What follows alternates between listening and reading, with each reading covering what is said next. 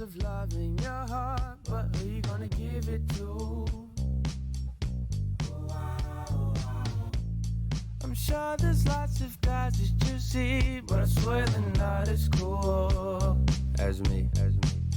Girl, I could take you where you wanna go. If you wanna ride, we could watch a movie, hit the beach, or just chill and get high. And we can do whatever you want.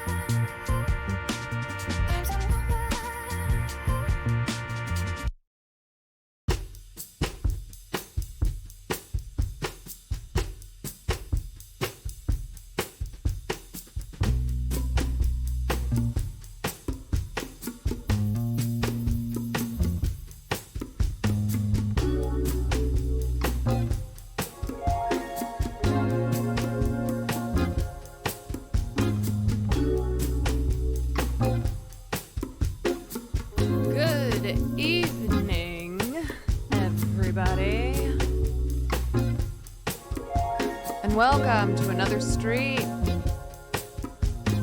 It is Thursday, Ooh la la, I'm shaking. December 31st, the last day of December. Gonna make my way We did it. over We made it without a through doubt. the longest month. Ooh la la, I'm thinking. Did I say December?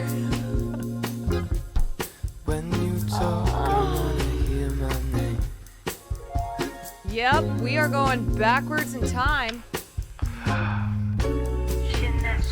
We are moving What's backwards. your name? I'd like to call you. Happy New Year Telephone. Eve, everyone.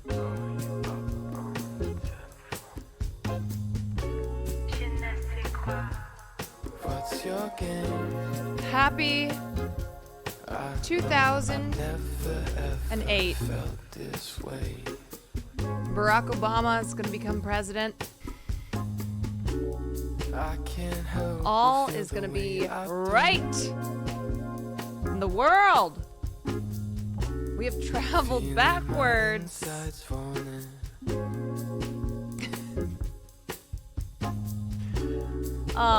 Alrighty. Do it for you. Yes, we're going back to a time when there was no racism, Only if she calls me. no problems. We just listened to Signed, Sealed, Delivered. What's I'm your yours. 1,000 times. I'd like to call you up on the telephone.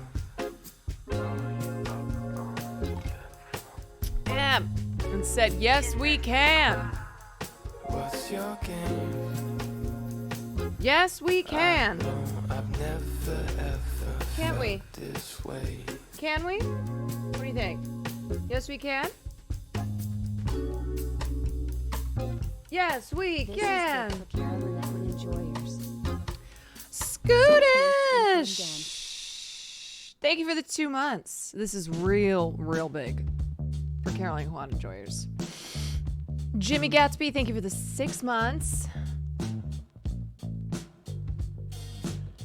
Yes, we can, folks. How are we doing?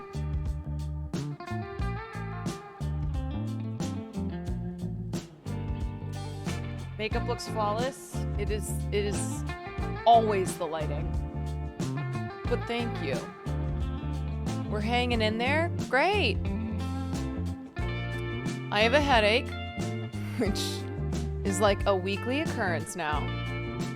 Okay, you can get down. You don't have to be here. Tito Burrito Kels, thank you for the 10 months.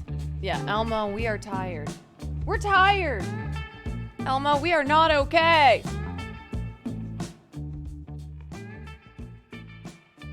Oh my god, the greatest single dog mom. It's been a lot of work.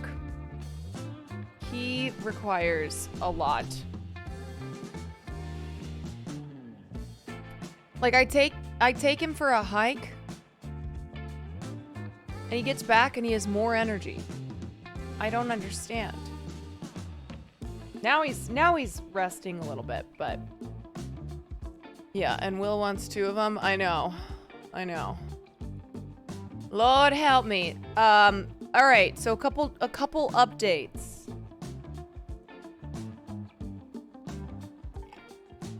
Yeah, I took some ibuprofen. I'm having some more coffee. Hopefully that fixes it. I feel like the meme of the one guy who's like, ooh. All right. A couple updates. I think I'm going to Austin on Friday.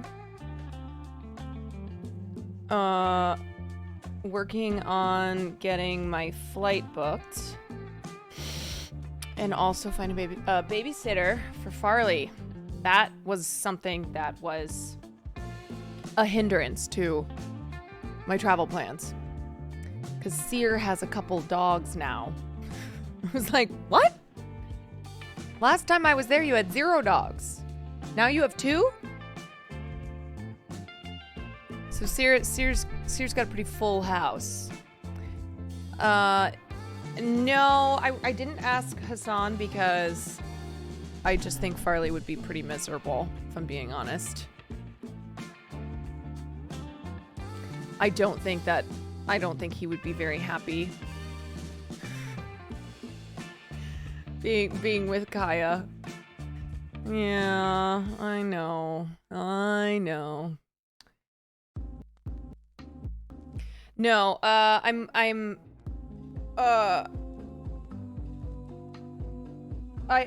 got a couple people in my. I watch their dogs, they watch mine. It's hard to ask streamers because it's not that I don't trust streamers, but I also don't. I'm just kidding. There's just some people where I'm like, I just don't know if they know that they'll have to like walk the dog, you know?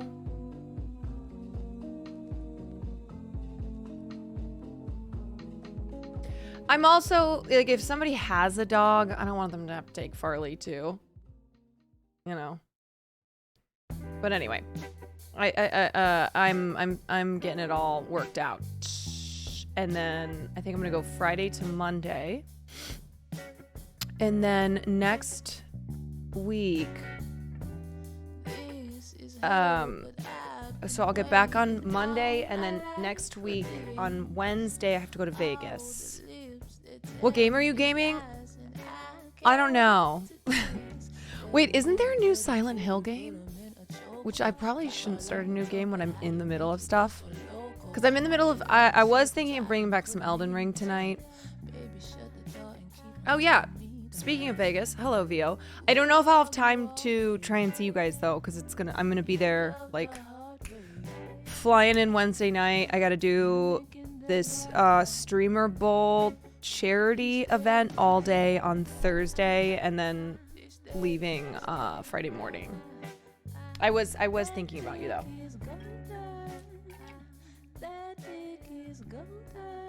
If I end up having more time, I'll hit you up.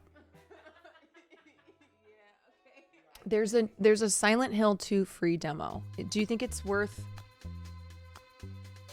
Is it worth playing? Has anybody played it yet? It's not too long. I could try that. Okay. What, sir?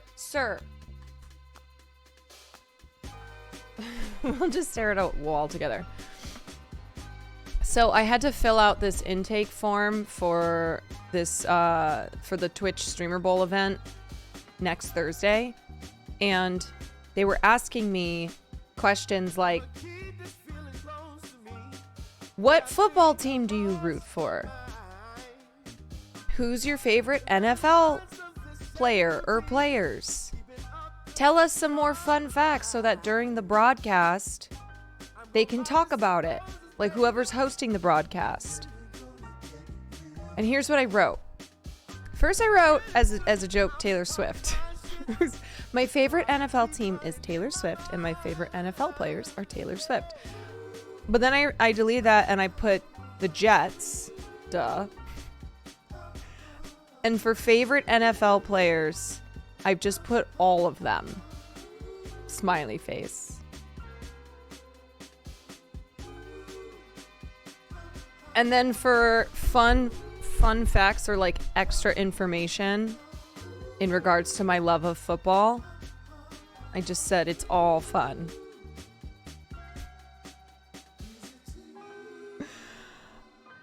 Yes, this should be very interesting. I probably need to learn a couple football things before I do this. So the way this event is working, I don't have a ton of information, but from what I know, and maybe you guys are, some of you already know what this is because I think they did it last year, but it's Streamer Bowl. So it is an event that's put on by Twitch, and it's different pairings of streamers, and then I think we pair up with an NFL player, and then we do various football drills / gaming events. I thought it was bowling. No, it's for the Super Bowl. It's for the Super Bowl. But anyway, It's gonna be like this whole big thing. And it's very funny because I don't care about football, and I don't know anything about it besides Taylor Swift and the Jets. But I will be participating in this, and hopefully I will win so that A, I win, and B, money will go to a charity of my choosing. In that order. I need to collect a third sport MVP. Okay.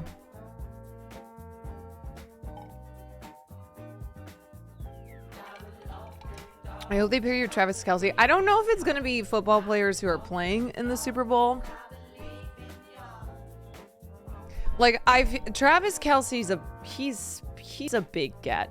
I don't know if Twitch would get Travis Kelce. I don't think so. I don't think they're going to be doing any of that.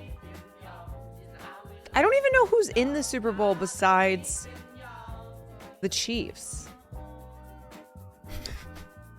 Like, I guess I can Google that. Super Bowl 2024. Wait a sec.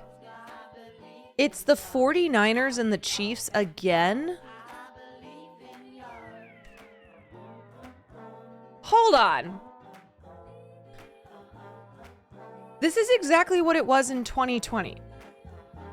So you're telling me we got the 49ers versus the Chiefs again, and we'll have Donald Trump versus Joe Biden again.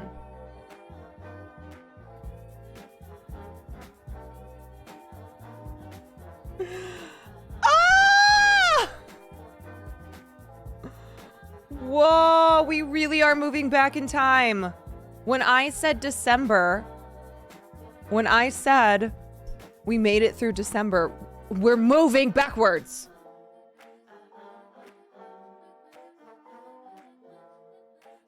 We're in a time loop. Oh, God, what else is going to happen? Oh, well, 2020 was the darkest year of my life. Please, no. God, no. No, I can't. I can't go back. I can't go back. I was like seeing ghosts and stuff. This is a bad timeline.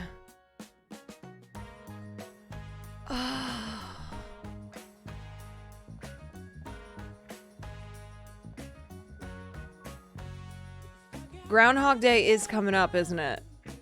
Oh my God. Ghost. Ghost. Yeah, it was dark. It was real fucking dark. Oh man. But you know what? This is the light, okay? This community is the light. Even as we're about to just go repeat everything again, but it'll be worse. Because everyone is crazier and overall worse.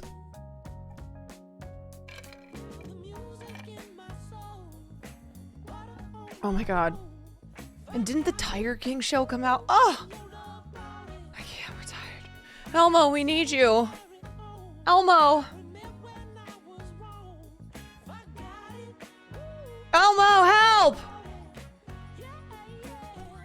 Oh, Tito Burrito Cows. I don't remember if I said thank you for the 10 months, but if not, thank you for the 10 months. Help! Oh my fucking God. Can we watch Groundhog Day sometime? If it's free on YouTube, or if it's on Prime, I would consider a Prime watch party for that. Have I talked to Sam about doing GTA RP again? Yes, we have talked about it. I'm not quite sure when we're gonna do it. I was hoping this week, but I've been a little overwhelmed with like planning the Austin trip and then going, I'm not gonna go. And then going, I am gonna go. And then going, I'm not gonna go. And then Will received some not so great news regarding a family member. So now I'm like, okay, I'm definitely going down. But it's just like, you know what it always is too? I wanted a break from just all this, like kind of change it up a little bit. So that's why I was thinking about going to Austin, and then I just couldn't plan it. I couldn't figure it out. And then that's when I realized I have to go to Vegas next week. So now it's just like on top of each other, but it's fine. It's good. And then of course I'll get back and be like, I'm exhausted. Cannot travel again. Yeah. I don't know. January just has felt really long. Really, really long. I did say January, right? I didn't say December again. No, I said January. I heard that Will was filming some movie. Yes, Will is an adult film star now. That's what he's been doing down in Austin. In case you've been wondering.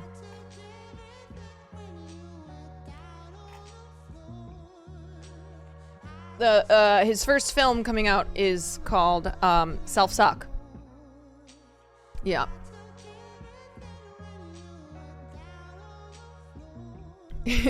Featuring Sear. Yeah. Yeah. You know what besties do. I heard he's starting a pizza restaurant on Friday. So I think Friday, I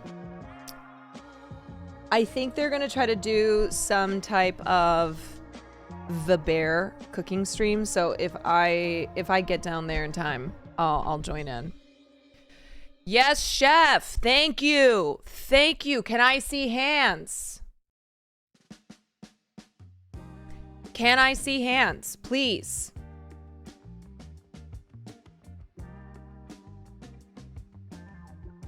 Can you confirm the rumors that someone died during filming? Somebody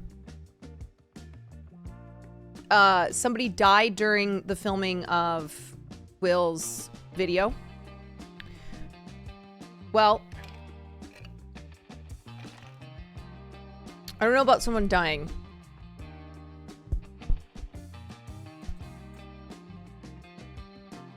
But you'll have to wait and see.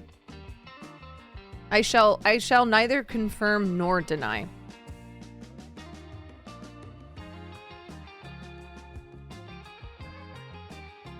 You'll just have to watch it yourself. Yeah, I said no comment.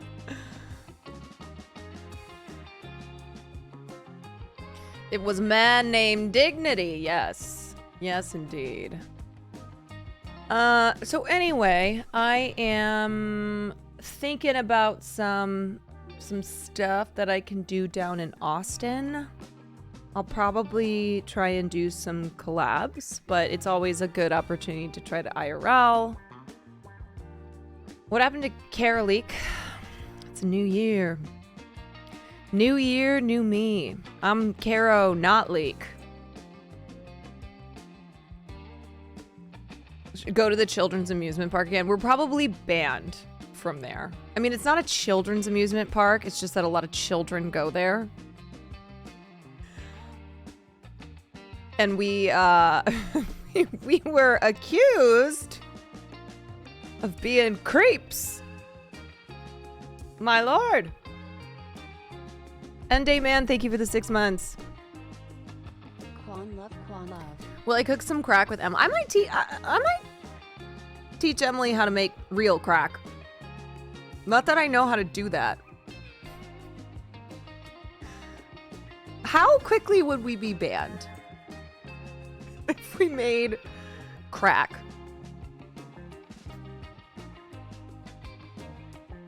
Just Aru, thank you for the 6 months. Yeah, I like that I said banned rather than arrested. I'm like, how do you think Twitch would ban us? It's like, no, our asses would be arrested. It would not. It would be GTA, but for real. We'd be thrown in jail. That could be some interesting content, though. The ban would be worse. That's true. You know, I've never been arrested though. Whenever I do those like tests of all the things that you've done, and then you have to like add up what number you have. I've never been arrested. Yeah. Yet. It's not a good arc. No, I'm not on my I'm not on my getting arrested arc. Your mugshot would be cute. Thank you. I would just do the Donald Trump.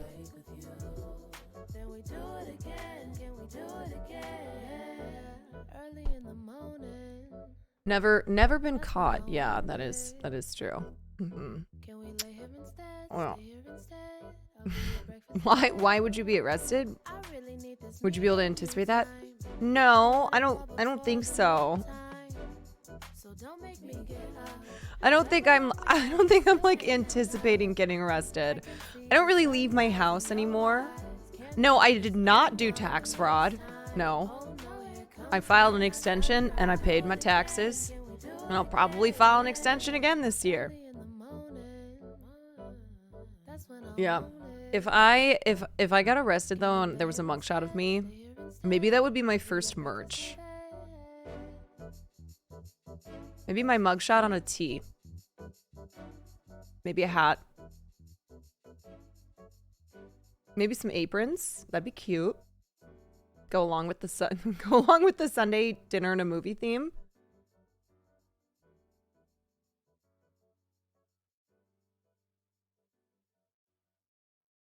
There's an Instagram page dedicated to hot mugshots. I know. Do you guys remember when everyone went insane for hot convict?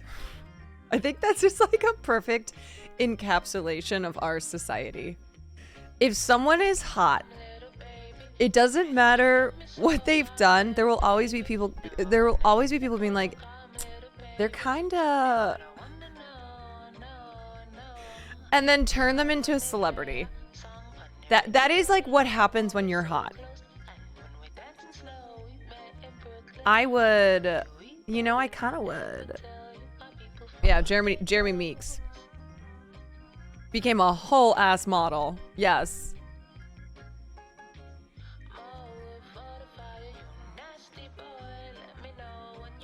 Every single time. And now the new thing, I mean, it's not that new, but it's the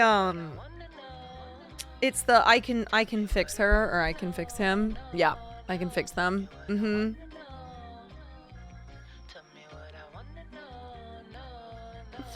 Oh my god. No, you cannot. There are... Is that Fossabot? Fossabot's like, girl. Not today. Nope. Oh, also, happy birthday, Ray. I don't know. Wait, was it last night that you said your birthday was today? I thought that was... I don't know. I don't have concept of time. Obviously, I started off the stream saying we made it through December.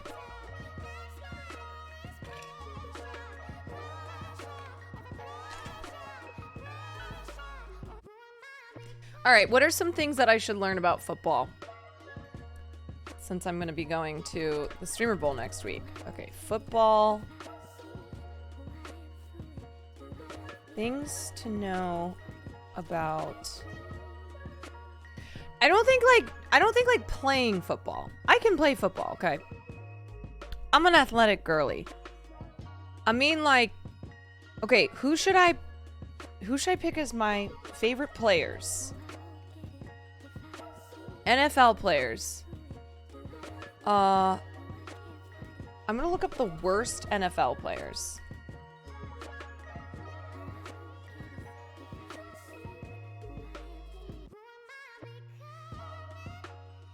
I want to have like a couple names of the worst NFL players ever. So it'll be like, what team do you root for? Okay, wait, what's the worst NFL team? 2023. Aaron Rodgers.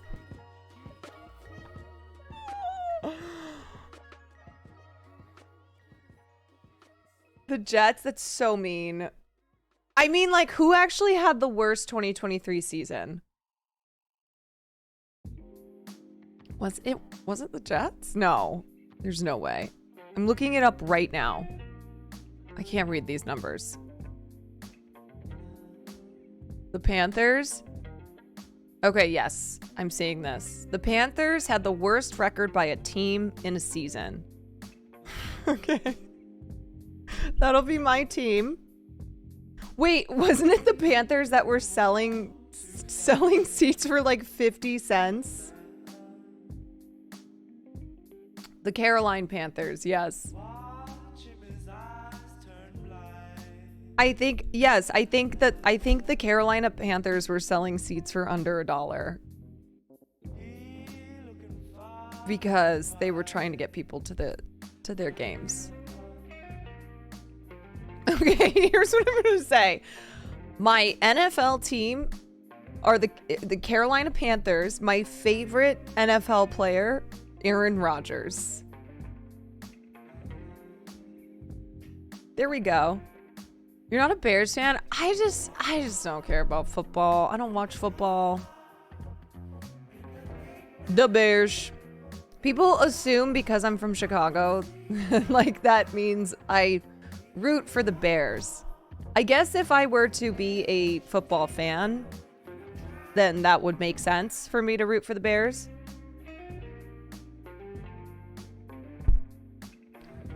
What's next? Will learns politics. Yeah, we'll switch. I'll be the football streamer. Okay. All right, here we go. 10 minutes of talking about football starts now. I mean, how about those Chiefs?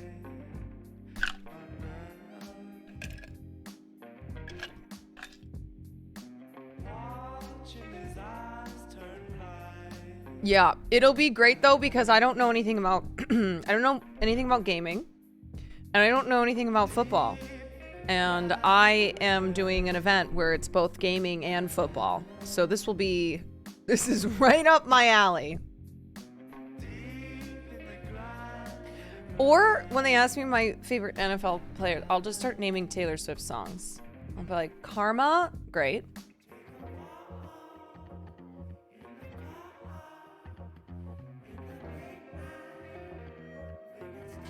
Are you a Cubs or White Sox fan? My family are White Sox fans because they are Southside Irish. I used to watch a lot of baseball when I was growing up. Watched a lot of Sox games. And then I just kind of I watched baseball in college because I went to St. Louis U and we had the Cardinals. And it was really fun because the Cardinals were always winning. So there was always exciting stuff happening. But then I don't know. I don't think I was ever really passionate about... I almost said organized sports. No, I don't think I was ever very passionate about professional sports to the point that, like, I lived, ate, breathed, slept by this team. I love to play sports. Like, I've always been a sporty gal. But as far as following sports and having a team, I don't know. It was never my thing. Yes, I was into organized crime. Organized sports? I don't think so. Organized crime? Hell yes. Wait, is the hot guy still on the 49ers? What's his name? Jimmy? Oh, yeah, he's hot. Okay, wait, he's...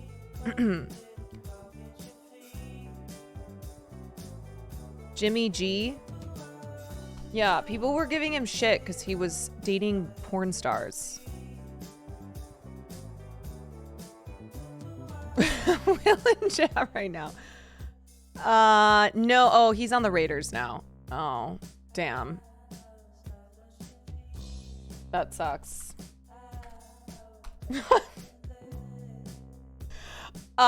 Wait, so who's the quarterback for the 49ers now? Are you gonna talk about the Vince McMahon tea? Probably not today, because I haven't really looked into it. Brock Purdy. No, he's not nearly as hot as Jimmy G. Why would they trade Jimmy G? He's so hot. I don't get it. Don't they know how football works?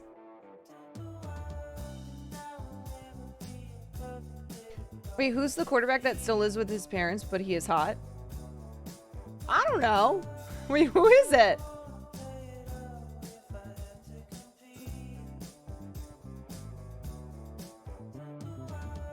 Wait, Brock Purdy is Mr. Irrelevant, last pick of the NFL draft under. So he's not the 49ers quarterback? Okay, who is the 49ers quarterback? It keeps showing me Brock Purdy.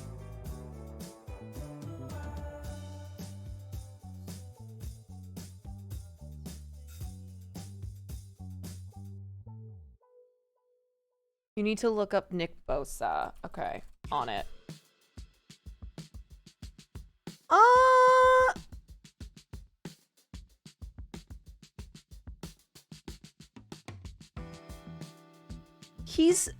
He's very beefy. He's like a beefcake.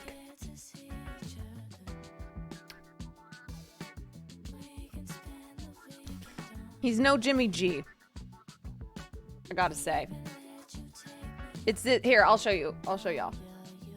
Look at, he is a straight up beefcake. Wait, he's the main quarterback? Oh, okay.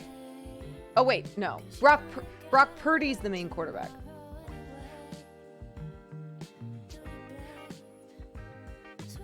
Wait, this guy's Omega racist? Are you talking about the guy who looks like Wake and Hassan? Wait, what guy looks like Wake and Hassan? Wake and Hassan don't... Wake and Hassan don't look alike.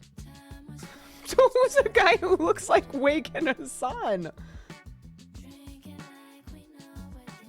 You gotta see a Skims ad? Okay, let me look that up. Skims ad. Oh, okay. Yeah. Yeah, I think if I had started off with this, I would have thought differently. I like that Skims is kind of trying to do what Calvin Klein does.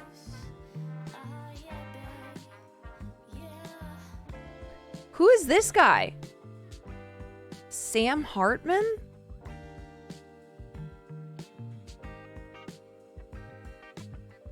Okay, I need to see more. Nick Bosa's very mad.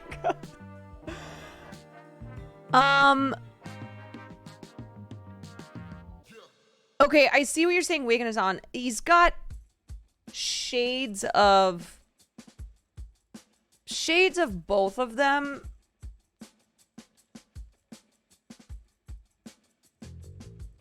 Really in like the facial hair, I would say. The hair and the facial hair. Wake's I'm trying to picture Wake's brow bone.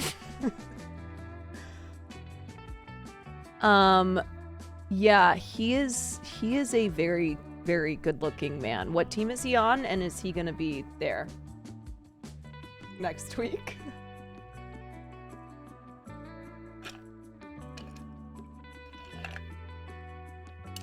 Okay, I do know Christian McCaffrey. Wait, this guy's in college? No. What? This man is in college? Oh, he's 24? I like how I say he's in college. I'm like, oh god, no, I'm a predator. College to me. College age me, I was like, nope, I'm being a predator. He's in his 8th year. Okay. He is... Let me look up his age. He's 24. Oh! I'm like the meme of Oprah.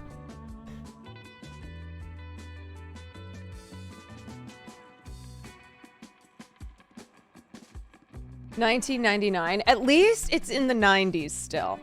At least it's not in the 2000s. Okay? People who are born in the 2000s, you're too young. Just in general.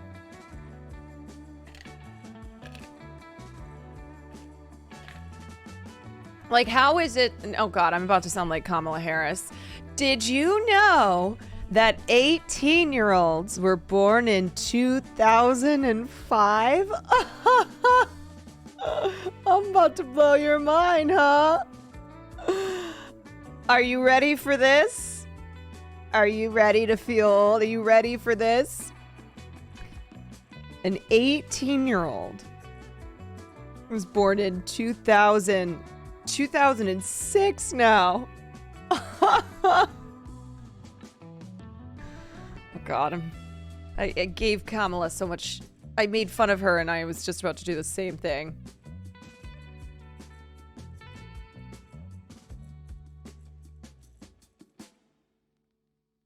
How he honestly looks like he's in his 30s. He's getting married? Like, oh, okay. Oof. All right. I know Christian McCaffrey because he's been dating Olivia Culpo for a long time. And he was also, I think he was Stanford, right? I don't know. All my friends in LA were obsessed with him, are obsessed with him. I don't think he's as hot as some of the other ones that we've looked at.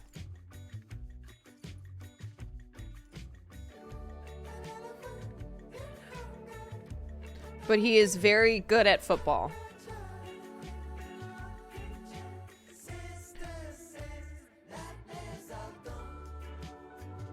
Okay, wait. This is Zach. This is the one who fucks moms. And he's on the Jets.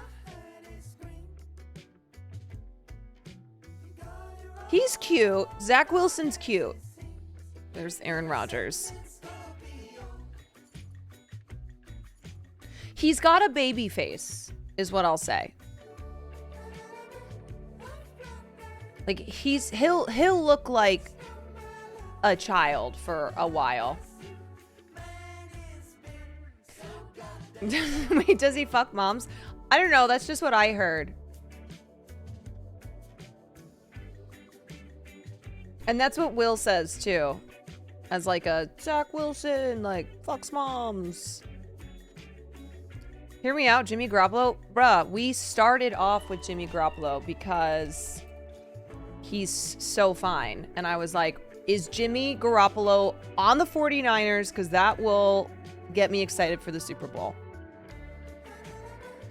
Aaron looks rough. It's funny for like all of the new agey things Aaron Rodgers does. Aaron Rodgers is a crystal mommy. Can we look up the Giants quarterback? Oh shit, my bad, came in late. Oh no, don't even worry. I'm happy to look him up again. It's funny you said that, I meant. Because that's how things started off. I was like, wait, that 49ers quarterback, I remember him being a babe.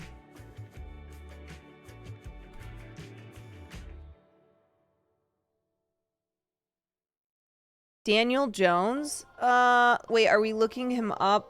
He has a very long neck. Does that make him more aerodynamic?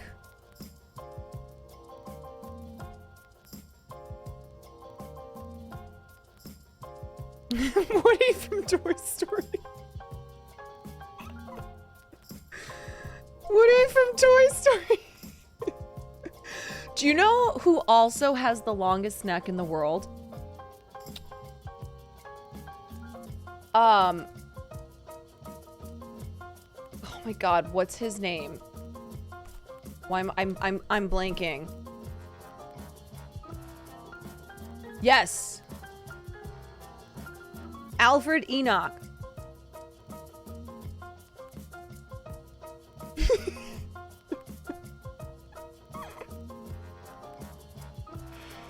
Oh my god.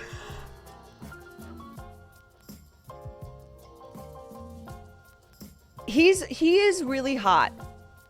He's very, very good looking. I will still never get over how to get away with murder and what happened. But he joins the long neck club, just like this guy.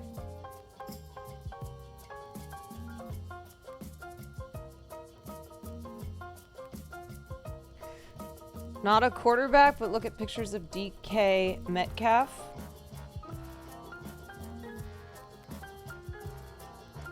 He's a absolute monster. Whoa!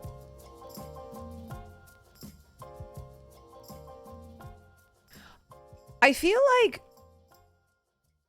oh my god. I feel like he could slap someone and kill them. Not the apex. That's crazy.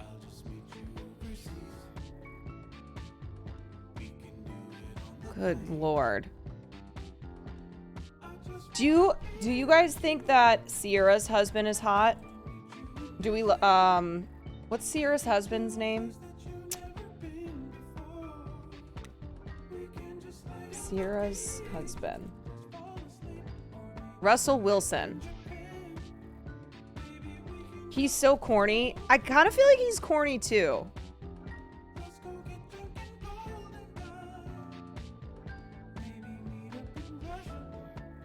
He's corny as hell, right? Oh yeah, Joe Burrow's Joe Cool. Joe Burrow is Joe Cool. Yeah, this guy's got swag. I don't think he's the hottest football player, but he's got swag. Which sport has the best looking players? I always liked soccer. I always thought soccer had the hottest people. Because I always liked the soccer body. Because they just run a bunch. And, you know, a lot of soccer's international, and you just get a lot of good looking dudes.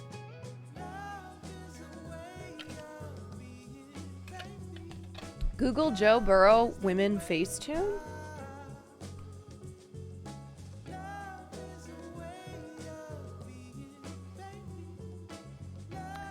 Wait, what about... Hold on. Yeah, all these are like, your guide to being horny for Joe Burrow. Okay. Wait, let me see this. God damn it. I don't know why TikTok does not open in Google Chrome. I have to open it here.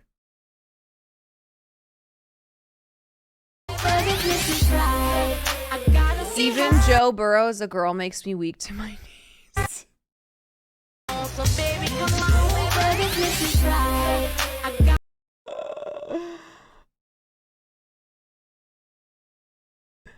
It's true.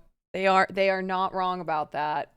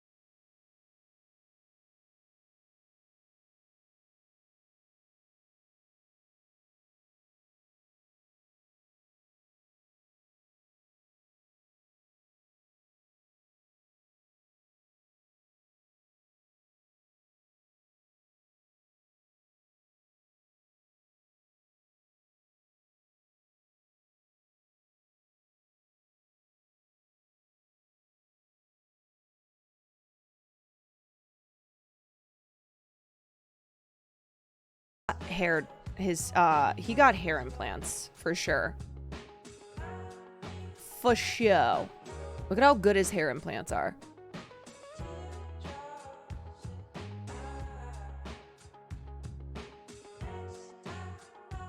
Yeah, David Beckham has aged quite beautifully.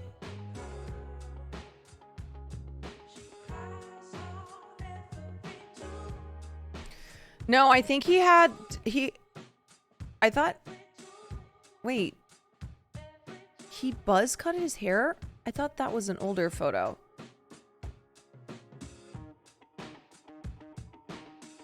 Yeah, he's just a beautiful dude.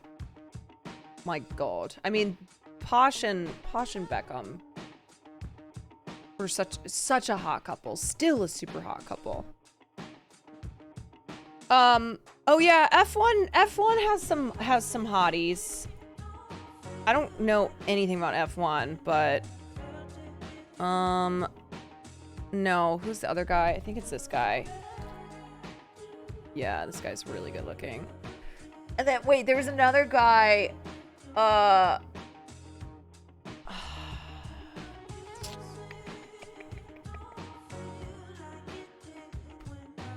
like that I'm just looking up.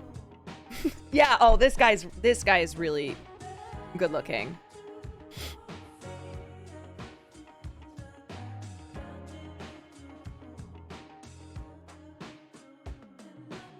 He kind of looks like Paul Mescal.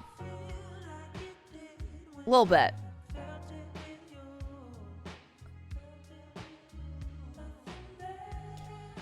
This is how we discuss sports.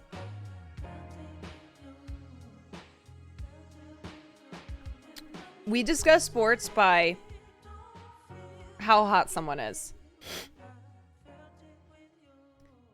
Yeah, can't you guys kind of see it? He looks a little bit like Paul Mescal. Like if they ever made a movie on this guy, Paul Mescal. I'm doing the casting right now. Leclerc? I think that's how you pronounce it. Charles Leclerc. This was supposed to be NFL talk, but it turned to this. But I already made my decisions. That my NFL team are the Carolina Panthers, and my favorite NFL player is Aaron Rodgers.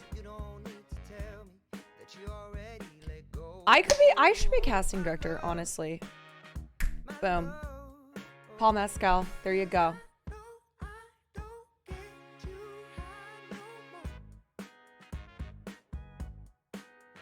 All right. That's enough sports talk. That'll be my sports segment. Okay, I just look at sport players who are really hot.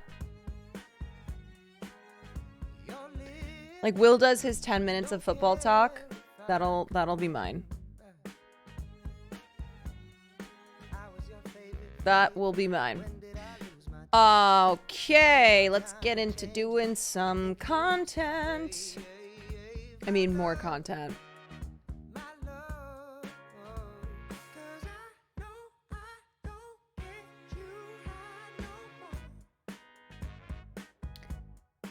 What was I? Wait, I was gonna say something. What was I gonna say? I can't remember. I don't know.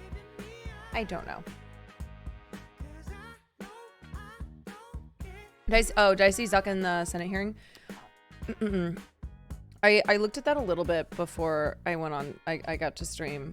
I was debating talking about it today, but I don't know. I'm not sure. Oh, by the way, my YouTube video, I have a couple YouTube videos out. Oh! Oh my God, there's another fucking spider!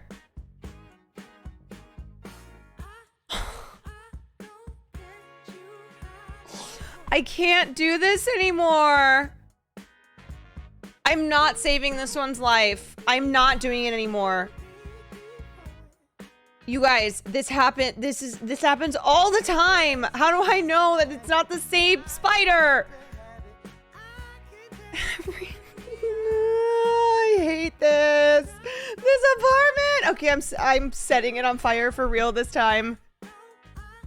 I'm setting it on fire for real. Like, it's the same fucking spider. I need to tag this spider so that I can track that it's the same one that I keep setting free.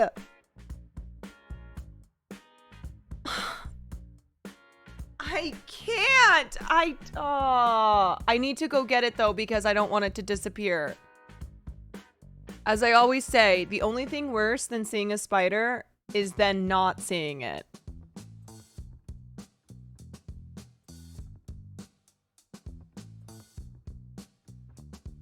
It's cold outside, let it chill inside. No, you don't understand. After being bitten on both ass cheeks, these spiders are not my friends. The spiders are choosing to let you, yeah. They probably look at me and are like, I think it's time for this bitch to go.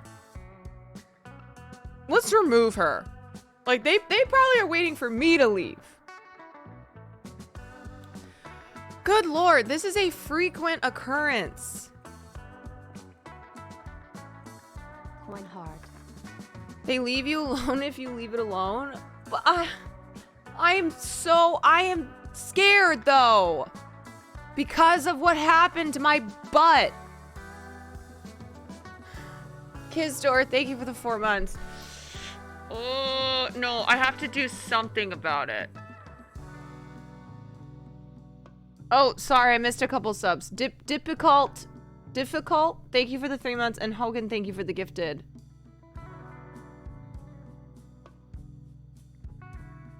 Wait, okay, all right. You'll feel bad if you kill him, he's just a little guy. All right, what are the chances that this is the same spider that keeps coming back in?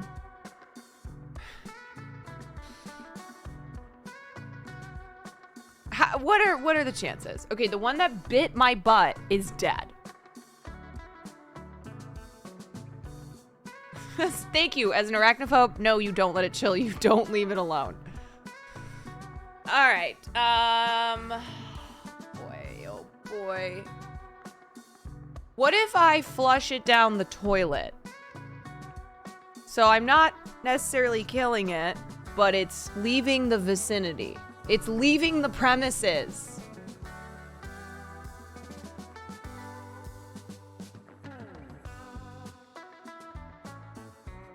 It can survive. Spiders can survive a lot.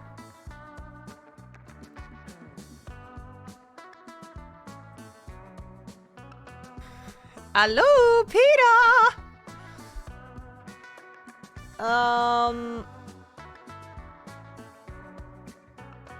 Fuck. All right.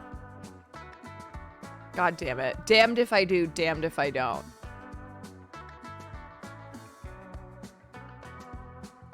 I don't have like real arachnophobia. What it is that ever since this spider bit me on the ass cheeks and I thought temporarily I was going to die. I thought I was paralyzed. I have seen these spiders now on multiple occasions, and every time I've been on stream, and every time you guys are like, nah, you evil witch, you can't kill it. And so I scoop it up and I put it back outside, and then they come back and I've sprayed the out. I don't know, but it makes me unhappy. Can you put a little googly eye on it?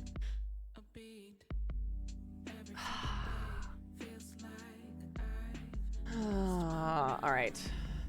I will be right back. I'm getting a cup.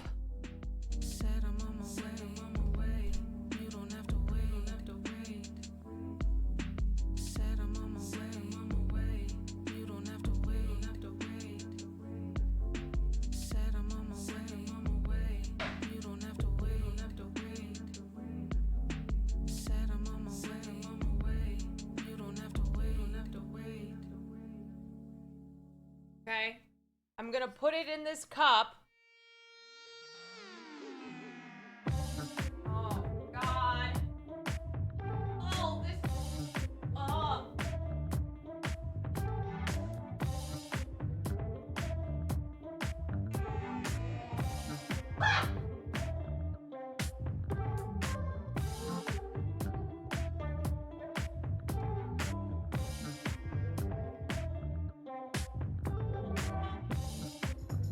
Okay, it curled up like it died, but I think it's pretending. I think it's doing that thing where it pretends to be dead.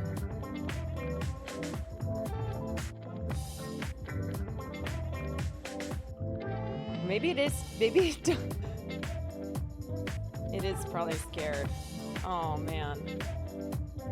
All right. Yep, no, it's alive. Oh, there it goes. Oh, you see it. Oh, wait, hold on. Hold on. I will show you guys. It's the same spider because I see the markings on the back.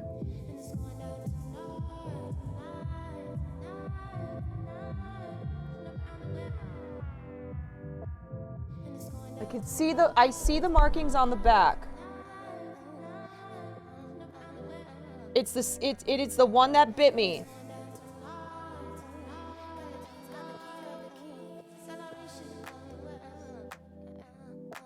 See it? Right there.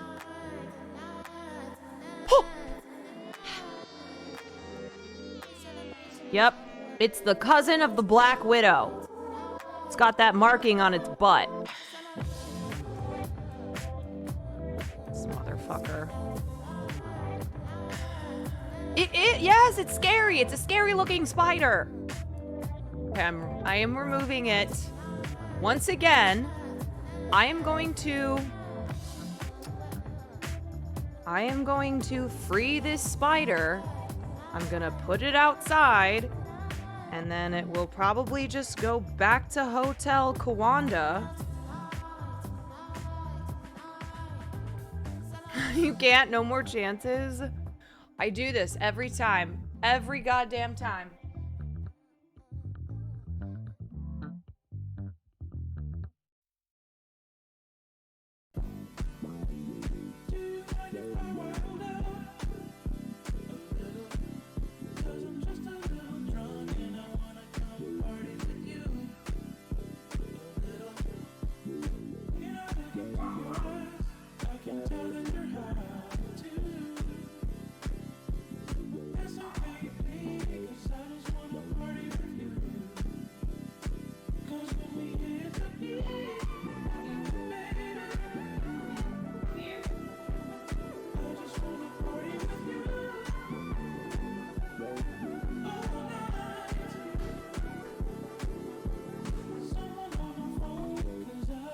All right.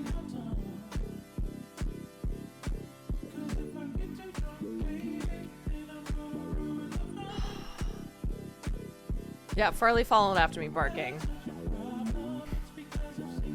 Very tough. Very tough dog I've got here. Sir Saz, thank you for the 4 months. Yeah, I'm just have a little spider sanctuary.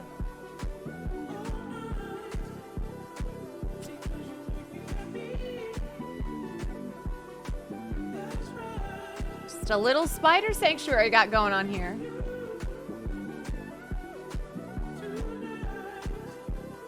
Thank you for not killing it. He's just a little guy.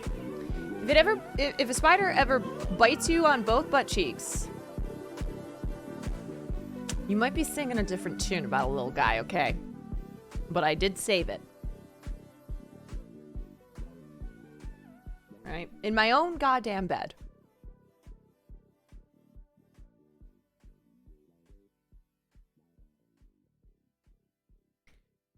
Oh, I'm gonna have to spray again. These, It's funny because every time too, I stop, like I forget to check the bed. I see another spider again. And I'm reminded that I need to check the bed every time I get in.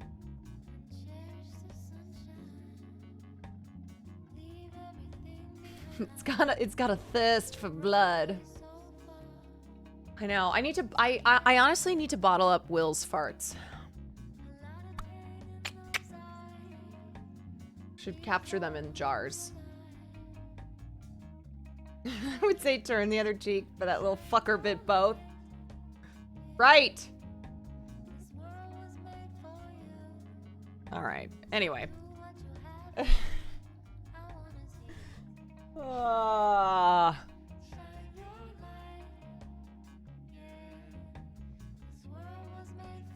Okay, let's talk about this. Let's talk about the discourse that just keeps on discoursing. It never ends. It never stops. You know, actually, maybe we should go back to 2020, because at least we wouldn't have this. at least we'd be free. Because we'll never be free of this. Never. Ever, ever. And let me just say that, like, I looked up the clip. It was a discussion with Robert Downey Jr., Sterling K. Brown, and Willem Dafoe.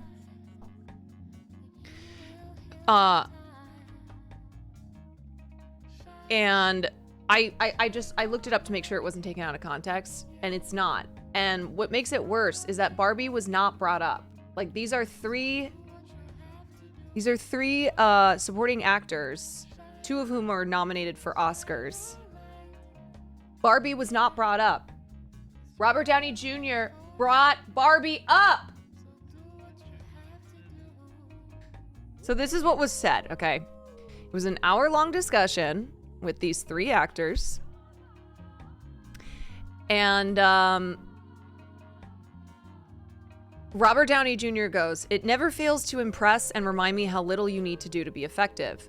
Just the simplest version of expression, that's what the camera wants. The closer the camera gets, the more it wants it. Time and time again, it's demonstrated that it's super effective."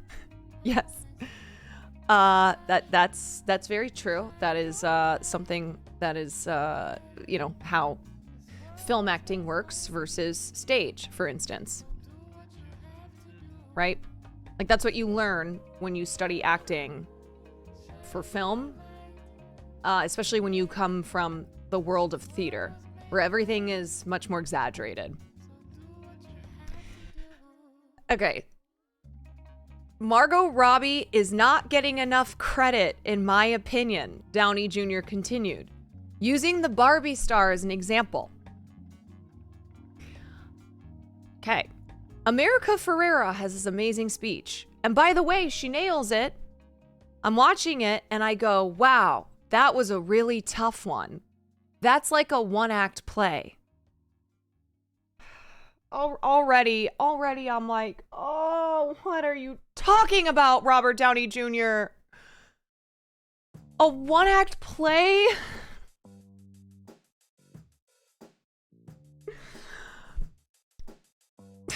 I just like, what? Okay, let me finish the quote.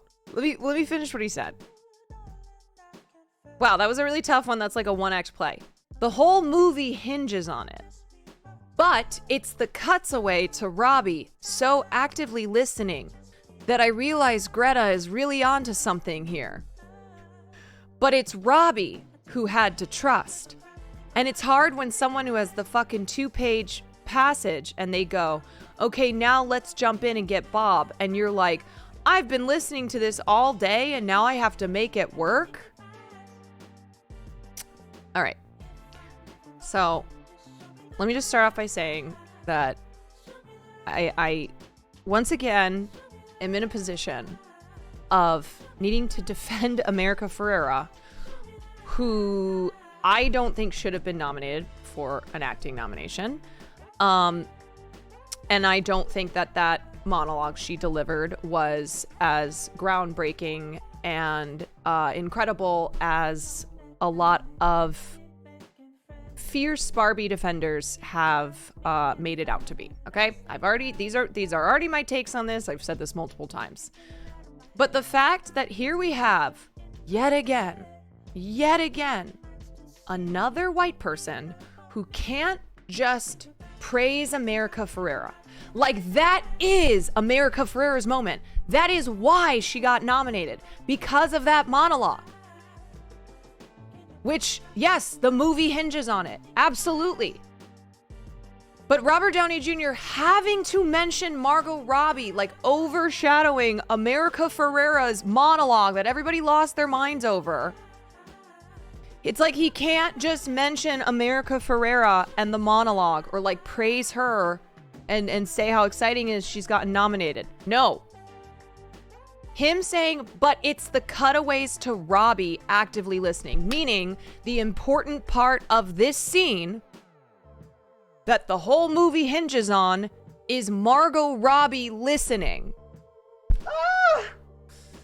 I don't get how someone like Robert Downey Jr., who has been doing this forever, and he is a really good actor, how is he turning something like listening to another actor into the most impressive part of the scene?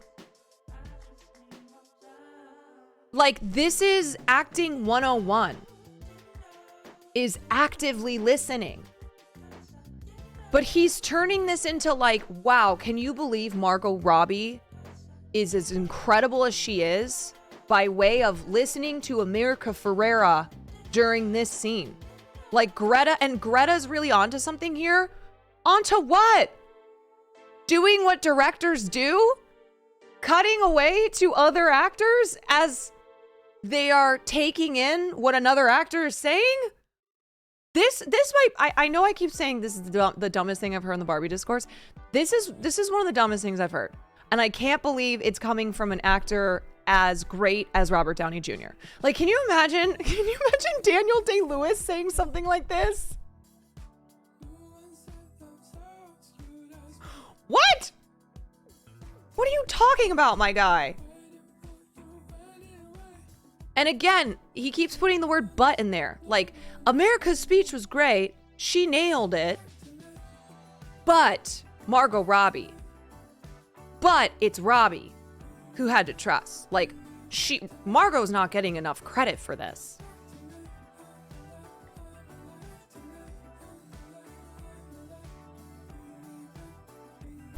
He should be asked who the other nominees. Well, it's just also like, okay, why aren't you saying this about anyone else?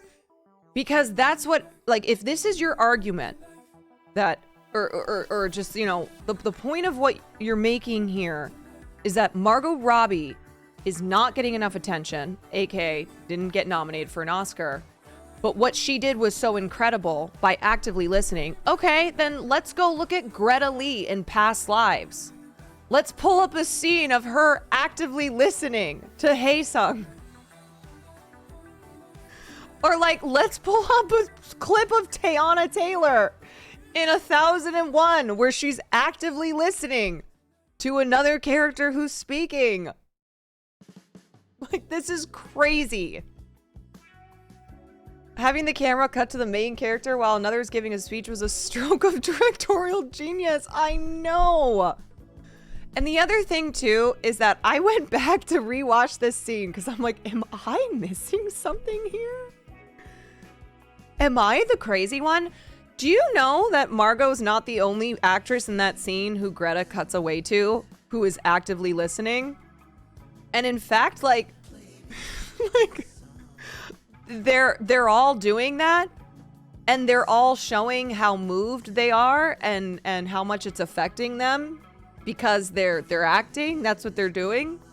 Like, it cuts to America Ferrera's daughter, the actress who plays her daughter. It cuts to multiple of the other Barbies. Like, I don't get it. I don't understand. I mean, look, I do know why white people keep mentioning the white actors and going, I mean, come on. They're not getting enough credit. Do you see what they're doing here? No one's doing it like they do.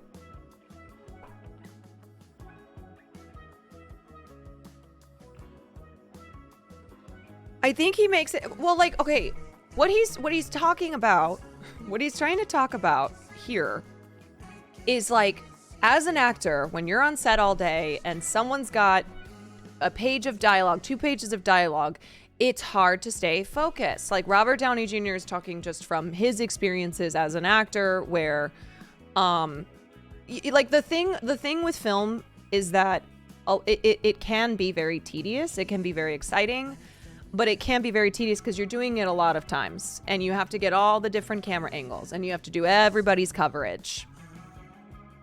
And so, yeah, like it's a challenge to make sure that you're delivering every time and not spacing out, et cetera, et cetera. But like that's the basic job of an actor. If you're not speaking, you are absorbing what another character is saying. Like that's acting 101. This is the Michelle Yeoh interview all over again. But the thing with this, like with Michelle Yeoh, they specifically asked her. They were like, so what do you think about the Barbie snubs? And she was like, oh, okay, well. Robert Downey Jr. brought this up on his own. It wasn't like the conversation did not turn to Barbie. The guy who was leading this conversation between Willem, Sterling, and RDJ was not like, so what do you all think of the Barbie snubs? No, he specifically brought this up so we can talk about Margot not getting enough recognition for actively listening in this scene, because like that was the hard part of the scene. And this feels like an afterthought, talking about America. Like America Ferrera has this amazing speech, and by the way, she nails it as like I don't want you to think that I'm not giving America credit, but more importantly, we need to talk about Margot and Greta.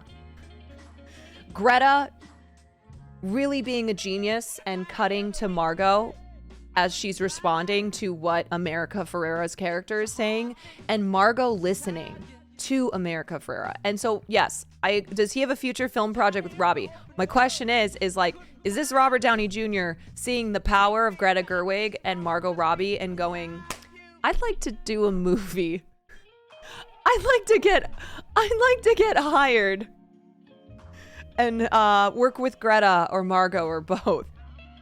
I don't know. That would make more sense. That would make more sense as to why this is so obviously pandering in a way that comes across as very asinine. I wouldn't want to show up to the Oscars if I was America. Yeah, and that's why, like, I hate this now because I didn't agree with America's nomination, but like not because I felt Margot needed to be nominated. I didn't really think Barbie needed nominations outside of technical categories. That's my opinion. But the fact now that America Ferrera being overshadowed by just this non-stop discourse that involves 2 white women who I'm gonna read what Margot said. She finally broke her silence on the whole discourse thing. But just America constantly being thrown to the side. So it's like, oh, these people who care about Barbie so much. No, they don't. They care about the white parts of Barbie.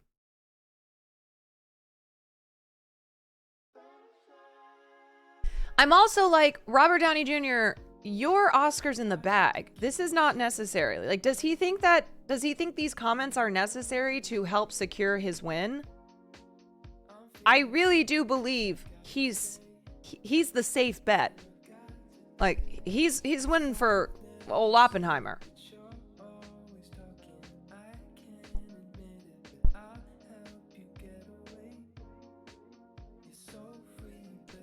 I don't get why people think they have to take down other people to uplift another. You can say Margot snubbed, America did great work, call it a day. Yeah, but it just like no one else matters. Either the actresses or filmmakers who were recognized for their great work alongside Barbie. Like that doesn't matter. Also, what doesn't matter are the actresses who didn't get recognized and who don't get the type of opportunities that Greta and Margot get and will continue to get. It's like no one cares to mention Celine Song or Greta Lee. Even though Greta Lee does a lot of great active listening.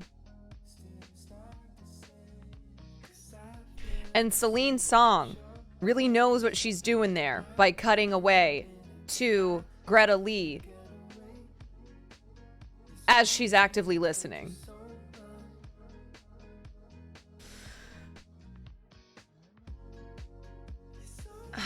And just like America Ferrera having to make these comments after she got nominated, what Margot achieved as an actress is truly unbelievable. One of the things about Margot as an actress is how easy she makes everything look.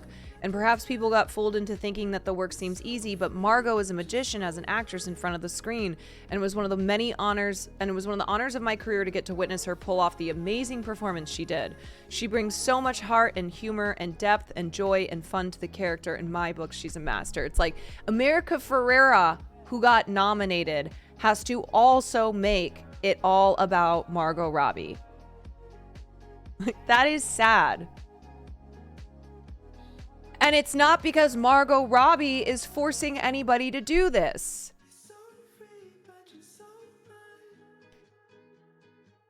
And it's like, you want to talk about a snub for Margot Robbie? Why don't we talk about Babylon? You know? I would be much, much, much more in agreement. If people are like, let's talk about Margot Robbie snub. Barbie? I don't think so. Babylon? Okay. Now we're talking.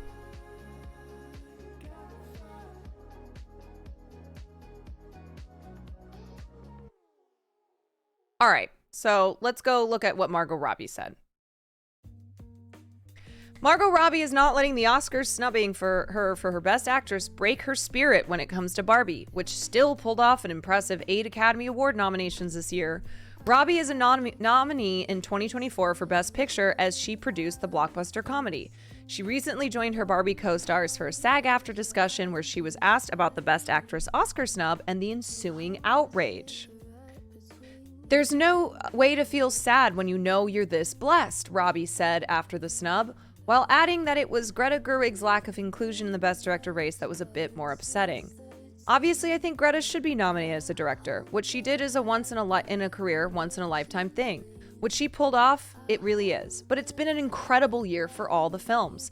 How is it that the person who's at the center of all this outrage has a much more reasonable take?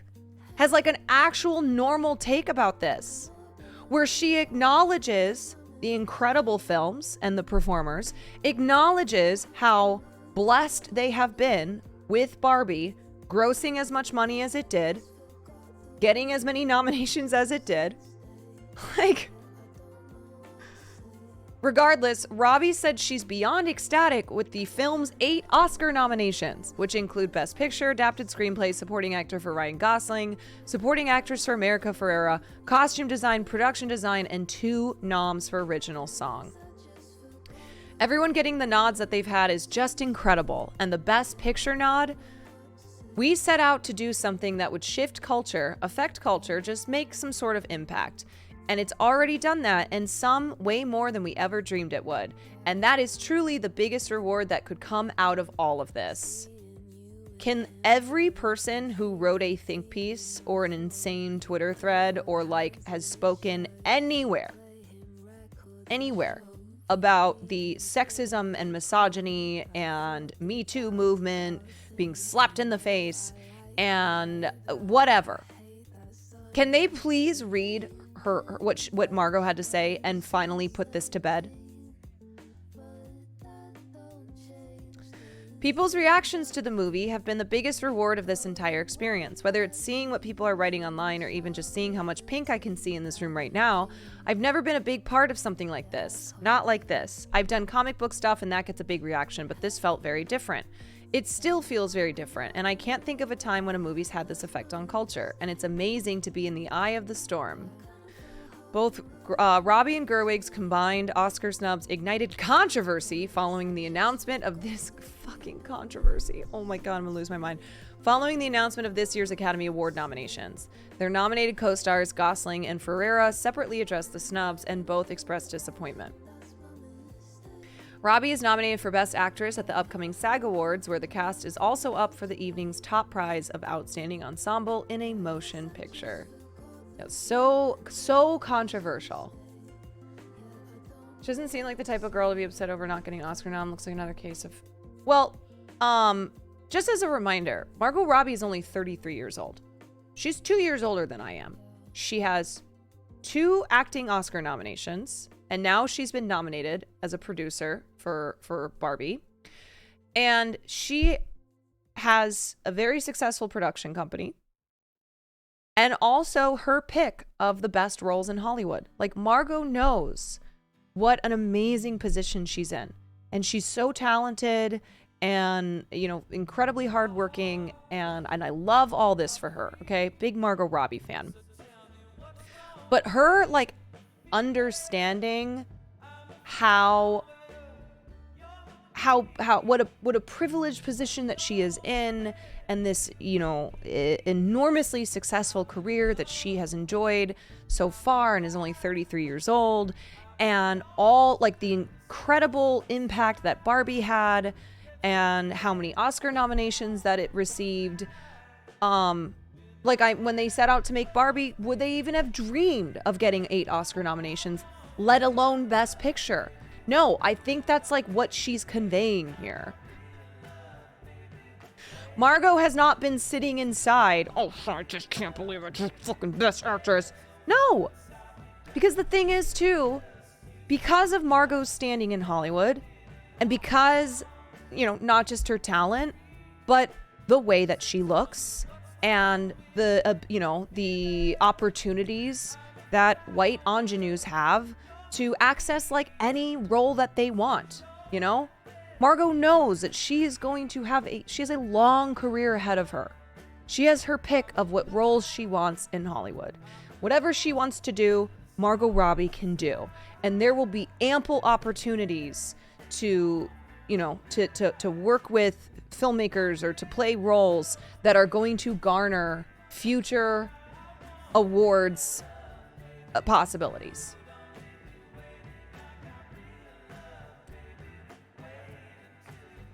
That's a point that, like, I keep trying to get across here.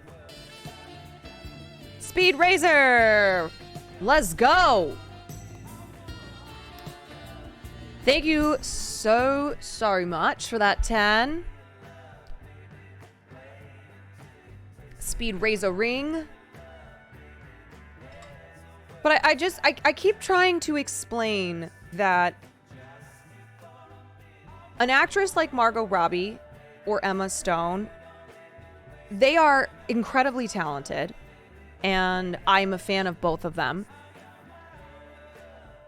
But the reason why Oscar nominations for actresses like Lily Gladstone, or not Oscar nominations for actresses like Greta Lee, feel much more impactful is because of the lack of opportunities for non-white actresses, right? Hollywood loves white ingenues. You look at, if you look at Best Actress, there is a pattern of young white actresses decently earlier in their careers who win Best Actress Oscars. Consider a Jennifer Lawrence. Consider an Emma Stone. It almost was Margot Robbie. She's been nominated twice. Hollywood loves young white ingenue actresses. They do. Takeo Lee, thank you so much for the 8 months. Brie Larson, another example. Brie Larson. You know? And I'm not saying this as like those actresses don't deserve their wins. No, I'm trying to point to the state of the industry and just the truth of it. And even for all the progress that we've had, there's just still, you know, it's not equal. You know, we just talked, we talked about all the problems on the set of The Color Purple. Taraji P. Henson, who's a 20 plus year veteran, having to even fight for pay that she had earned on a previous film. And being a part of a film that's $100 million budget, a giant studio production.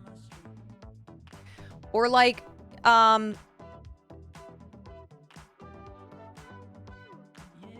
Davis. Viola Davis, as accomplished as she is, and as decorated as she is, talking about how she gets referred to as the Black Meryl Streep. She's like, but I don't have the opportunities that Meryl Streep does. And Viola Davis is one of the, she's one of the most successful Black actresses in Hollywood.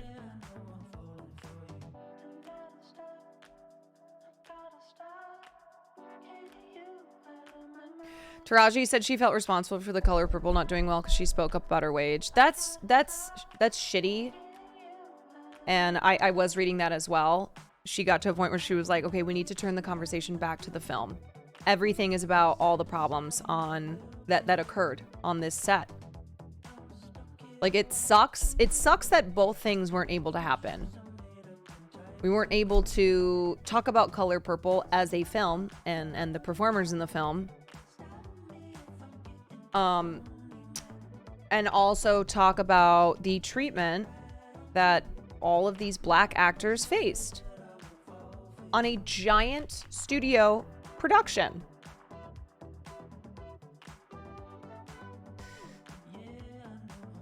I feel like some libs think Asians got our token year at the Oscars last year. Right, so like that's why with the Michelle Yeoh interview, rather than asking her about Barbie, I'm like, why wasn't Michelle Yeoh asked about past lives and tying that into like, do you think that there are still problems when it comes to recognizing Asian actors? And because Everything Ever All at Once did so well at the Oscars and earned 2 acting nominations for Asian actors, one of whom was the first Asian Best Actress winner and the second woman of color to win the award, like, is there a limit,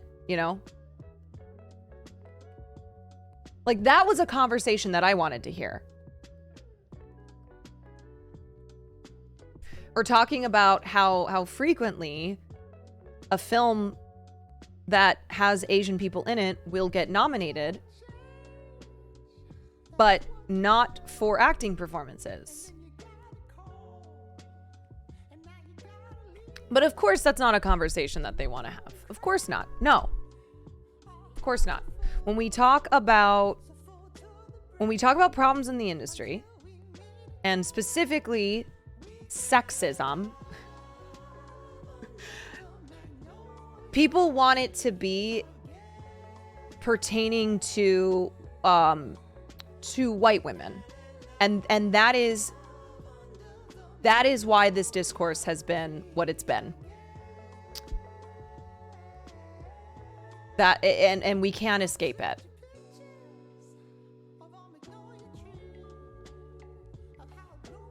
We cannot escape it, my lord. I know you guys are probably exhausted by hearing about this, and I'm exhausted seeing it, but it doesn't stop. We can't get away from it. Oh, man. How do we get me to interview Michelle Yeoh? Oh. I might die. But look, y'all, this is what I do here on my stream, okay? I don't just talk about pop culture and entertainment in a kind of floofy way, in like a, gossipy TMZ Perez Hilton type way. I always look at like the intersection of politics and pop culture, and I look at things, I approach these topics looking at like the real, like real issues behind them.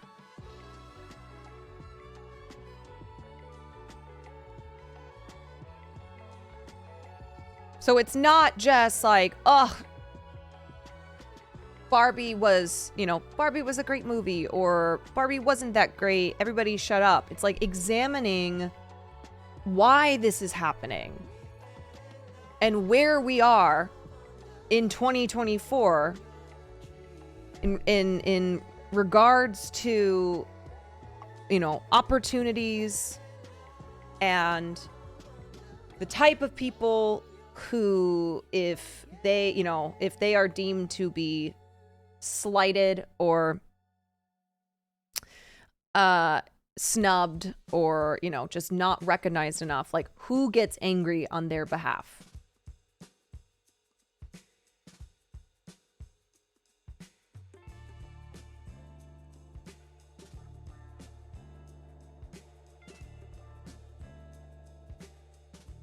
I'm imagining all the other Best Actress nominees, as well as the ones who didn't get nominated, seeing all this. I just want to know. I need an inside look. I want someone to be like so fucking real about it. Go. And okay, here's the thing too. You know what? Let me segue into this. All right. So, by the way, I think I've been saying this, and then I saw the spider and I got distracted, but I had my YouTube editor cut a video from the conversation that I had with Kat Tenbarge on Monday about the Taylor Swift deepfake situation and the state of deepfakes and any federal legislation like that's in the process of trying to stop this problem. So if you missed that conversation, there's a condensed version on YouTube. And remember, we're on the road to 2 million, okay? We're on the road to 2 million. So, in the wake of this Taylor Swift deepfake situation that happened on X, where deepfakes, explicit, non-consensual deepfakes of Taylor went viral and garnered millions and millions of views and clicks and shares until Swifties mobilized. The hundreds of thousands of them got together to like report these report these accounts, get these images taken down, start a hashtag so that it would overpower the Taylor Swift deep fakes. Like they got together to protect their queen. And then there was talk of Taylor potentially taking legal action, getting involved. And anyway, this went all the way up to the White House, okay? The White House made a statement concerning this problem as it concerned Taylor Swift. And now there's been some serious action here where X has blocked searches for Taylor Swift. There's new legislation that senators are jumping on. And here's how I feel about this. I'll show you guys the White House clip. Here's how I feel about this. On the one hand, of course, I want this. We all want this. You know, this is the power of major celebrities like Taylor Swift, where when something happens to them that is affecting all of us, they can use their power and influence to try and get something done about it. But on the other hand, it is very frustrating that the White House and Congress and legislators and Twitter and these social media platforms only seem to be jumping to action once it has happened to a powerful white celebrity like Taylor Swift. I mean, when Xochitl Gomez, who's a 17-year-old Marvel star, when she discovered deep fakes of her on X, she couldn't do it. She couldn't do anything about it. Like there are still deep fakes of her on the fucking platform. And when NBC News had reached out to X and like other sources had reached out to try and get these deep fakes down, they were just really non-responsive. And they're still there.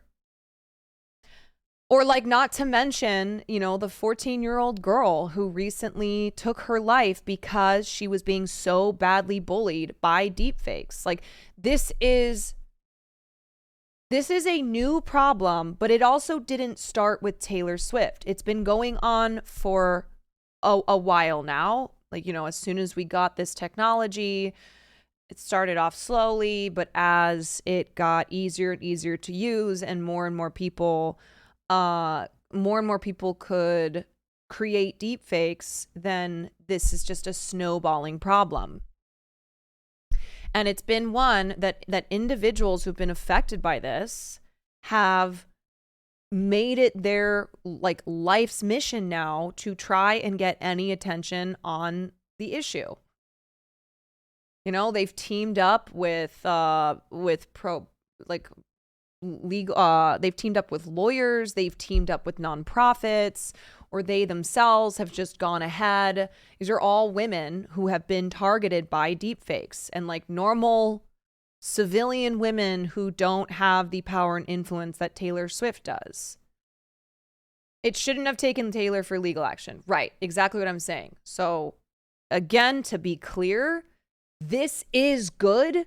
We need this to happen. We need Congress to like take this seriously and be proactive on this and, you know, just do something.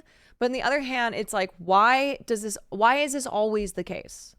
Why is it always that nothing will happen? No one gives a shit. Our lawmakers do not give a shit unless it happens to someone like Taylor Swift. So here was this was the White House. All over social media this week, like generated by AI. How concerned is the White House about the misuse of this kind of technology? Over your shoulder, Taylor, right over here, please. Over your shoulder, Taylor.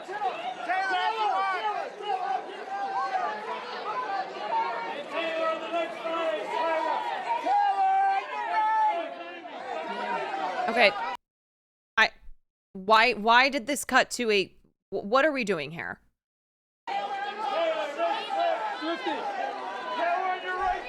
I'm glad you asked that question because it is alarming. Wow, we are amazing alarmed editing. by the reports of the circulation of images that you just laid out, false images to be more exact, and it is alarming. So while social media companies make their own independent decisions about content management, we believe they have an important role to play in enforcing their own rules to prevent the spread of misinformation and non-consensual intimate imagery of real people. Sadly though, too often we know that lax enforcement disproportionately impacts women, and they also impact girls, sadly, who are the overwhelming targets of online harassment and also abuse. So the president is committed, as you know, to ensuring we reduce the risk of generative AI. Wow, another great edit.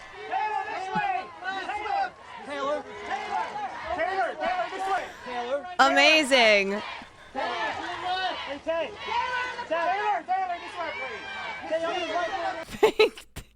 Incredible edit.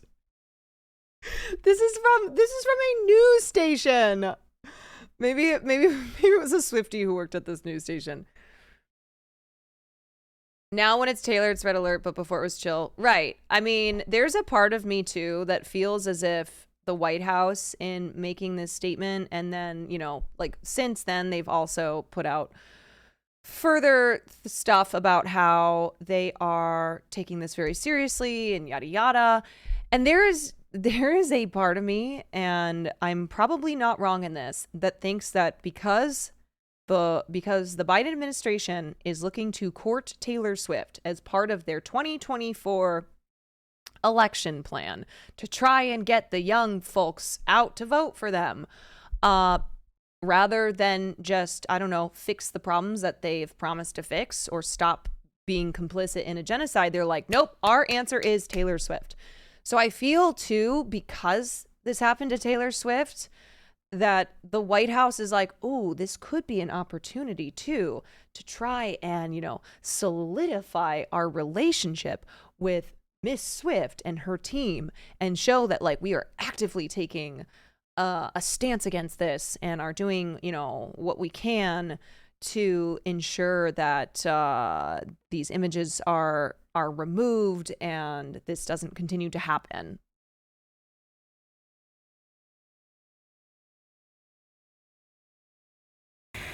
Now, a disturbing trend on social media struck one of the world's biggest stars this week when explicit AI-generated images of Taylor Swift began to...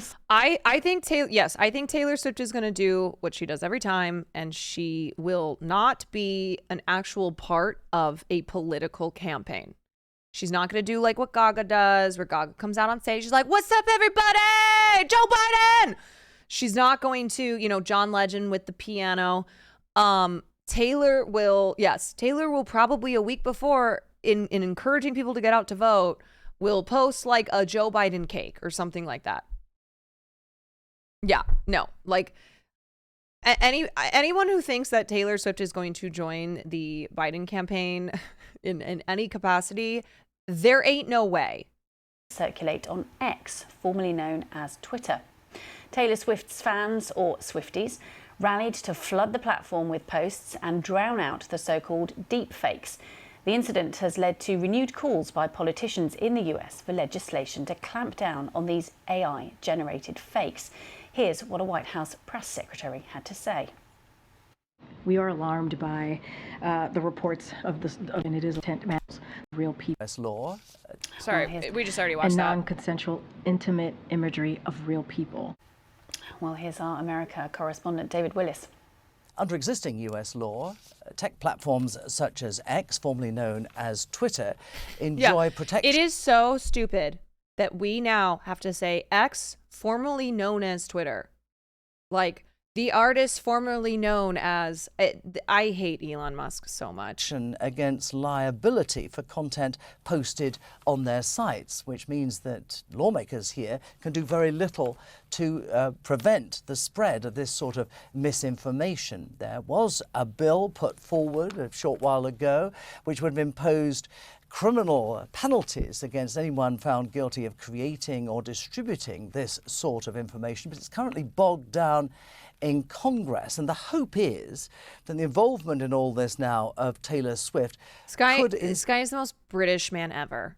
From just what he's wearing to how he sounds. Some way reinvigorate those legislative moves and I am attempts British. to get some sort of laws on the books. The White House said today that it was alarmed by the sexually explicit Taylor Swift pictures, but the spokeswoman, Karine Jean-Pierre, appeared to concede that in the absence of congressional action, there was really very little in this regard that the Biden administration could do to help the situation. Now, for its part, the X platform has said that it is actively removing these sexually explicit pictures and that it was taking appropriate action against those who have been found to have created or distributed those images. But one image alone is thought to have received more than 47 million views before it was taken down. Now, a few years ago, of course, creating these sort of images required a degree of technical skills. Now, there's been a lot of these new tools available online, which has made the whole thing a lot easier. And there are concerns amongst regulators here of a sort of tsunami of this type of material involving celebrities and non-celebrities. I'm just like, where have y'all fucking been? Where have you been? This has been what's going on. You're worried about a tsunami of this type of content. The tsunami is here. What are we talking about? There are websites that are getting 14 million clicks and counting a month. Okay, there are like over 6,500 websites that are specifically for non-consensual, explicit deep fakes. This is what's frustrating about it. What's so frustrating is needing it to happen to someone like Taylor Swift in this instance and have her enormous fan base mobilize to try and get legislators to do something. Politicians and other members of society. Well, in the absence of congressional action, Taylor Swift's fans, otherwise known as Swifties, are taking measures of their own. They've taken to the X platform under the hashtag Protect Taylor Swift in a bid to distract attention from the sexually explicit images. That was David Willis reporting there. Let's go live now to Io Dodds, who's a senior reporter at the Independent newspaper. Hello to you. Oh gosh, it's fascinating this, isn't it? Yeah, indeed. I mean, isn't it incredible that something that's been going along, affecting lots and lots of people, but as soon as Taylor Swift gets involved, here we are, the White House has been commenting, and this has been taken super seriously. There have been many victims of AI-generated non-consensual pornography in the past, and I think it's very significant if you get the president to weigh in on yours. But that being said, it's you know, she and the White House are drawing attention to an ongoing problem. It's been going on for a while, quite a serious problem, and a problem that's only likely to get worse, unfortunately. We were just hearing from David there saying that, you know, a few years ago, you would have required a lot of really serious tech to do anything along these lines, but now it's becoming easier and easier to produce something that's vaguely convincing, and that must be part of the problem. Absolutely. Tech companies and big ones, Microsoft, Google and so forth, are falling over themselves to try and make it easier to generate stuff with AI. It's kind of all in the wake of when ChatGPT came out, the end of 2022. It absolutely blew the socks off of everyone in Silicon Valley, and all the big incumbents, the tech giants of the world that already are on top of the pile went, oh crap, if we don't get on top of this, we're going to get left behind. And so everyone from them to, you know, little fly-by-night companies that are creating tools, they may not be very responsibly minded about how those tools are used, right up to those big giants, sort of all trying to get in on the action. And actually, there's evidence that this specific piece of AI fake one was generated in a Telegram group that's for people whose hobby essentially is generating stuff like this. In that group, they encourage people to use a tool. We don't know what tool this was made with, but in that group, they encourage people to use a tool called Microsoft Design, which is basically an AI image generation tool with a bunch of different things you can do in it. Microsoft Design is bundled into the Microsoft Edge browser, and the Microsoft Edge browser is sort of pushed on users. If you make a new Windows install, it's going to say, "Hey, do you want to make Edge your default browser? Do you want to?" And that's symptomatic of how companies across the board are kind of pushing AI towards their users in any possible way they can. Unfortunately, you know, this kind of gold rush mentality is only going to make this problem worse. Yes, and a reminder that because of Section 230, which I discussed with Kat on Monday, platforms like X and company and sites where these explicit deepfakes are being, you know, that's where you can find them, they are not incentivized to stop this because they profit from it, and they also are legally not responsible. They're not liable because it's not their content that they've uploaded, and it's content being uploaded by third-party users. So it is there is no reason there's no reason for them to step in and stop this growing problem unless legislation demands it of them and requires it of them. We were hearing there from David that the image that was posted on X was viewed something like 46 million times before it was taken down.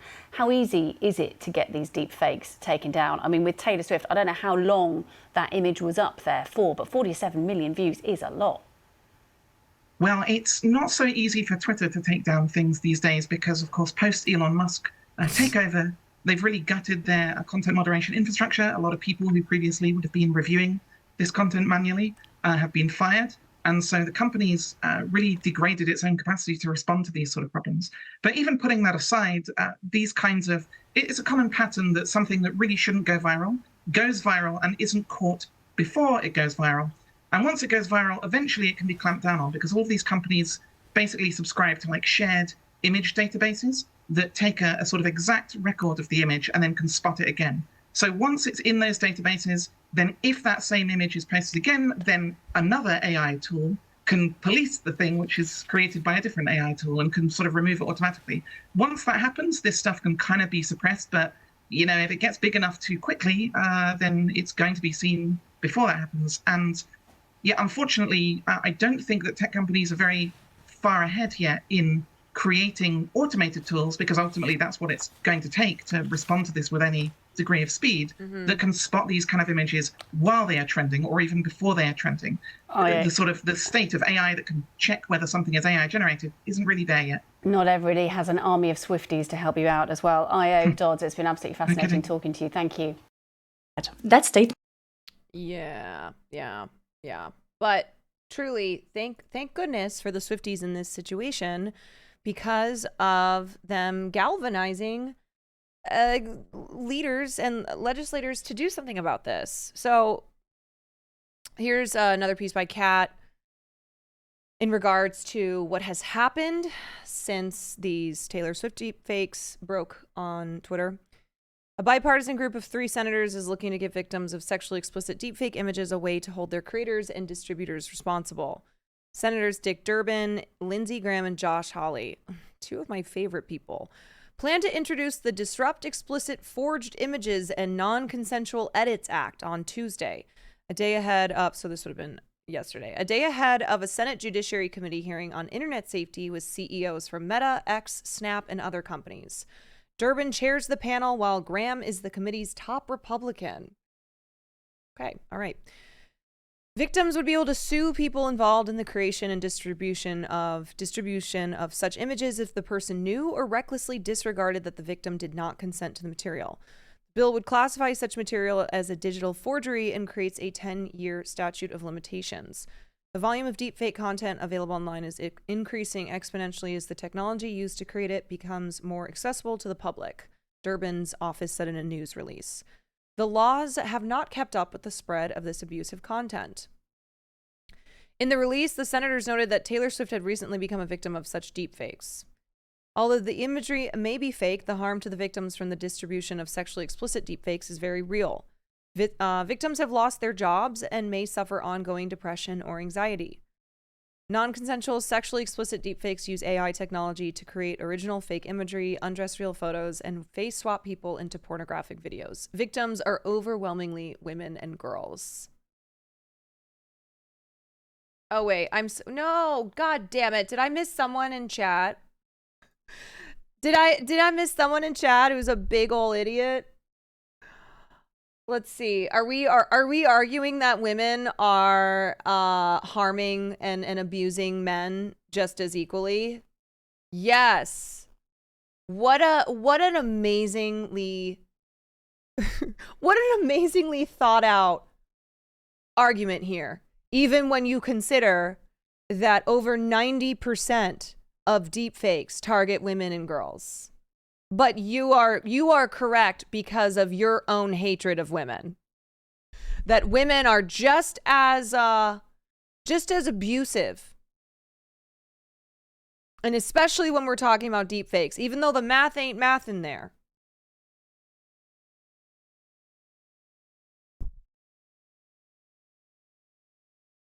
Like, please, okay. Please, this chatter's been banned. So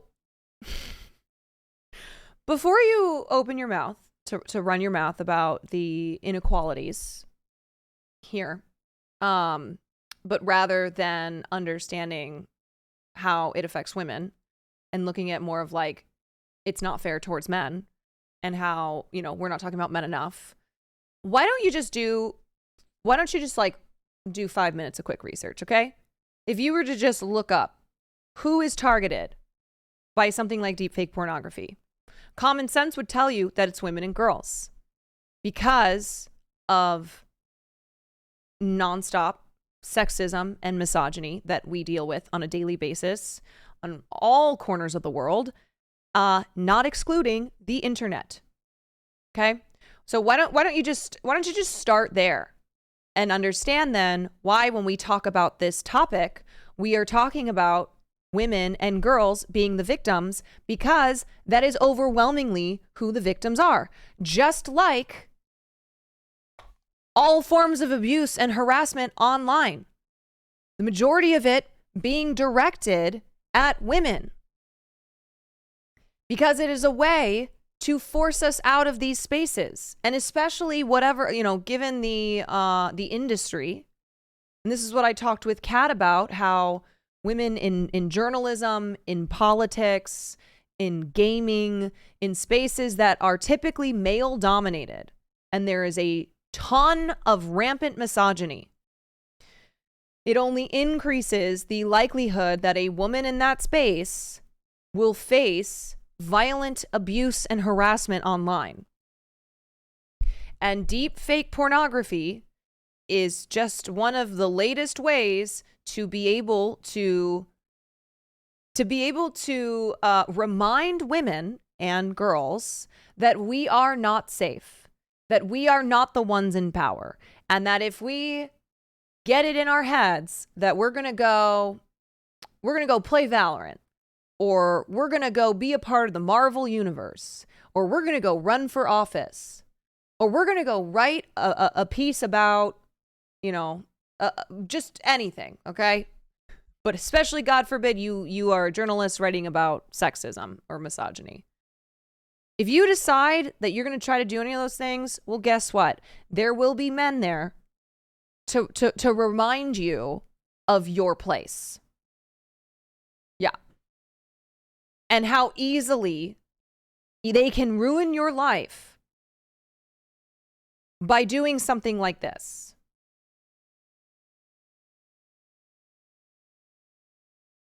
From a 2023 report, deepfake pornography makes up 98% of all deepfake videos found online, while 99% of the victims targeted by deepfake pornography are women. Yes, exactly. Why do you think the majority, like almost the entirety of deepfakes are pornography? Why?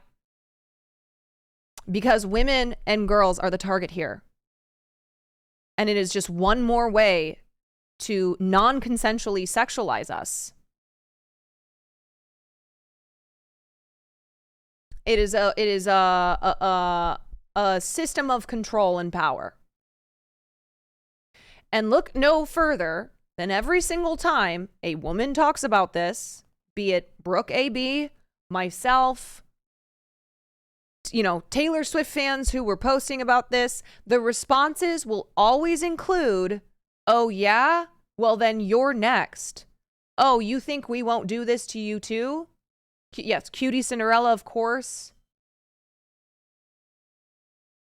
When I said Brooke, I was referencing when the Taylor Swift news broke and Brooke dared to tweet, whoever uses these deep fake images, whoever creates them and looks at them, you're an awful person. Stop doing this. We don't consent to this.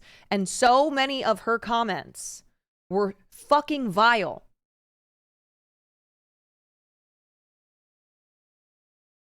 And from men. Like, I'm sorry, men. What do you want me to lie? Why are you trying to pretend that this is not the truth? That this is not the daily experience of your average woman on the internet? Like, do you think that we want this to be the case? Do you really think that us women want to,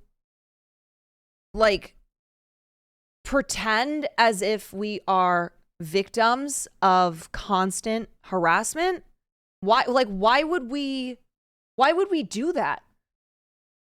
Especially when you look at the responses that we get when we try to talk about this stuff. Just like when victims of sexual abuse or rape come forward, and people will always accuse them of doing it for clout, especially if it's against a famous man. It's always, oh, look how easy it is to ruin a man's life. Oh, believe all women. It's not believe all women, though. Look at the goddamn responses every single time. So here's the thing. If you as a man are trying to dispel the truth of something like deepfake pornography, mainly targeting women, if you're trying to like make your case that that's not true and that women like, if that is your inclination, it tells me that you're exactly who I'm referring to when I talk about these awful, problematic men online. Like, you're one of them. If you simply cannot acknowledge the harassment that women face all the time for being women.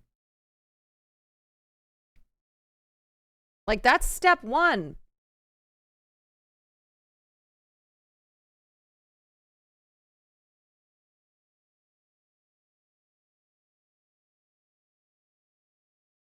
Good Lord. It's basically a self-report. Yeah, I mean, I don't know how it could be anything other than that.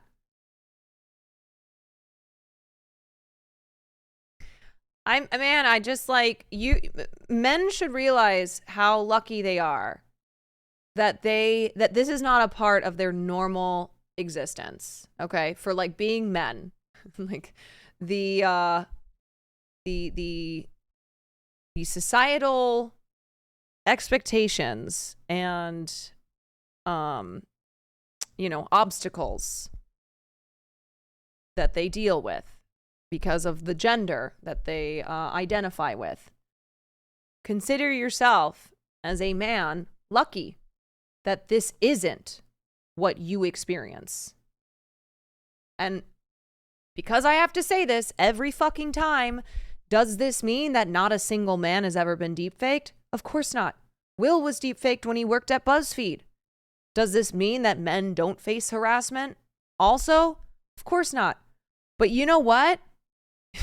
You want to know where that'll be coming from? Mostly men. It's like how the patriarchy is bad for men too. You know? That's how that works.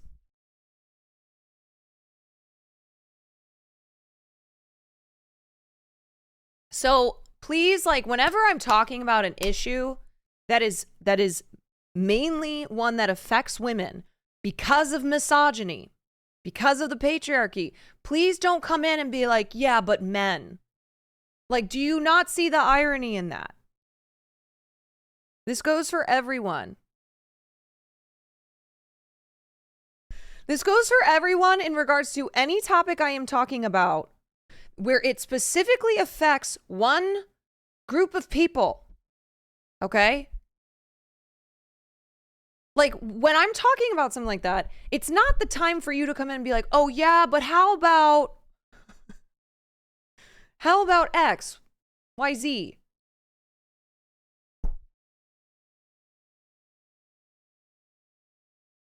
Like, man. No, I will never, ever, ever, when I am talking about issues that women face, I will never do so in a way where I'm trying to make sure that men's feelings aren't hurt. Because fuck that. If your feelings are hurt by me talking about the realities of misogyny, of harassment, of abuse, like, fuck you.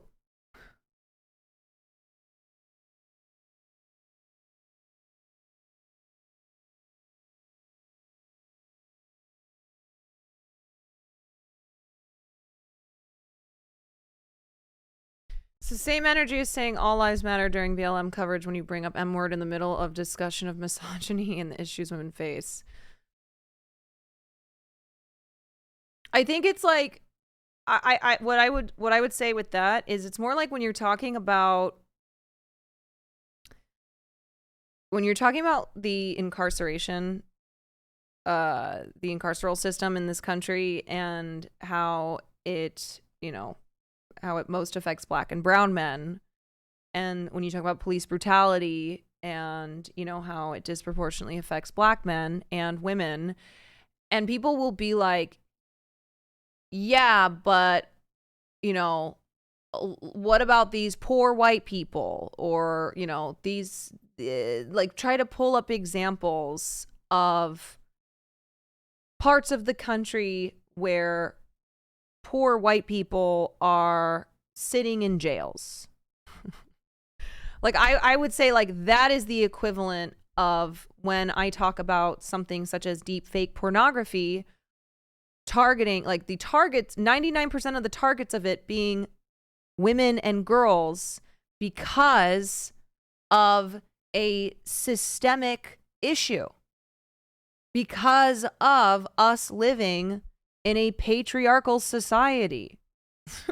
Hogan, thank you for the gifted. You're right. What about you? What about me? What about me? Like, problems that individual white people face,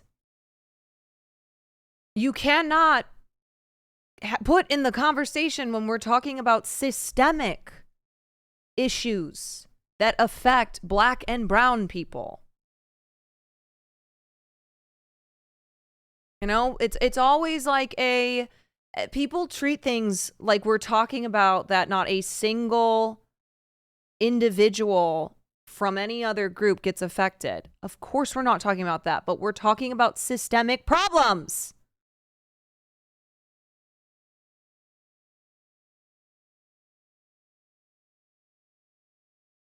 Bolin Hawk, thank you for the prime.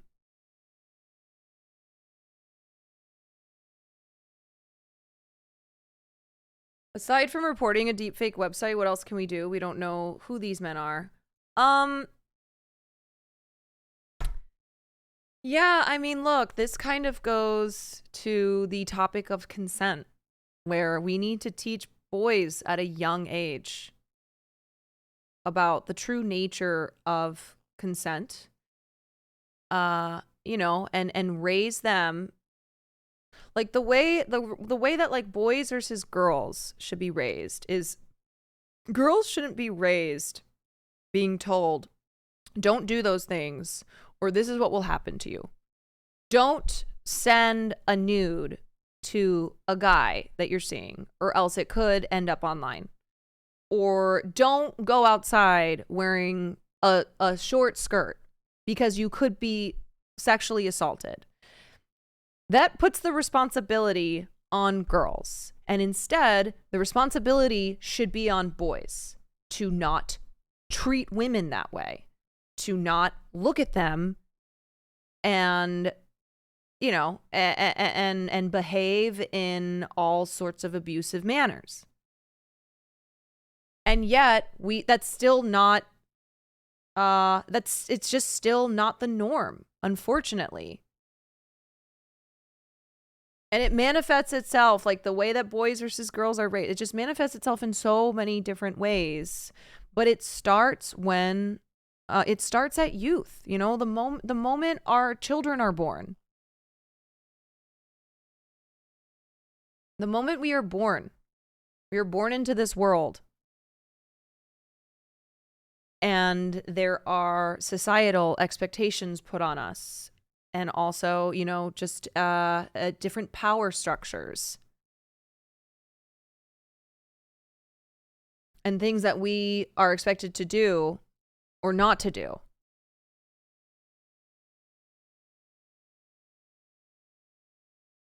And so for men, I mean, one thing that you can do is like hold your dudes accountable. Hold your brothers and your uncles and your friends accountable. Like, you have to be willing to call bad behavior out. You can't allow it to continue, even if that's not how you behave. You are, you know, you're now complicit. Because the thing is that, you know, one, it shouldn't be on women. And yet when we undertake this problem and try to talk about how we're affected, we just, the harassment is tenfold. And so it's men holding other men accountable. The lack of accountability in male social circles is a huge issue. Indeed, yes.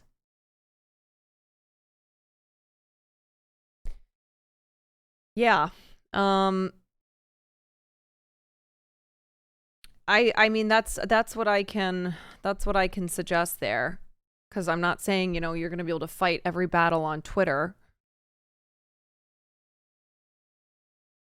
You know, there's too many comments. There's too many bad men.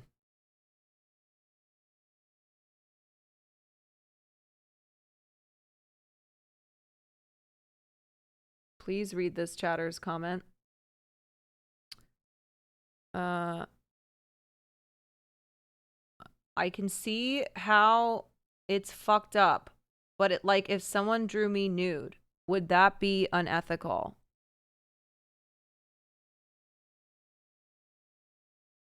Okay, wait, let me read the... I don't think it goes that deep, Caroline, for deep fake porn. People just want to jack it to Taylor Swift. They don't really care about the political stuff when they generate it. Okay, so let me explain to you something that you don't seem to be understanding, and that is consent. People want to jack it to Taylor Swift, or people want to jack it to Scarlett Johansson. What's the harm there? Where's the fucking consent, my guy? And I know you're a dude.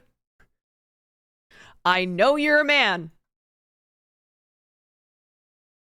Just like, okay, so then what's the difference between I'm walking by and some guy sees me and then starts jacking off? Do you have a problem there? Or, like, you know, harasses me in the street because it makes him hard?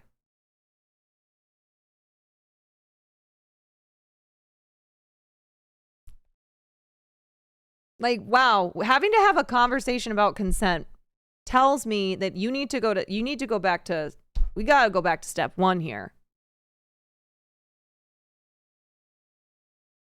I don't know. It's a philosophical question. No, it's not. You don't know what that means. You're saying words. It's not a philosophical question. It's actually pretty clear. We don't consent, and whether it's men or women, and so therefore you are violating. You are violating our autonomy. It is truly not a philosophical question.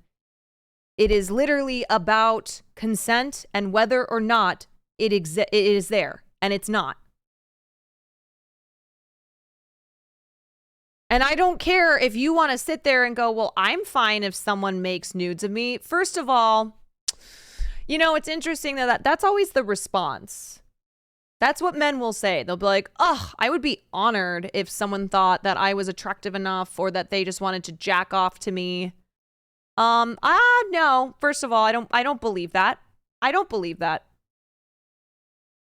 So you mean that for every single situation? I mean, there's just too many hypotheticals to bring up there where, no, I actually don't think that is a blanketed opinion where you're totally fine with it. Secondly, it doesn't matter if you're fine with it.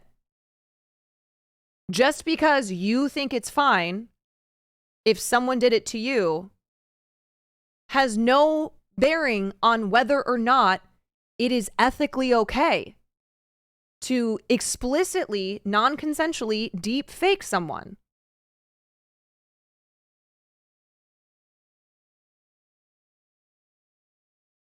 But people don't consent to having the environment. Okay, now you're trolling. I feel like life is a lot of these things that are out of your control. It's so far removed, it doesn't seem to affect people. All right. Mods, don't ban this person. If they continue to troll, time them out. But I'm done. I'm not arguing with that anymore. I'm not arguing with someone saying things are out of our control, like the environment, so therefore deep fake pornography is not a big deal. And it's just a philosophical question.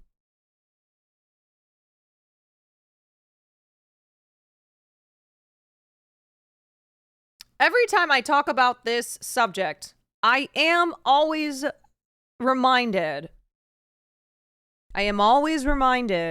that there are people who just truly cannot like have a basic understanding of this and lack common sense and basic knowledge.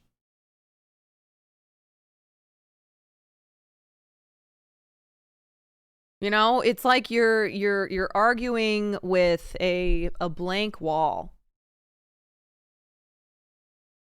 Yeah, and having no empathy. And it's one of those things where I hate doing this because I hate that the basis for men to care about women is whether or not they have sisters or daughters or a mother.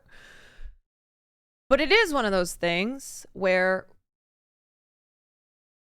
men who don't think it's a big deal or who would participate in this, I do always wonder, like, how would you react if your mother were being deep faked into images and videos like this, you know?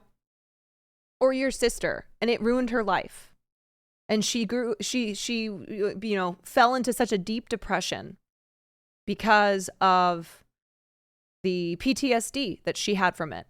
And it affecting her physically and not just mentally. And affecting her offline as well. Like, I genuinely wonder. I really do wonder. Guys who have sisters and daughters and just females in their life who I would assume they care about. For something to happen to one of them, like would then they understand what we're talking about? Or is that like an individual basis?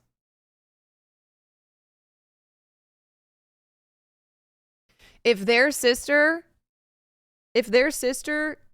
took her life because a group of boys were harassing her with images, with deep faked images of her, and she couldn't get anyone to do anything about it and couldn't stop it.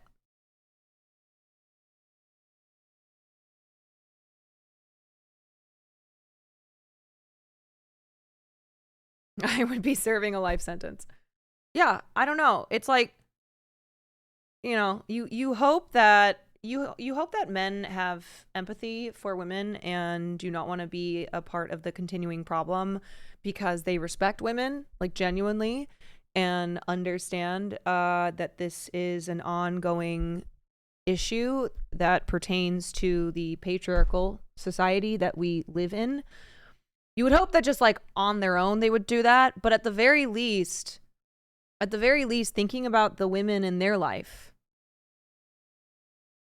and potentially doing a well, what if that happened to my sister? Be like Matt Damon, who cared about Me Too because he's got daughters.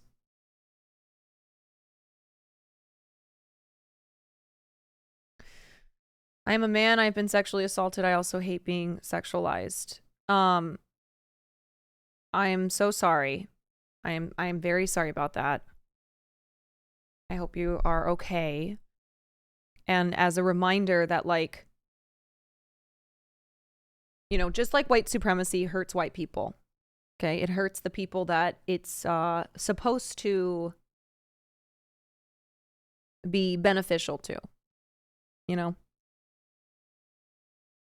the patriarchy hurts men as well.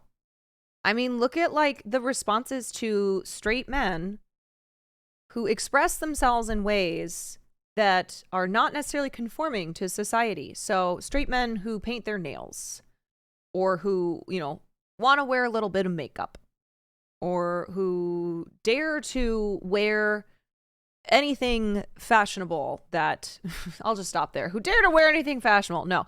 Who dare to wear clothing pieces that are viewed societally as more effeminate. Stuff like that, And because of toxic masculinity, they are called gay. And they are mocked. And it's not just from men, it's also from women who are suffering under these patriarchal expectations of what men should be like and how they should how they should look, how they should act. I want to wear skirts. Yeah, it's fucking terrible. Or men who have been sexually assaulted, but have been told that, like, that's gay. You know? Like, I don't even mean that as a joke. I'm serious. Or have been told to, like, suck it up. Or that, like, no, that doesn't happen to men. Men don't get sexually assaulted because men are strong. It's only women because women are weak.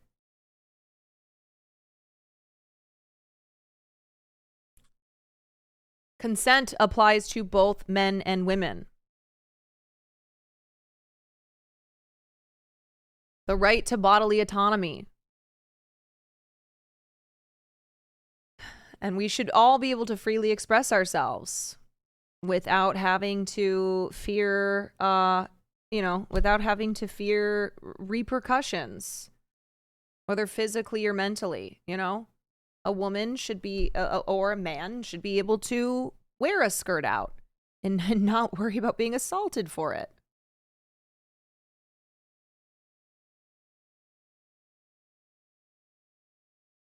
I mean, I've talked to, look, yeah, I know we are getting deep. Yeah, we are. I have talked to multiple men who have expressed similar things when they've talked about being victims of assault, where for a lot of them, I mean, this just goes for victims in general, but especially with men, where they, even as adults, refuse to acknowledge it or feel like they can't acknowledge it because no one will take them seriously, or you know, they'll be worse off for it.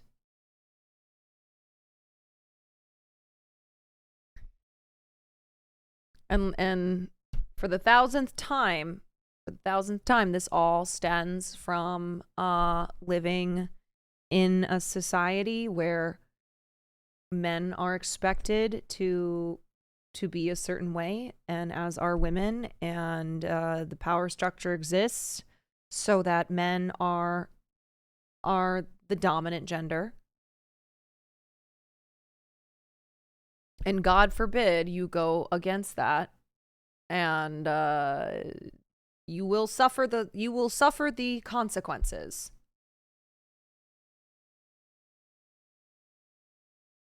Mr. Fancy Pants, thank you for the 5 months. So, look, to wrap up the deepfake conversation, this is an issue that primarily affects women and girls. But no one should be deepfaked against their consent. And so this is something that men should fight for as well, even though they are not the main targets. But they should fight for it because we all deserve to have, we all deserve the right to our bodily autonomy and to not be sexualized against our consent or without our consent.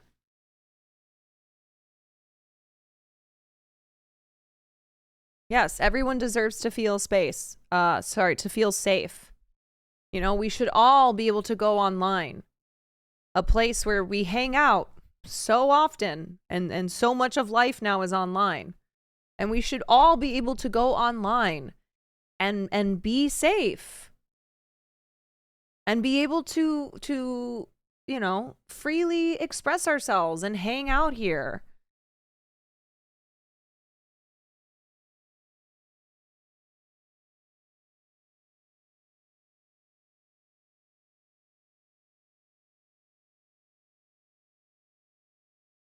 May I pose a non-troll counter argument, like in good faith? I can tell this is a sensitive topic, so I don't have to. I don't. I think I fundamentally don't believe that there's a counter argument to what I just said. I appreciate you recognizing this is a sensitive topic and you trying to clarify that it's not trolling and it's in good faith. I just don't know how there could be a good faith counter argument to the need for consent for all of us. Thank you for asking. No, chat. No dogpiling. No. We don't dogpile. We're not doing that. I mean, I know we dogpile, but like I try to stop it from happening. Okay. It feels like a losing battle all the time, but I will still try and remind us not to dogpile. Thank you for asking before you said anything, but I don't see how that could be productive. And I also need to go to the bathroom.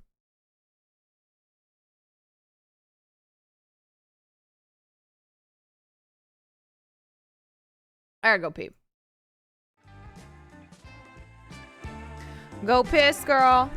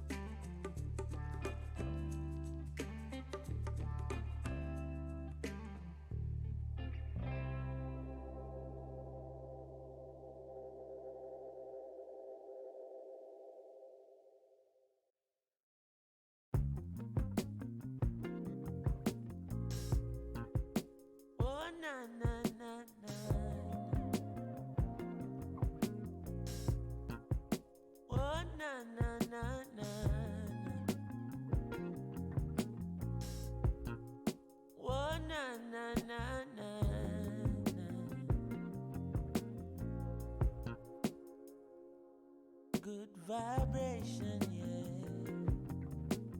That's the positive vibes and we creating, yeah. The sounds that make you feel right, we keep it blazing, yeah. All right. Let's talk about shitty women. One shitty woman in particular. Can you guess? It's Nicki Minaj.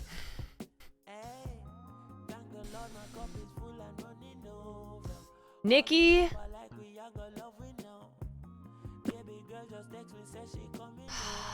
Minaj. So this might be the most vile thing that she said in the list of vile things that she has said. Like, I think, you mean Peanut? Yeah. I think this is the most disgusting, reprehensible thing that Peanut has said, which is saying a lot, considering that her entire track that she dropped was talking about Meg's dead mother, and making fun of Meg for being shot in the foot, but then also accusing her of being a liar. All right, so she held a Twitter space. Can I just say, do you think it's fair to say that any person who holds a Twitter space is awful? Like, I don't know any good Twitter spaces that happen. The only ones that I can think of are Club Chalamet, Ron DeSantis's election announcement, the Krasensteins, and then this. So maybe I'm wrong. Maybe there are some productive, good Twitter spaces that are happening, but from what I see, it's always bad.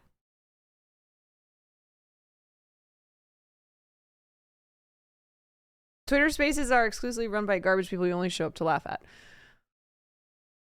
That has been my impression. And so I hope that there are good Twitter Spaces out there, but maybe it's just because every time one goes viral or I happen to see something on a Twitter Space, it is the worst person ever with other awful people. So Nikki had a Twitter Space today. Here we go. Dory. But here's the thing. Rihanna is just known for, being herself. You get what you see what you get what you see type of, vibe, right? I'm not talking about anything personally. I'm not talking about anything anyone spoke to me about. I'm saying that's what we know as. So Rihanna never would milk something like that. Like, you could tell she couldn't wait to get that part of her life. Like, you could tell she couldn't wait to just try to move on with her life. You understand? And then people even bashed her for not dragging it out, not milking it. And she just, she was just like, yo, I was mad young. We were young. Like, I just want to move on with my life now, yo. You know why? Because Rihanna knows that she was a superstar with or without controversy. She's beautiful with or without controversy. She's loved with or without controversy. I'm also really tired of people referring to domestic violence or assault as controversy, or as Nikki likes to call it, tea, referring to her sex offender rapist husband's actions in 1995 as 30-year-old tea. I'm sorry, sympathy. But when you need constant fucking sympathy and then you... Oh shit, sorry. I thought that this... Dory. But here's the thing. Oh, this doesn't have the part in it before, but basically she's saying that Meg wants her Rihanna moment, okay? That like Meg is milking what happened to her. And what happened to her as a reminder is that she was the victim of domestic violence and was shot in the foot. Thank God Meg the Stallion's alive. But she just, like, Nikki won't stop. She's just got her claws in this and thinks that she is making some valiant point here. That, like, she's got the upper hand here and everyone is in agreement. That Meg is the bad person because she is trying to use the whole Tory Lane situation for clout. That's so not true. The media tried so hard to discredit Rihanna for years. Yes! And like people still work with Chris Brown. Okay. So obviously there's a couple things going on here. Where notice that the one who's talking the most about Tory Lanez and what happened with Meg is Nicki Minaj. Nicki is the one who won't stop talking about it. She wrote an entire fucking track about it. Secondly, Meg has talked about the effects on her mental health because by deciding to speak up and testify against Tory Lanez, she was further victimized and was targeted by an onslaught of harassment because that's what happens.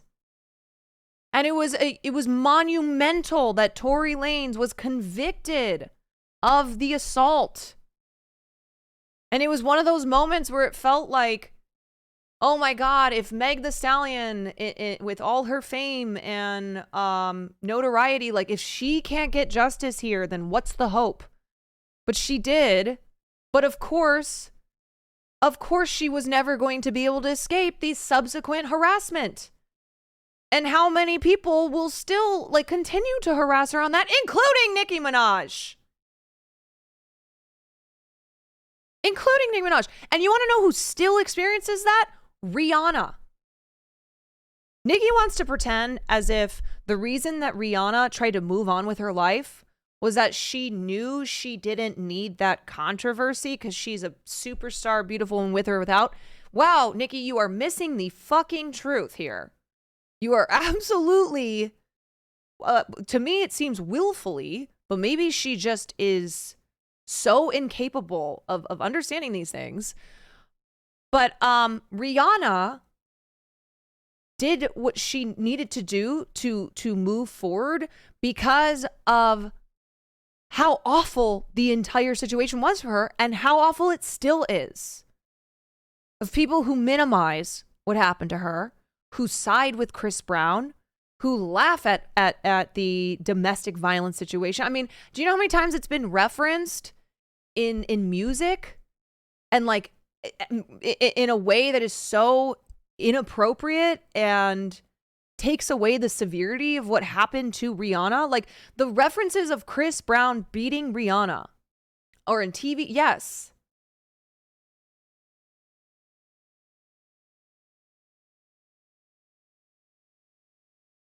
And Rihanna was young.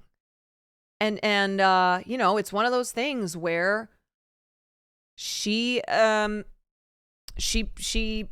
like a lot of women, and especially young women, probably looked at the whole thing and wanted to be free of it all. Because when you are the victim of domestic violence, not only the PTSD that you have from that, and having to, you know, having to struggle as a victim of abuse. Not just that, but how you will get treated because of being a victim of domestic violence. And Chris Brown, being a famous, popular artist, having lots of fans who will only worsen the situation. That, like, if Rihanna were to keep talking about it, opens the floodgates again. Even if she doesn't talk about it, still faces nonstop harassment. Like, you just can't win. Hassan's HRT dealer, thank you for the 9 months.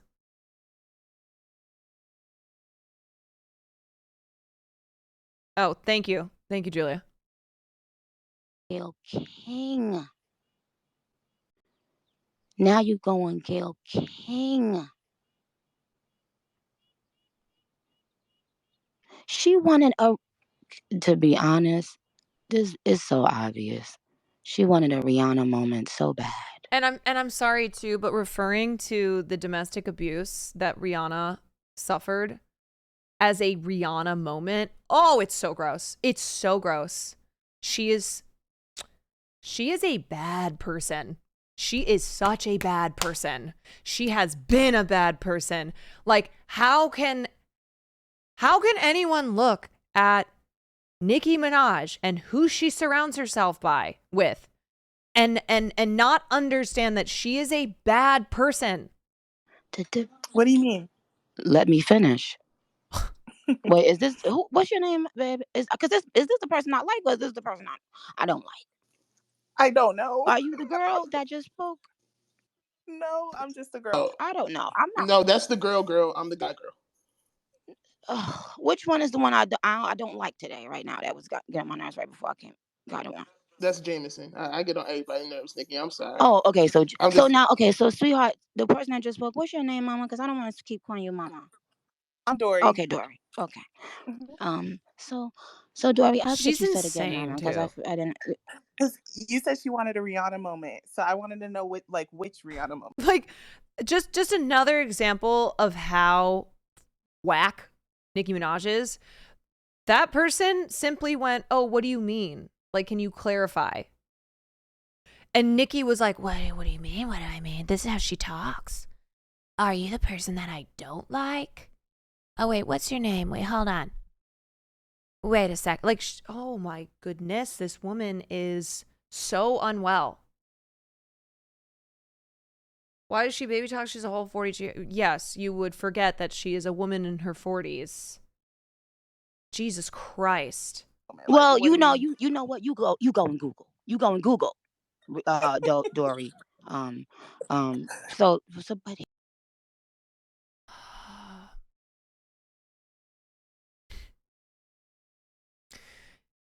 Yeah, so Rihanna's domestic now violence you was go and a kill. moment for attention. Because that's the other thing. Even though she goes on in the other clip that we watched, that we listened to, she goes on to make it seem as if she's praising Rihanna, as if she is, that Rihanna's not the problem in this situation. The fact is that she still refers to this as a Rihanna moment, the domestic abuse Rihanna suffered, which then, in linking that to what Meg is doing, is calling this as like an attention thing. But by saying that Rihanna didn't want attention, though, because she moved on. She didn't need the controversy. She was a superstar. That, like, Nicki is saying that domestic abuse is a way to get attention. Yeah, that Rihanna was a good victim. Exactly. Rihanna was a good victim because she didn't want the attention.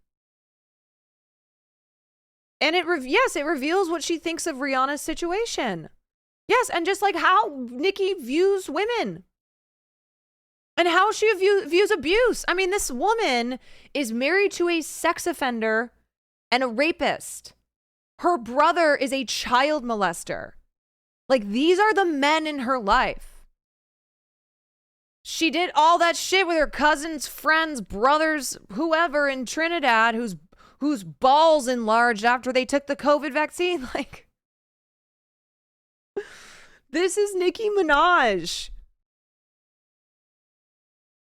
And she can't let go of Meg.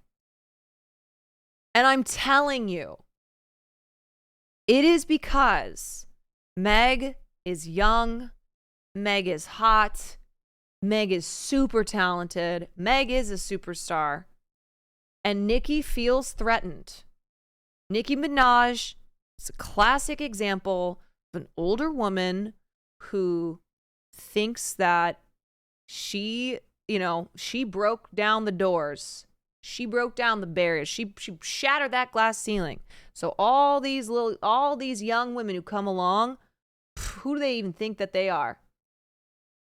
And but the irony too that, like, in making waves as a woman in an industry, the idea is that you are helping other women to also have space there as well.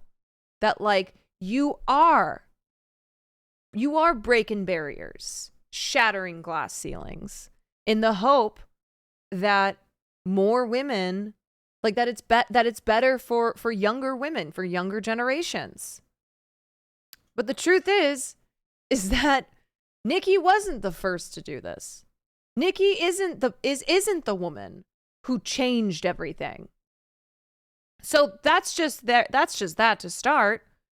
And secondly, that she doesn't want women like Meg coming up in here and taking attention away from her. Like, that is how Nicki views it. She views it as like a woman like Meg being a threat. Yeah, so many came before Nicki. Right. But that is what's fueling this obsession with Meg, as she pretends like it's Meg who has the obsession with her.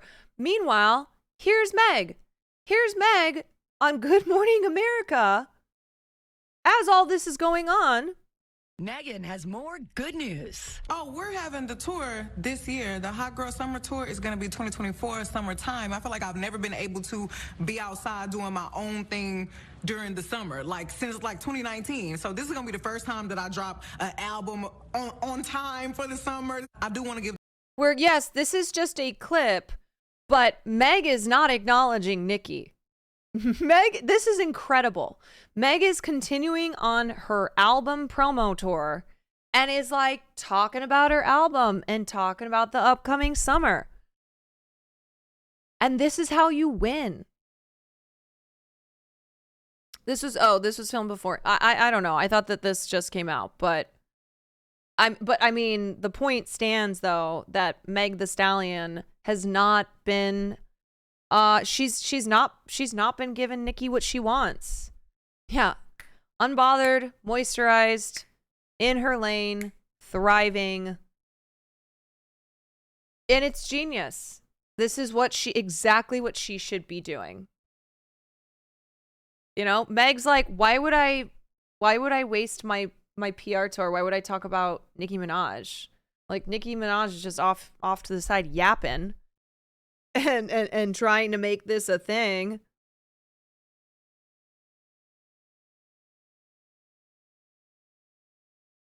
Megan Thee Stallion has been quiet. Megan Thee Stallion has been quiet. No, she has. Okay, wait, let me pull this up.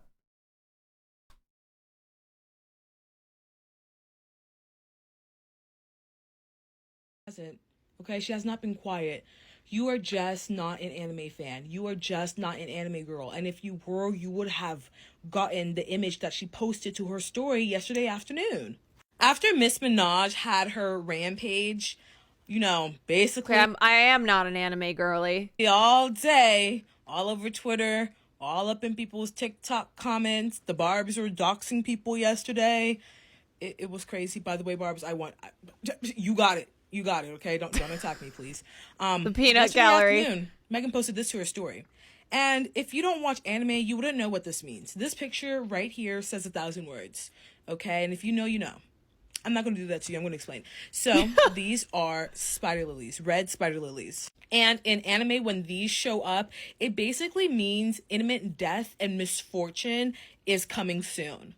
And the fact that she posted this yesterday afternoon after Miss Minaj, like I said again, went on a rampage all over social media, just speaks 1,000 words. Especially since this is from the anime Tokyo Ghoul. And this picture specifically, if you've watched the anime, you know exactly what scene that this picture was taken from. And it really speaks to how Megan is feeling about the entire Nicki Minaj and, you know, drama that's going online right now. And apparently in the next hour, 3 p.m., Nicki is supposed to drop a song that's not a diss track. I thought it was a diss track, but she got into it with like pop culture, whatever that thing, pop news thing this morning on Twitter saying that it's not a diss track. Oh, yeah, pop but whatever. I'll probably listen to it later on tonight because this afternoon nap is about to take me.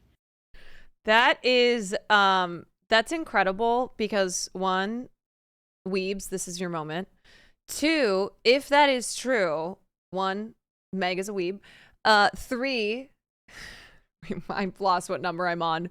Whatever. Three, what I love about this is Nicki has appropriated Asian culture. All right, we're not going to get into that whole conversation right now. But the funny thing about it is that I bet you Nicki would never know what this was because she appropriates Asian culture in like the most obnoxious, obvious ways. You know? Like... I don't know if she would have deeper anime knowledge than Sailor Moon or, I mean, Chun-Li is not anime, but you know what I mean. You know what I mean. It's brilliant. I love it. Right, yeah, chopsticks in the hair. Say, I'm Chun-Li. Harajuku girls type shit. Nicki appropriates while manga artists use Meg as a reference in a very popular series.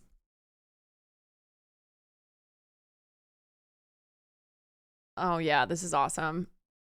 I honestly, the more and more this situation goes on, the more I realize how amazing Meg the Stallion is and what a welcome addition she is to this industry. Meg was, I mean, I've just like read so much about how like Meg is nerdy and just, you know, she's like, didn't she go back, or what were like people who went to school with her saying? Like, I think they were saying that too, that she's a nerd. And, you know, you don't typically think of hip hop and rap artists as being nerds, like real nerds. She's also a horse girl. Yeah. Her favorite movie being Raimi's The Evil Dead. And so I love Meg. I love who she is.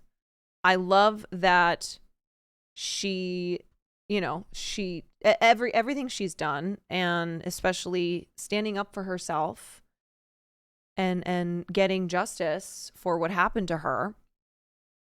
And which also, was a big deal in just a long history of Black women not, their pain and suffering not being recognized at all.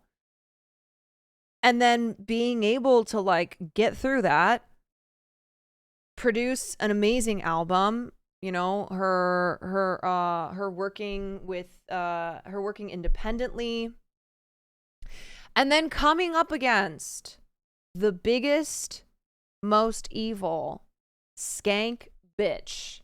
Okay? Meg the Stallion had Nicki Minaj turn her talons to her. And she is winning.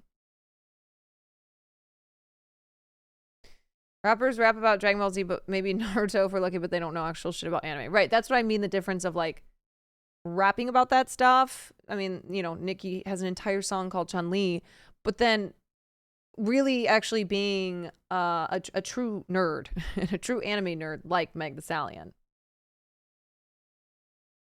It's a discrimination to nerds everywhere, okay? It's racist. Racist against nerds.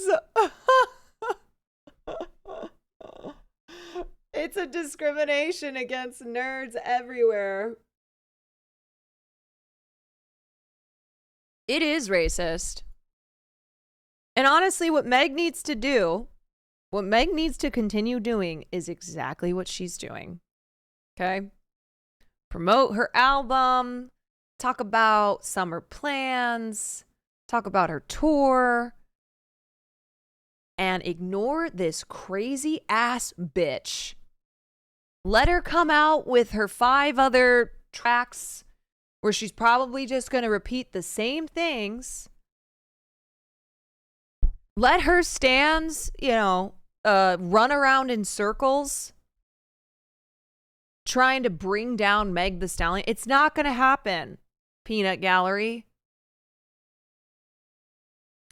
It'd be funny for this to end with Nicki talking to herself. She practically is. That's how it seems. From the Twitter to the Instagram lives to the track itself. Like, just, it's an unwell woman. It's an unwell, jealous,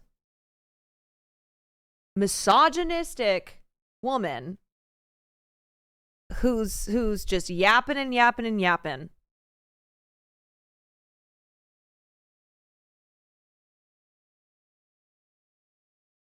Wait, Meg is presenting at the anime awards. That's sick. In Tokyo. Watching anime is one of my favorite things to do. I love cosplaying all my favorite characters. I love the storytelling. I love getting inspiration from the different anime art styles. I'm really excited for the opportunity to attend and present an award at this year's Crunchyroll Anime Awards. I'm looking forward to traveling to Tokyo, joining my fellow anime lovers as we celebrate and honor the best anime creators and shows in the world. That's awesome. Rhyme for Life, thank you so much for the bits. She is the coolest. And y'all, like, I think that we can all learn from this, okay? I think we can all learn from this because even though we're not all caught in a situation where we've got Nicki Minaj coked out, going on rants about our dead mothers, but we are online and we're also on Twitch. And I think that we should all learn from Meg to not feed trolls what they are most desiring, okay?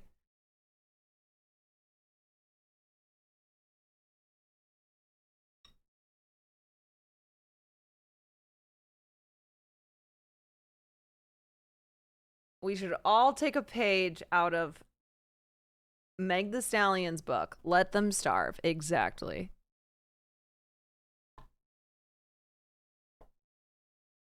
Yeah. Don't feed the trolls. And I know it's hard. But just remember, there are people who know now that they can say certain things and get a ton of traction for it, because there's just a book now. There's a book now where there's certain people or certain things that you can say and you will have a hit tweet. And so just be like Meg and don't waste your time with psychos like this. Nikki drew all this attention to Meg, and everybody's learning that Meg is cooler than we thought. Yeah. Also, keep Rihanna's name out your damn mouth, okay? Nicki Minaj, keep Rihanna's name out your fucking mouth. Don't speak of her. Don't use this. Don't talk about a horrible thing that happened to Rihanna that she's probably reminded of all the time because of the internet and because Chris Brown is still around and lots of people continue to work with him.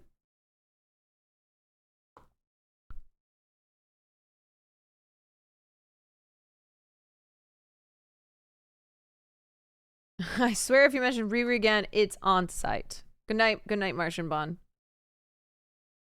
Yeah, this is so nasty. Truly, Rihanna did not ask for this. Keep her name out of your mouth. Don't drag her into your one-sided battle with Meg the Stallion.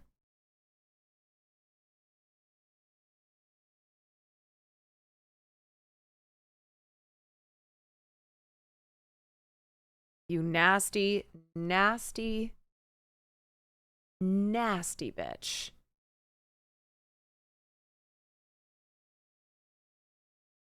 Oh, boy. Okay, I've been saving this video to watch. Close out some stuff here. Oh my god, I can't wait to read this. Okay, let's watch this first. Cow's milk when she hears you've quit Oak. Well, Oat. well. Look who's come crawling back. Had enough of her spiking your glucose, have ya?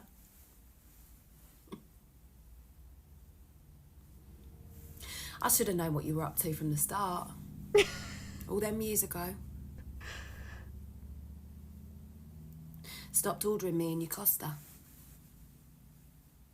Started ordering her instead. I thought it was just a phase.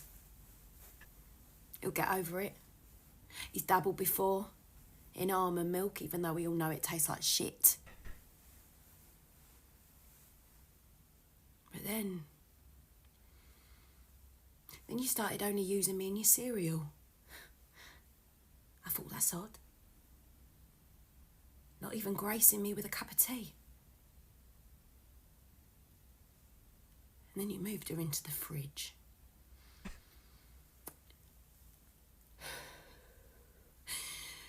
And that one day, I was nearly running out and you didn't replace me. I'm crying. That's when I knew. That's when I knew that it was lost.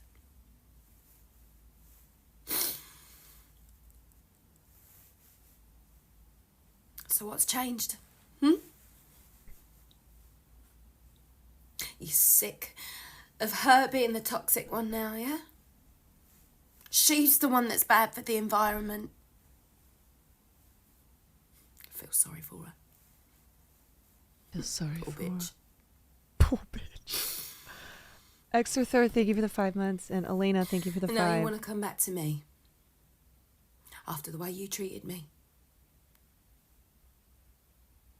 I ought to tell you to go to hell.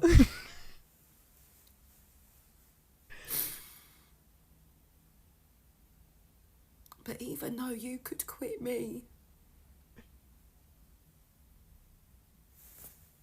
I can't quit you. I can't quit you. So come back to me and promise me you'll never leave me again, and I will make you the best glass and Nesquik you've ever had in your life.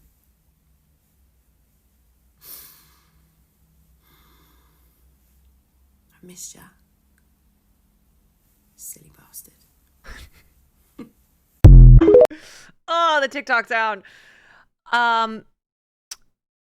Genuinely, her and Paloma Diamond, two queens, they need Oscars. Okay, this is like better acting than I seen in some of the films this year. I need her booked and busy as well. I have chills. I also got chills. Why is the TikTok chime always so loud? Because I don't know, maybe it's TikTok's way of breaking us out of our internet stupor and going, that's enough for today. Scroll, scroll, scroll, scroll. I can't get over the eye pencil either, I know. Or wait, this part here made me die. Hold on. You want to come back to me after the way you treated me? I ought to tell you to go to hell. I ought to tell you to go to hell. I genuinely love stuff like this. I love the creativity of it. Will and I, this girl who's Will's friends with, and I know her as well. She is an improv comedian, and she did a video that went viral, and it's her crying to the camera and being like, I have to talk about something, yada yada. And actually, maybe I'll just I don't want to do that thing where I explain a video and then ruin it. Hold on, let me try to find it.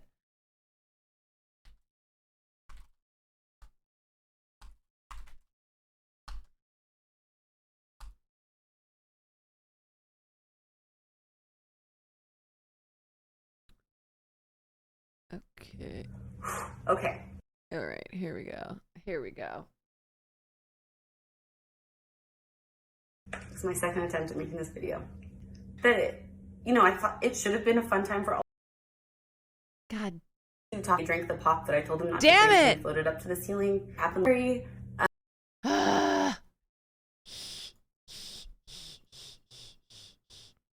So, okay, I'll just pull up the tweet. It says, it's my second attempt. She's so fucking funny. To my followers, do better. Making this video. I just wanted to talk about what happened last week. I opened up my DMs to my followers for like a competition to. For those of you who don't know, I opened up my DMs to my followers for like a competition where you could win a day with me on set on this new show that I'm working on and see a sneak peek of the project. So last week I took 5 of these people with me to set, and it went so badly, which is embarrassing because I thought that, I thought it should have been a fun time for all of us, but I think sometimes people forget I'm not just like a personality or an influencer, like I'm a real person. And so I made the mistake of assuming that these people were going to treat me with respect, the studio with respect, the staff there with respect. And I was so wrong. Almost immediately when we got there, one of the guys drank from the chocolate river that I said was off limits. Another person brought their grandpa, even after I said guests weren't allowed, and they drank the pop that I told them not to drink, and they floated up to the ceiling. A girl turned into a blueberry. Someone completely destroyed my squirrel room. A guy shrank himself down like little like TV size. And this is all stuff, by the way, that like I have to remedy and my staff has to take time out of their day to remedy. So they spent days, you know, juicing that girl to try to get her into regular girl again, and stretching the guy. And it didn't like, he's so tall and skinny and he doesn't look right. He doesn't look normal. And I know that his family's devastated by that. My fault for opening that up to everyone, but, then to top it all off, you know, to find out today that the majority of those people also shared my special secrets with a guy in a tunnel, which if you have been following me for any amount of time, you know my special secrets are kind of all I have. So all that to say, I won't be doing the competition next year. And, special secrets. Yeah, people suck. Yeah. So that is Lisa Gilroy. She is okay. Let me tell you this, girl. She is beautiful. She is hilarious. And she is so nice. It's not fair. Why is the vid? I think it's like Twitter's doing a weird thing right now. It's not 18 minutes. Twitter's doing a very strange thing. So she did Groundlings with Will years ago. And I remember he would tell me about her from class. And he's like, she's so funny. And there's not a lot of people that will say are funnier than him. Not in like an ego way. In a genuinely like, this person is funnier than I'll ever be. She was always somebody that he would say that about. So I went to go see their show at the end of at the end of the class. They do a final show and they do all these characters. And I brought my roommate with me and we watched Lisa and I was like, this girl is perfect. It's one of those, I don't know if I want to be her or be with her.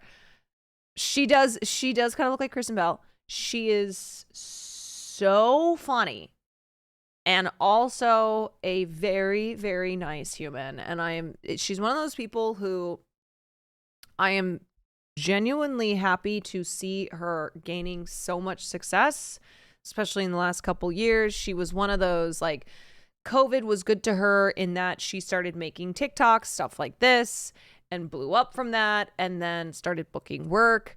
And like she deserves to be the goddamn star of everything. There's not a lot of people that I've come across in LA who, when I see their come up, I'm genuinely happy for them, but she is one of them.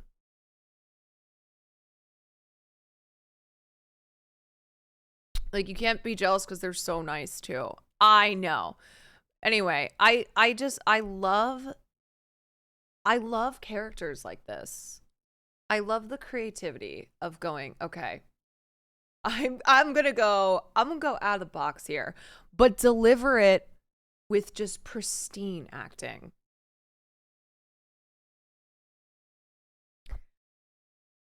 Basically, all her appearances on Comedy Bang Bang made the best of the. Oh yeah, she's great.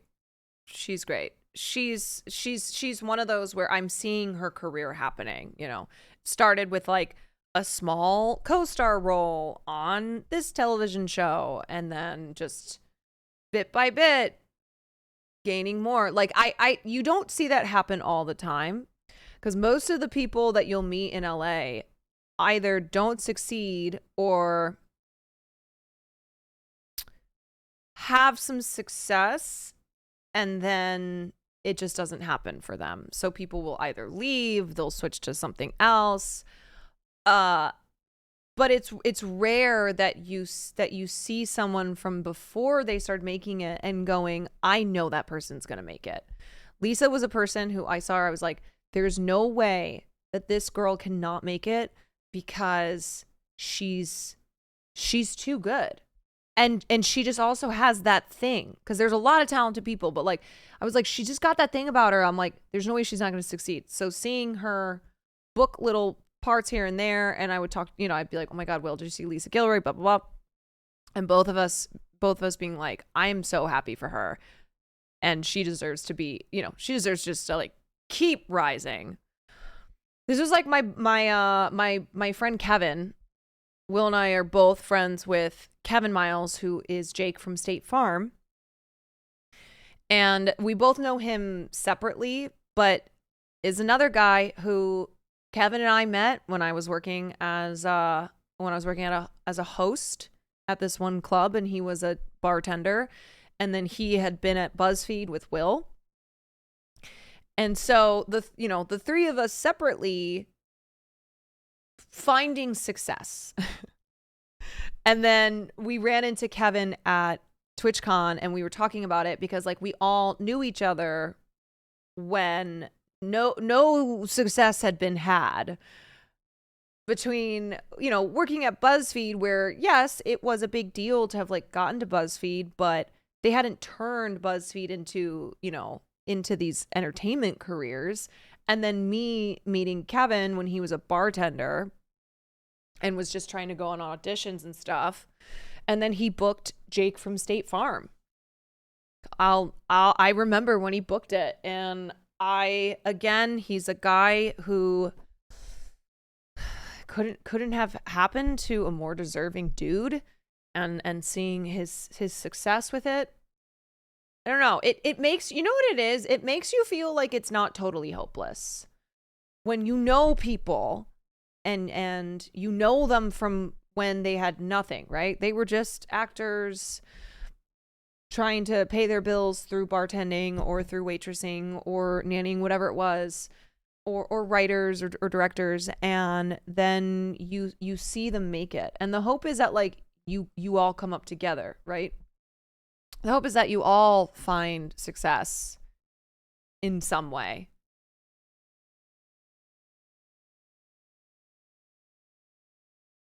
Old Jake or the new Jake?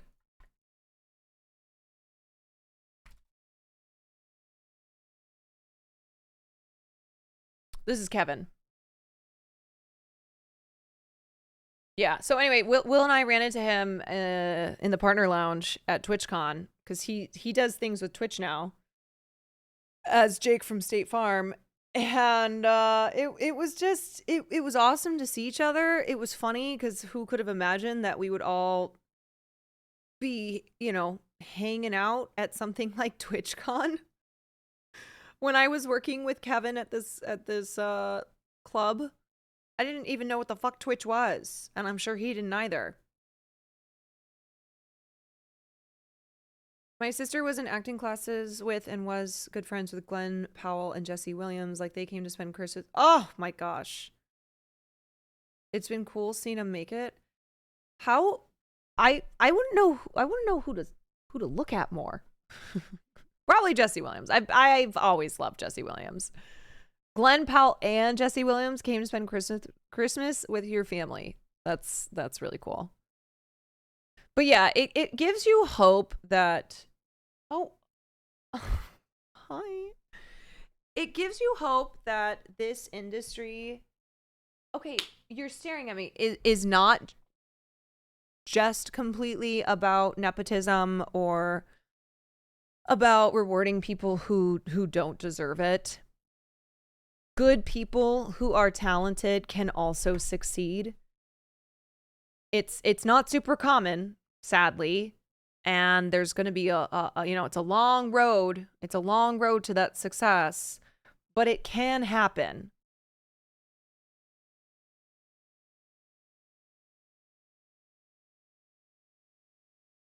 It truly, truly can happen. And it's not even like, I don't even feel jealousy because I want good people to succeed. There's too many people who are not good people, who are the ones who make it. Like, if I have to see one more shitty person have success in this industry, I'm gonna lose my mind. So that's why, like,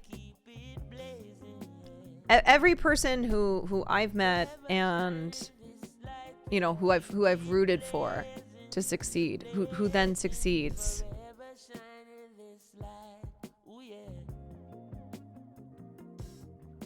That's a win. Have I seen the movie starring... No, I haven't yet.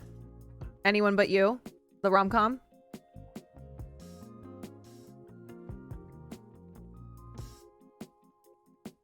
It's those who sabotage and backstab people that make it to the top. Yeah. Yeah. I mean, like, I won't... I know I talk about BuzzFeed all the time, but it's because it had such a detrimental effect on Will for years. And even still, I know he harbors resentment. You guys can probably tell when he talks about it. But anyway, there were quite a few people in BuzzFeed who would not have succeeded without Will. But then the second that he needed help, they turned their backs on him. And I wish nothing but failure and stubbed toes and hangnails for those people. And that's why, like, Ned from Try Guys, love to see him lose. He was an asshole. He is an asshole. So that's someone who, like, is Ned the cheater? Yes, Ned was the cheater. So seeing something like that happen to someone like him, I'm just back here like, that's karma, biatch.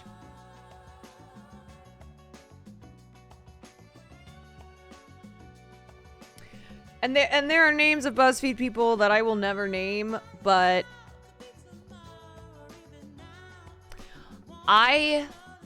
this is, it seems crazy, but the more success that Will had and seeing former BuzzFeed colleagues who turned their backs on him then reach out to him, I felt like I was off to the side, just, you motherfuckers.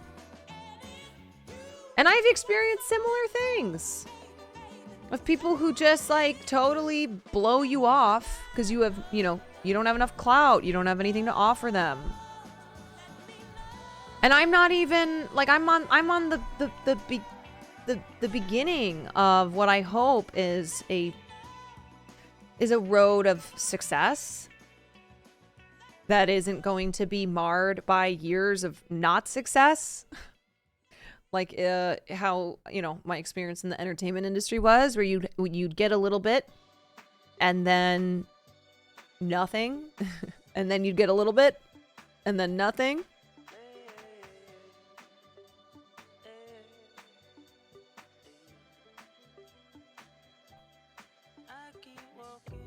I hope he said not. Oh yeah, no. Look, he is somebody who will give you the shirt off his back and really has helped so many people and is very generous. But there are a few instances where I don't even have to tell him, do not help those people. Do not even respond to them. They do not deserve it. And I don't even have to say that because it's something that he would never do.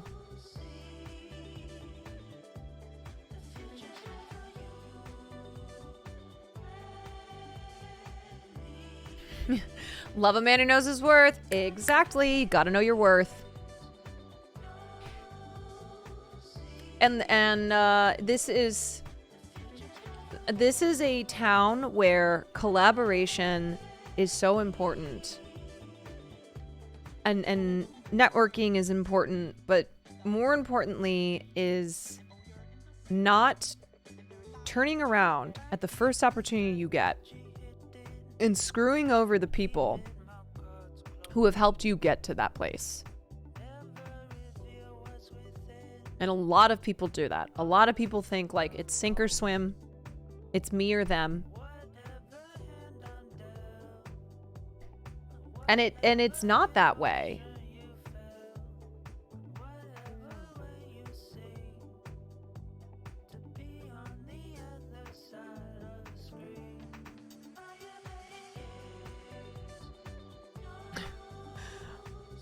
One of your family members is a pot dealer. The other's big moment was being in Prince's Raspberry Beret. And that's where their ceilings were. Yeah, a lot of shitty people do make it. It sucks. It's just the truth of it. Shitty people in every single industry. But then there are other people who are shitty. They'll make it, but then they won't get all the way there. And then other people around them who they previously rebuffed and screwed over will move past them. And then they're, you know, then they're shit out of luck.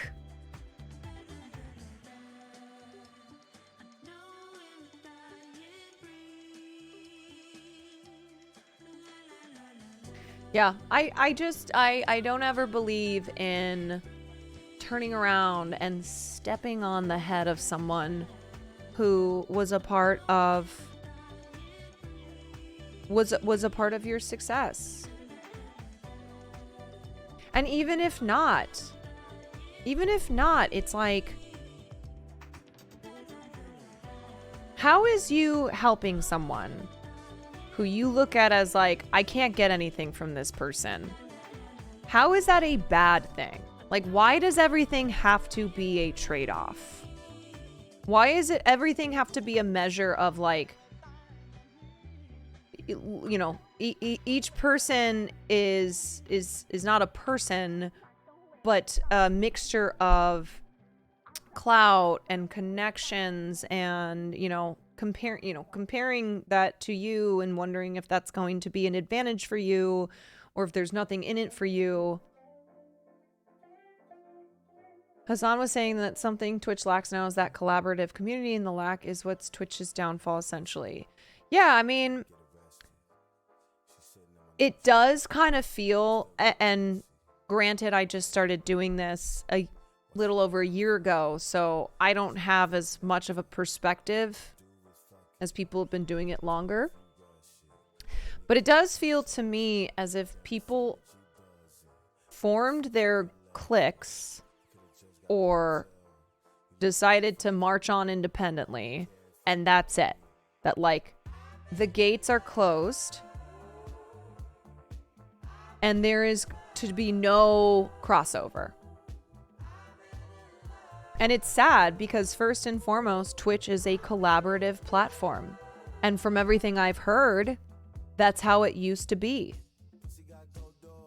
More collabs, less clicks, you know, more crossovers.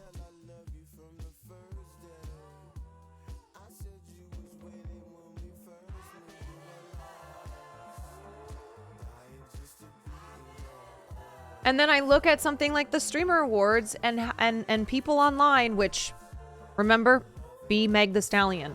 Don't engage. Ignore these people.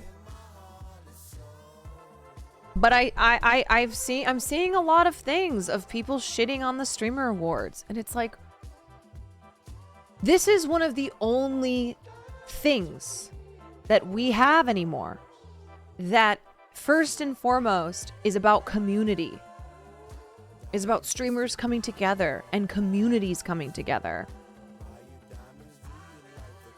And it's like people who shit on that, and I'm not just talking about viewers, okay? I'm referring to streamers. Like, who cares if viewers are shitting on it? Whatever. It's streamers who shit on these things, or these awards, or just anything about it.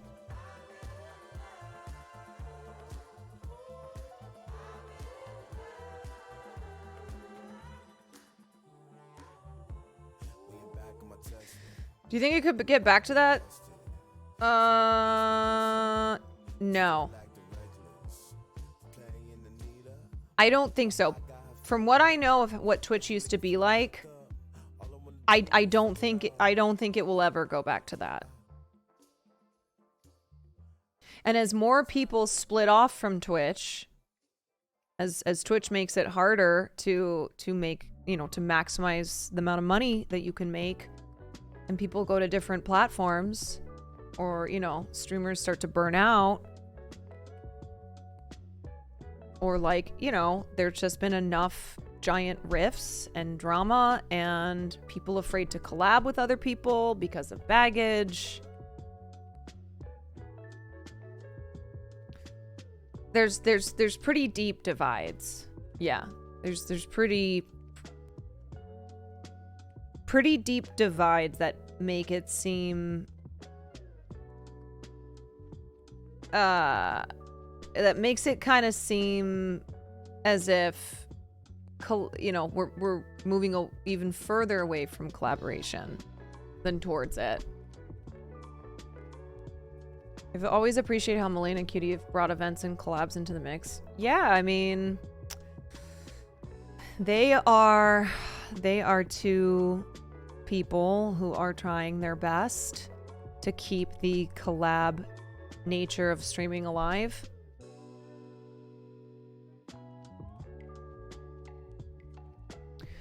I unironically feel like Among Us was what brought a lot of streamers together to collab every day for a while, but since it's ended, a lot of people's separated relationships have soured. Yes, it does feel as if that was kind of the last big gaming meta.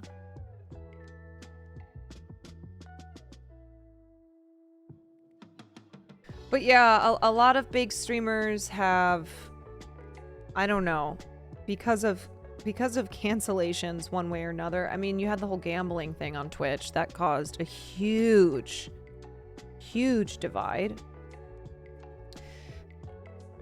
And I don't know. I think some big streamers too are just a lot of big streamers are just comfortable in doing what they're doing until they're done doing it. And then that's it. Like, they're not really aiming to keep growing because they're huge, you know, they make a lot of money. So they just, if they're streaming, they just want to have fun with their friends, you know, and game. I get that. Do streamers feel like they waste their time when they go on another person's stream? I mean, there are definitely there's definitely considerations and math that's being done where streamers will consider, you know, how valuable it will be for them if it's not a person who's a friend of theirs. Because, like, homies help homies out. You know? Like, Nick Pollum, for instance, okay? Nick going on other streams is not going to make his audience bigger. And I should specify, like, Austin streams, okay? Because everybody already knows who Nick is in that community. But he'll do that because other people will collab and come on his stream for content. So one, he wants to return the favor and go do content with them. And two, because he also believes in collaboration, even if it doesn't benefit him.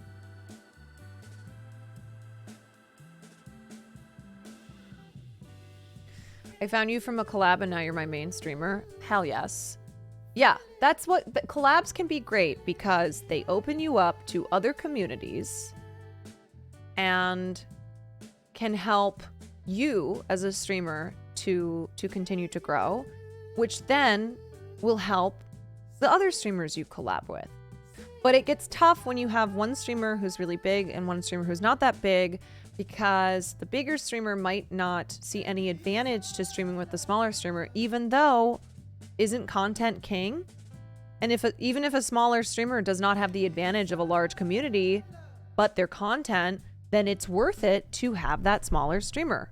Because the bigger streamer isn't going to lose their audience. The smaller streamer will gain eyeballs and may gain some lifers.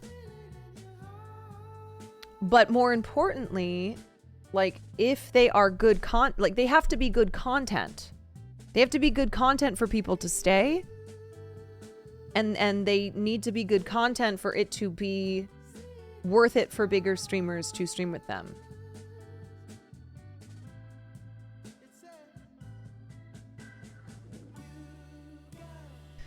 And not everybody understands that. Austin streamers do get, like, Nick gets that. I mean, Nick and Milena had me on when nobody knew who the fuck I was, besides people who knew Will. But even still, like, you know, they're a 20K CCV streamer, and like, they're not going to grow from doing collabs with me, but they know it'll be great content.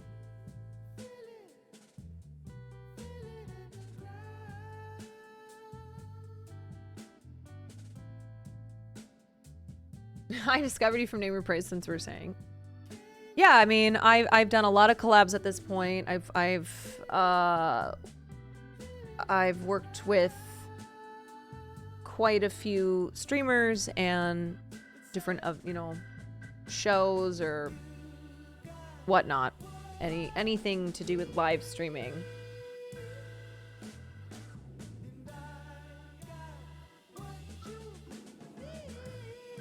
I'm not sure that's 100% true. I would never watch Nick if it was not for you. Right, but are you watching Nick regularly, or you're just watching him when I'm on his stream? No. I mean, there's less of a likelihood that a smaller streamer's community is not already going to know who that big streamer is, and so therefore would have maybe checked them out previously. Versus a bigger streamer's community, you know, not knowing who a smaller streamer is, and so that smaller streamer gets all that exposure and, you know, just has way more eyeballs on them than they normally would.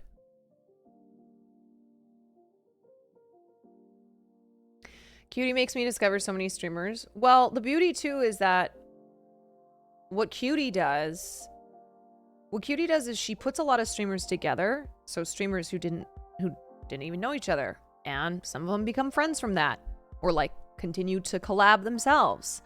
And then she also, you know, exposes the viewers to a bunch of different streamers at one time. And it's tough because we don't have Austin's show anymore. He's dead. Sorry, I don't know if you guys know that. Sorry to break the news. No, we don't have Austin Show as a streamer. And before my time, Austin Show was the guy on Twitch who like could make careers. There's a lot of streamers who came up because of Austin Show, aka Raj Royale. And that was a huge thing on Twitch. And we don't have stuff like that. So basically the collabs happen when streamers are all together in person, and it's also, you know, it's not as common as when Austin had his show, you know. That I'm pretty sure that was what, a weekly thing?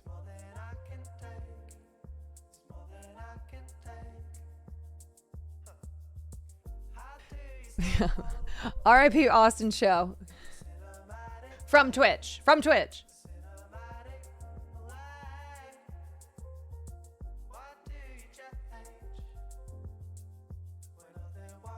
That's how you got to know more about Cutie. Exactly, yeah. So Cutie, Hassan, Will for sure. I don't think Will benefited as much, but he did benefit because he definitely went on those shows. But quite a few streamers who are at the top of the industry now came up that way because of Austin Show and Austin Show's shows. Never knew the history of Austin. Yeah, Austin's one of the OGs. And he was the guy. He was kind of a kingmaker in that sense. Where getting onto the Raj Royale or Lover Host or just one of Austin Show's Twitch shows could be the thing that would break you. Or sorry, that would make you.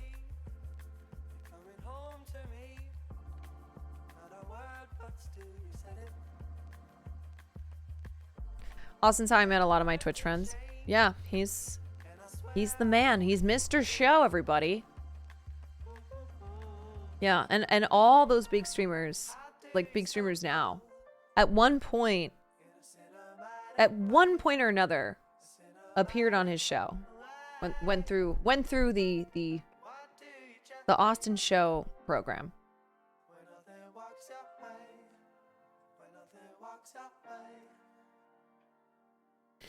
So you're saying he needs to bring back the accent? Yes. You know what? We're already going back to 2020, all right? We've got 49ers versus Chiefs. We've got Joe Biden versus Donald Trump. Let's just keep it going. Let's bring back the Raj Royale.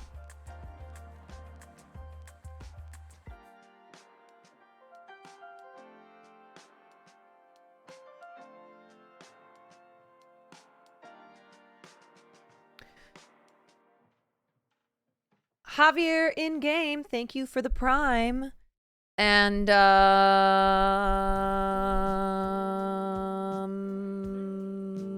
what else was I gonna say?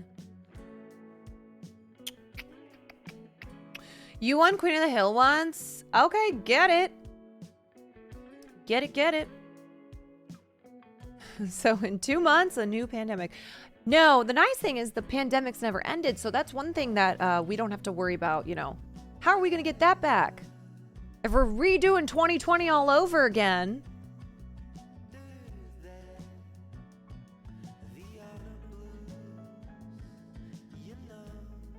If a big streamer came with a good idea, a lot of smaller streamers can benefit from it. Hope we see more stuff like that on Twitch now. And the thing is, I feel as if the viewers love collabs. Like, don't you all get excited by collabs? Isn't that something that you guys feel is missing as well? That camaraderie and that collaborativeness. It feels so isolating now. Everyone's doing their own thing. And the only time a lot of these people interact is when it's trashing each other.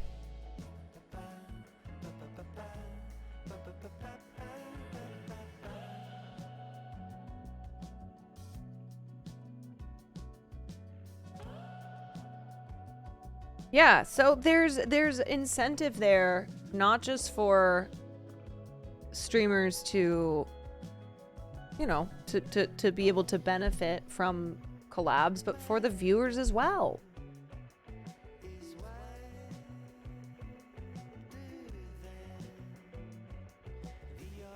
Stop being shut-in streamers and collab. Yeah. Well, that's why I like going down to Austin, because I know it's really easy to do collabs there. You know, I don't have to feel awkward about reaching out to streamers and being like, "Hi, do you want to do something together?"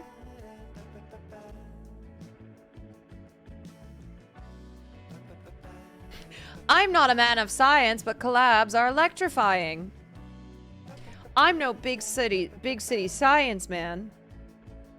Am I gonna go back to Alveus? I don't know. I need to message Maya, because Will's never been. Sorry, side note, my sister texted me, "Why do I have a crush on Barry Keoghan?" I'm like, girl, are you just getting on board? You're late to the party. What are you talking about? This was like when my other sister a week or so ago was like, is it just me or is Jeremy Allen White not hot? And I went, okay, first of all, hard disagree.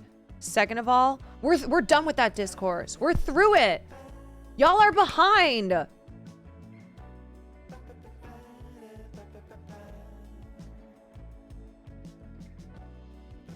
Anyway, that was just a side note. So, as far as Alveus, I would love to go back. Will has never been. We'll message Maya and see if it's possible. I know that she's had a lot of collabs lately. So maybe she needs a little break. Maybe she's like, I'm done with these dumbass streamers. But I will tell her when I see her that I have been saving spiders. And doing so because I'm a changed woman after Alveus. Do my sisters watch my streams? No, they don't. The only family member who consistently watches my streams is my father.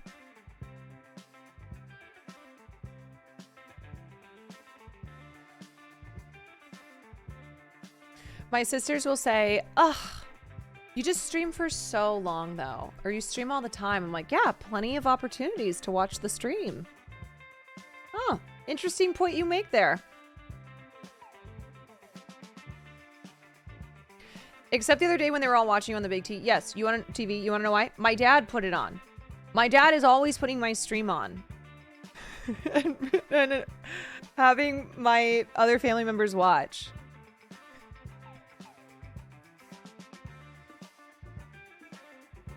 So cute. If my family watched my stream, I would die. I had to get over the, oh my god, my family's watching, I can't say the things I want to say. I had to get over that real quickly. And my dad is so chill. I don't worry about him. I don't worry about him ever going, oh, you shouldn't be saying those things. What's it like to have a supportive dad?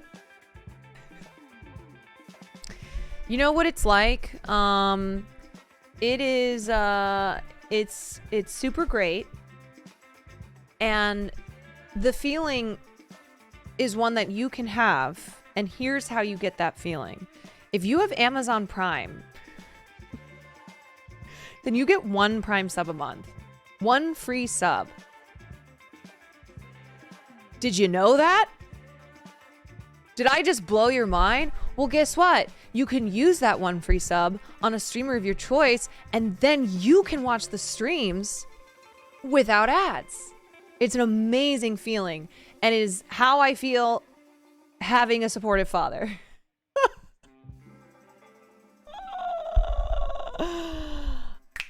And that's how you do a shell.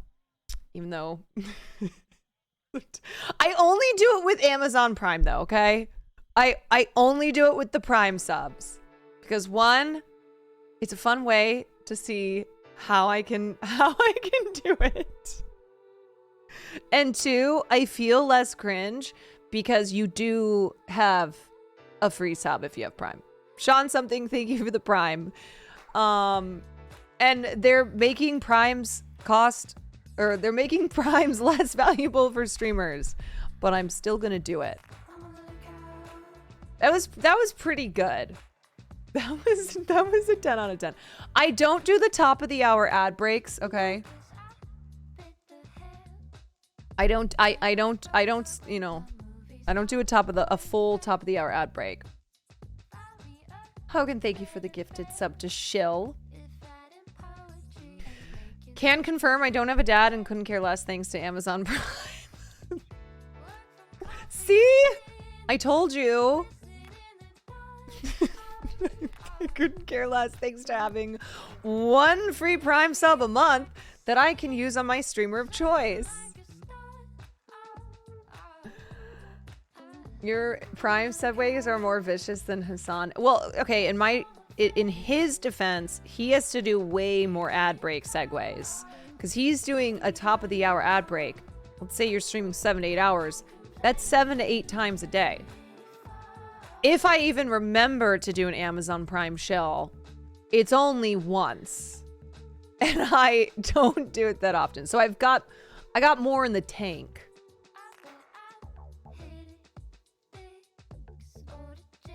Having to try to do a creative ad break though, once an hour,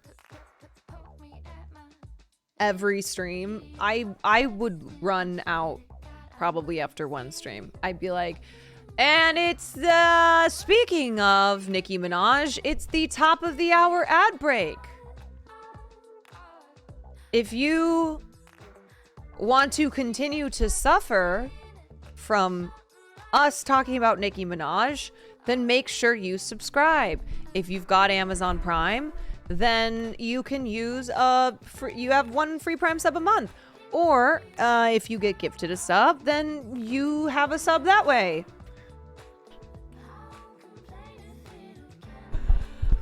To be fair, Hassan did the Irish accent thing for... Oh my god. I would subscribe just to make it stop. Was that the angle? Or was it like, you don't want to miss out on this, darling, do ya? So make sure that you subscribe, or if you have Prime, or if you get gifted a sub. So that way you don't have to miss out on this. No, I would do the most obnoxious thing ever. My duty as a member of the Quantourage when Quan raid. And then be like, if you subscribe, it'll stop. See, reverse psychology. Whatever. Thank you for the 13 months. Doing your duty.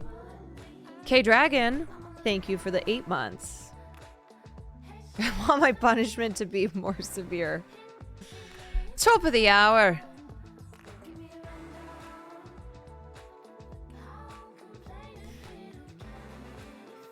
Yeah, no. So I have not started doing the ad breaks yet, but but if I ever feel like testing out my what's an accent that I am horrible at? Let me think. Scottish? I really don't know how to do a Scottish versus Irish. Arg. Top of the hour. Top of the hour. Ad break. Top of the hour. Ad break coming at ya. No, see, that's Irish again. Or, yeah, I can always bring out the baby voice. That's right. I do always have the baby voice in my back pocket. Australian. Okay, I gotta concentrate on Australian. Because I always picture it as, like, a drunken British accent. Top it. Fuck. Top of the hour ad break, mate. If you subscribe, then you don't have to see any ads, mate. You can also get gifted a sub. No, it wasn't that good. Or if you've got Amazon Prime, you can use 1 free sub a month. Subscribe. Not great. Not horrible. There's my Scottish accent. Arg, ye matey. Yeah. Rise up lights. Rise up lights. Rise up blades. Rise up blades. Hassan is not better than me. Are you talking about my Australian mate? Because look, everybody can say mate, okay? Shrimp on the bobby. But the real test is if you can go on and on using an Australian accent. Subscribe to the channel, mate. Hit the bell. Thank you, mate.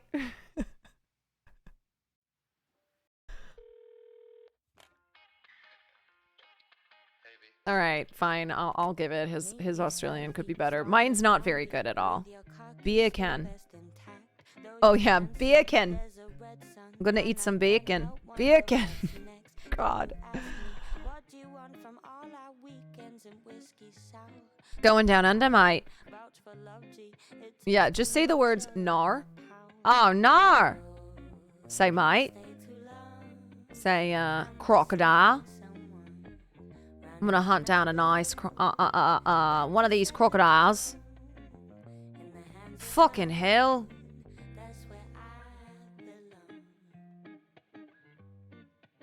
Crikey!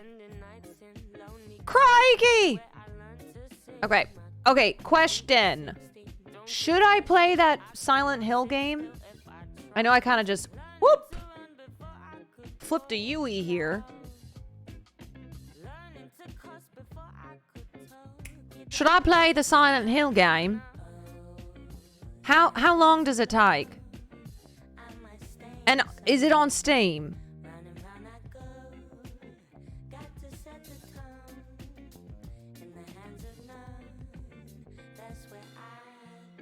At least 12 minutes. Okay. Oh, no. Oh, it's for PS5. Wait, so can I not play it on...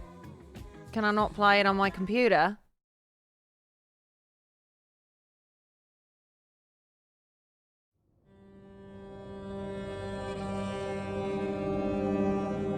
Good night, moonbeams. Maybe I can be like her. Wait, why does she look like Mia Khalifa? Is that Mia Khalifa? Maybe I can be like... Wait, doesn't that... Does she not look like Mia Khalifa? You're not the first person to say that? Okay, good. Her. I'm like, that's her. Bad things happen because of you! Mia Khalifa. Here goes.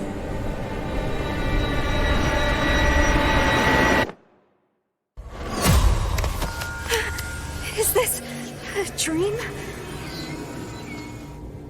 Who's there? What's with this place? Cherry blossoms bloom within the grasp of death. Oh, Will said the same thing. What are you hiding inside? Maya?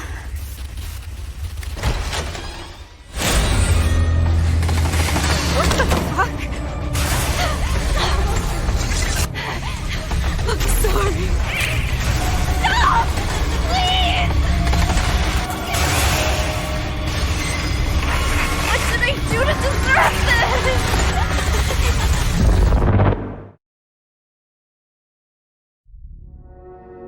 Yeah.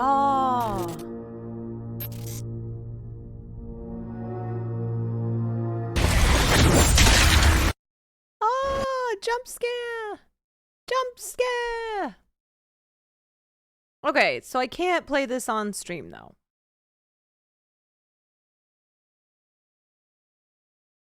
PS5 only.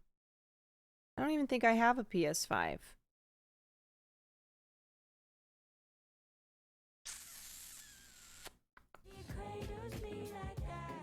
Not without... Okay.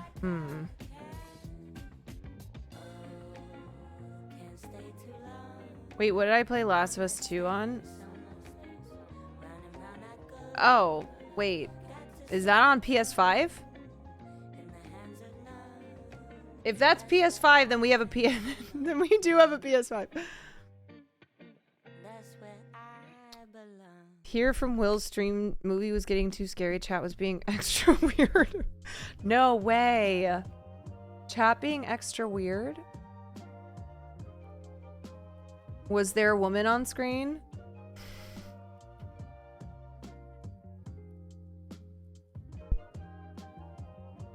Oh my god, how did I know? How did I fucking know? They're watching X?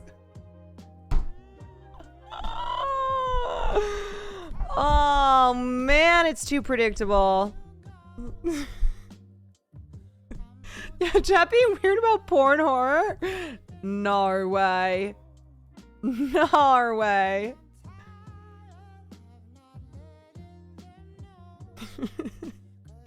Okay, well...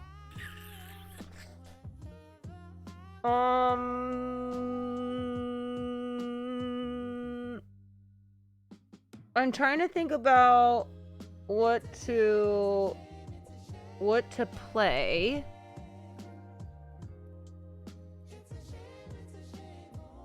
To do some Gaiman.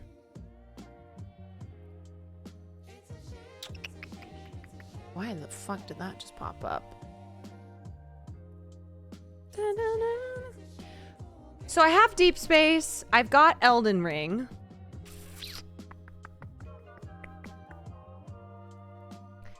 It's probably not...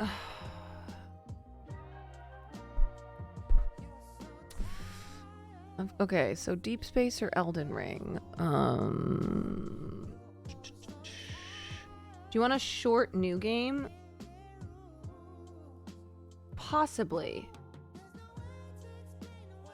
Possibly. Oh, did I say Deep Space again? Shit. Dead Space. Y'all know what I mean.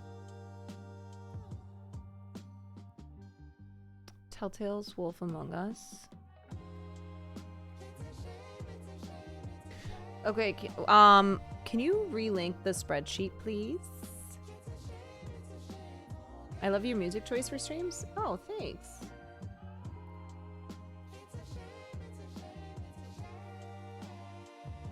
I can't play Baldur's Gate until Will's available to play it. Wait, there's an Until Dawn remaster? Thank you. Okay, time to beat, sort, dismiss. But it's not, oh, it's not out yet. Okay.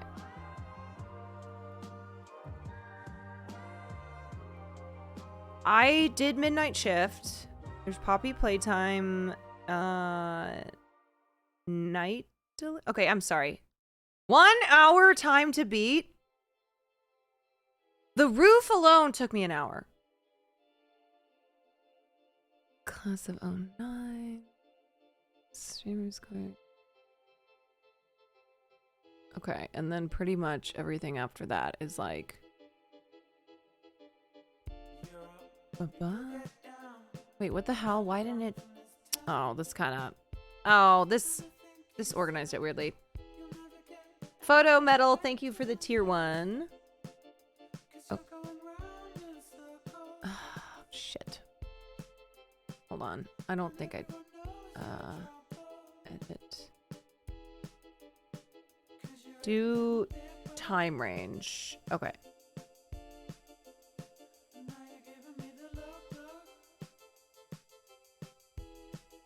Under 5 hours. Untitled Goose Game. These are all horror. Wait, did I do Midnight Shift? I can't remember.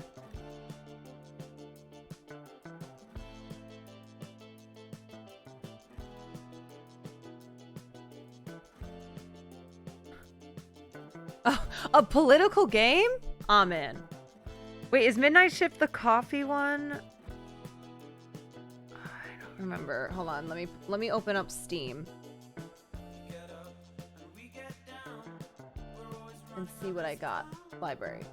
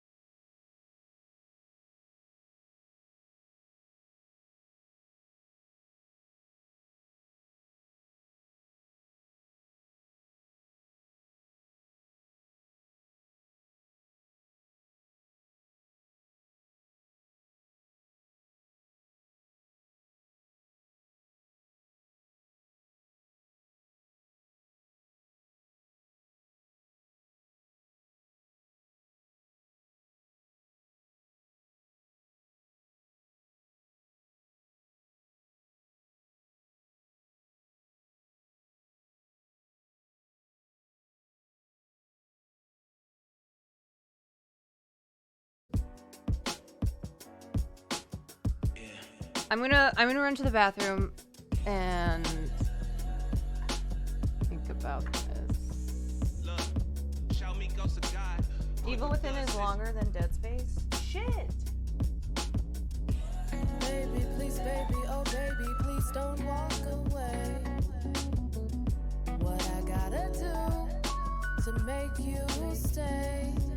Like, maybe, just maybe there's something that I can say to make you stick around. I'd love it if you stick around. Didn't I treat you right and love you good? Didn't I do what a good woman should? So why you wanna step out and leave me left out? But if you gotta go, I get it. But if we start, might as well just finish. Can we talk it out? Don't say there's nothing to talk about. And it hurts, I know. But baby, please don't make it personal. Why you wanna go into that love? Hey. Why you wanna go? Why you wanna go into that love?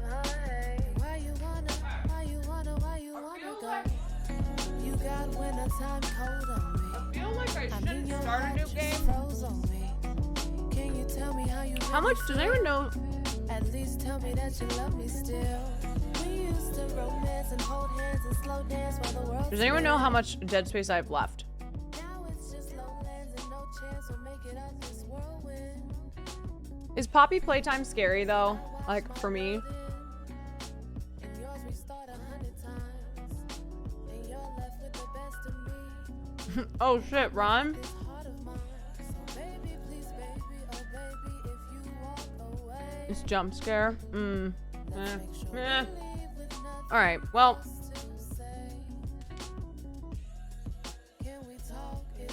Sorry that I just wasted our time looking at other games. But I'm also like,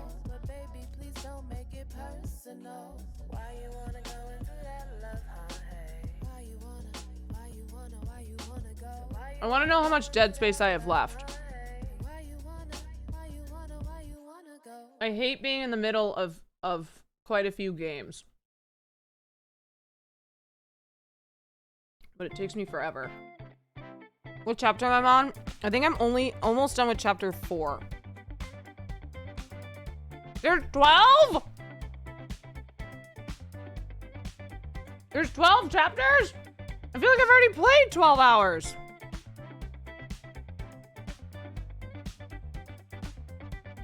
Fuck!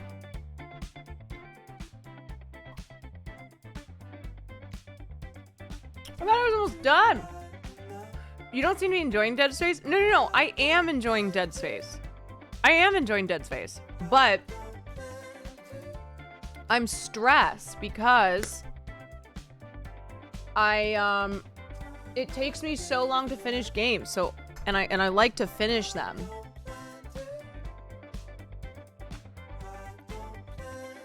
So that's why I know, I just kind of chip away. But I don't want to okay. All right, and then I'm going to move on to actual gaming and stop talking about it. But I don't want to take too much of a break cuz it's hard for me to get back in. So like I already know when I try to get back into Elden Ring, I'm going to go, I don't remember how what is this my sword?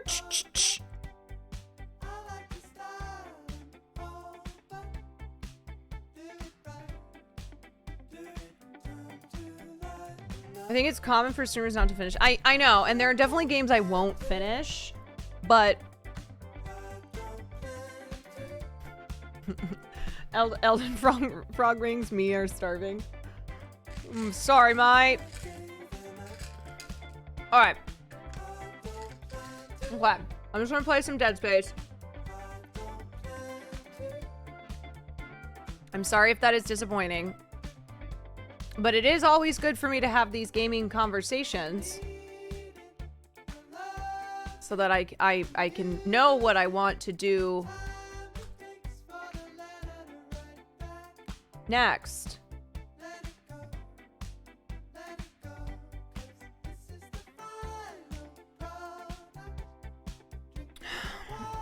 Maybe, come on. Oof, okay. Oof.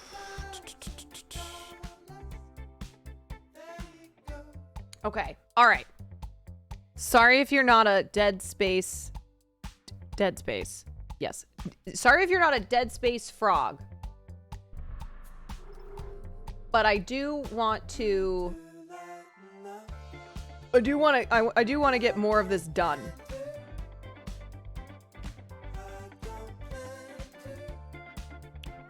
You know?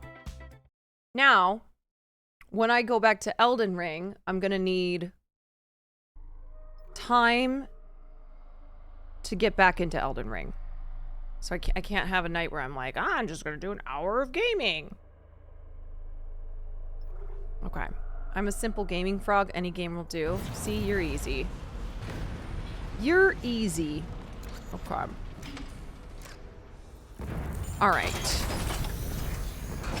Good night, Coldest Waffles. Good night, anybody else who's like, I fucking hate Dead Space. I would rather... I would rather watch paint dry. Oops. Take off. Z. Okay, so I fucked this up last time because I got hit by a meteor. And then one of those little evil babies. Syncing targeting system. Okay, let me go get some oxygen. Fill up. Alright. Oh! Destroy asteroids. Oh. Wait, is that what I'm supposed to do? I don't know. I don't know what's going on in here. Syncing targeting system. Ah! Warning. Hull integrity compromised.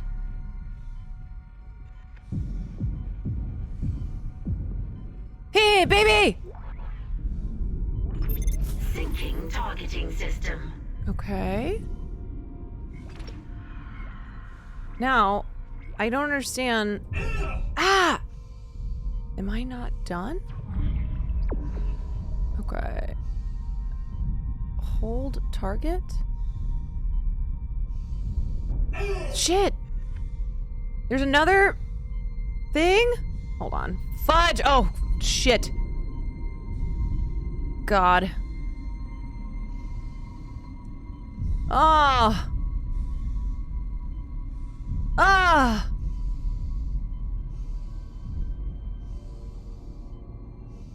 Okay, and then do I go back here? Fuck. Wait, I don't understand. What is...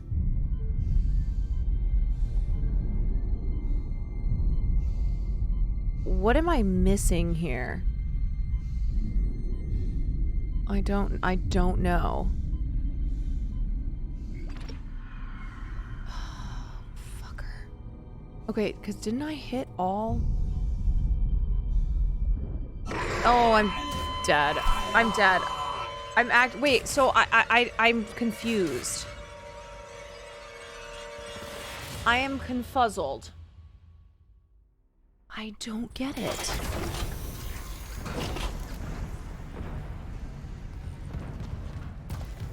I thought I just had to activate these. Good night. Good night, Lynn.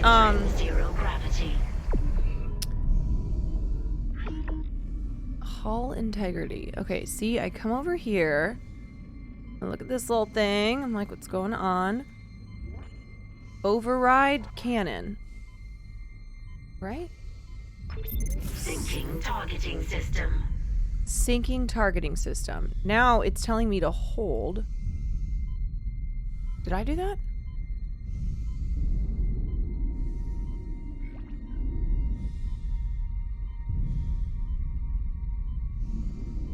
Oh! Shit. Okay. Syncing targeting system. Now hold. Like, do I shoot this? No. Warning. Hull integrity compromised. Hold target? I don't get it. Okay, let me grab some. Aim and shoot the asteroid with your... Oh, okay. Wait a sec. Ah! So aim?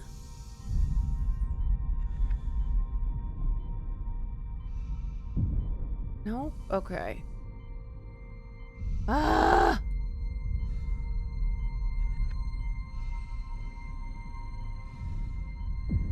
What am I doing? Ah!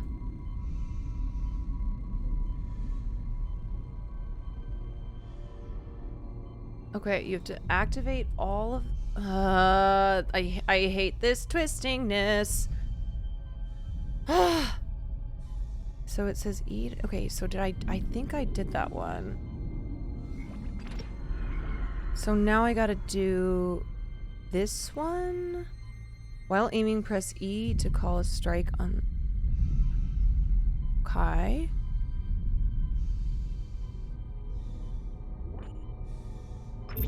Syncing targeting system.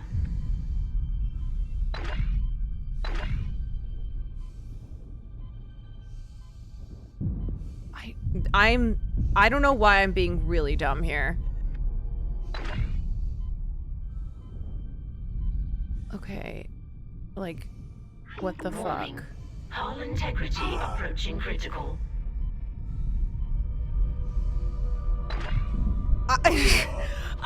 Why am I being so stupid? Stop it! What is... Oh my god, I'm gonna lose my mind. Oh my god, okay. Okay! I don't understand. I don't understand. When you activate the panel, you don't aim at it, you aim at the debris. But do I don't get how to aim! I'm dumb. I'm so dumb! I'm being stupid! Entering zero gravity. Okay, let's try this again. Point your gun at the asteroid. Okay. Let's try this again. Syncing targeting system. So, hold target, and then where's the asteroid? Like here? Like that? How many of...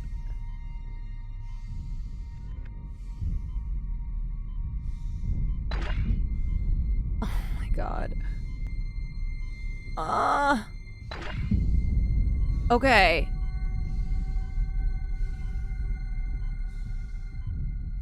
Press E when aiming. Warning. Hull integrity compromised. Okay. Why are there so many of these?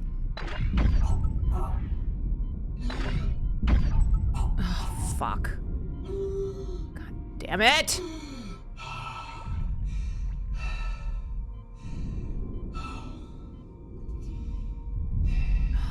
Fucking hell. Okay. Ah, I shot it again. Ah!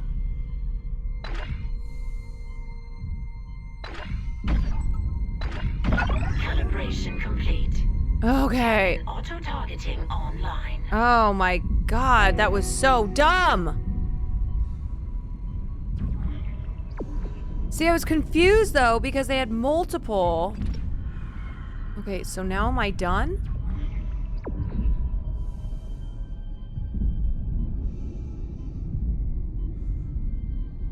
No, I have to do each panel. Okay. Syncing targeting system.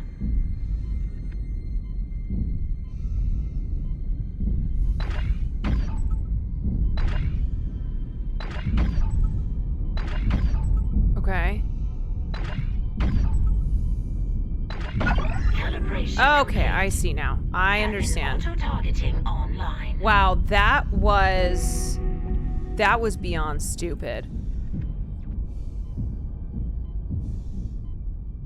God, these stupid babies. Warning. Hull integrity approaching critical. Syncing targeting. Ah, I can't see anything! Where am I? Oh my god, I'm in dead space. Fuck. Fuck this thing. Oh my god. Oh my god. I swear to god. No.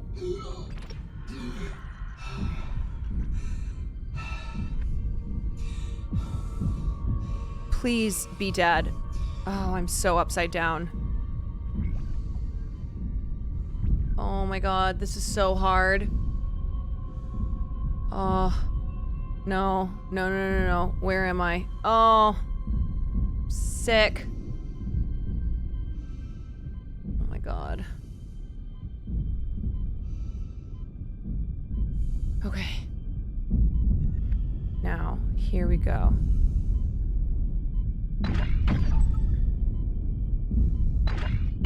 Okay.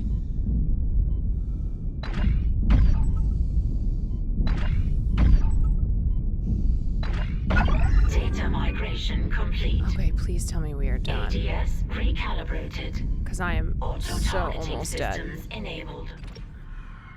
Okay, are we good now? The ADS cannons are online ship-wide. Thank God. Engaging autopilot. Whew. Get yourself inside, Isaac. I think I figured out our next move. Alright, dude. I swear if one thing hits me, I'm dead. I have no, like a little rock could take me out. I have no health. Now that I'm halfway through what I think of the game, I really like it. I will say, I think, Exiting zero gravity. Exiting vacuum. I think Alien was scarier because of the alien. Because of the nature of, like, you know, if you get caught, like, if it hears you.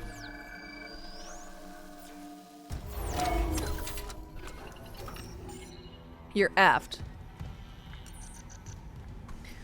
God, I really could use some health, but I don't have any. Isaac, Hammond. Alien was awesome to play. It was one of my first games. Someone's down there? See what you make of this. Yeah, you couldn't kill the alien, exactly. Medical is a sanctuary. All survivors, please join us. Nicole, I'm going back to medical. Makes sense. Please tell me that there's stuff in here for me to use. Wonder if you know something we don't. Oh my god! I literally was just like, yeah, Alien was so much scarier. See? Took me out. Because I have no health. I have no health. A stiff wind could take me out. Me playing Alien got you into it? Hammond. That's awesome. I just intercepted a transmission for medical. Someone's down there? See what you make of this. They really come at the worst This time. is Senior Medical Officer Nicole Brennan. Fucking assholes. Medical is a sanctuary. All survivors, please join us. Nicole, I'm going back to medical. Makes sense. I'll head to the crew deck and look for Fudge. survivors from the bridge. I'll be in touch. The crew deck. Okay, wait, I Wonder went in if you know here, something we and don't. then this little thing came out. Where is it? Where'd it go? I know it's here. Guns out, sun's out. What the hell?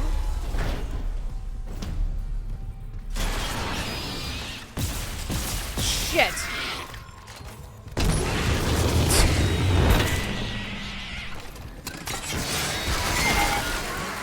God damn it. Yes, okay. Small med pack. Thank God. Thank Jesus. Jesus. Man, that was my favorite thing in Alien when I would do Ring of Fire and I would just light them up. Wait, what's going on? Okay, that is locked. Sun's out, guns out.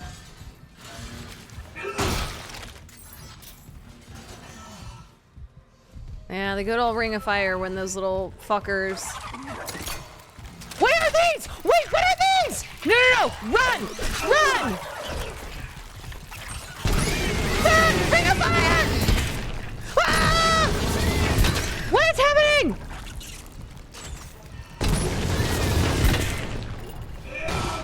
Fuck! Bruh, just as I was talking about Ring of Fire.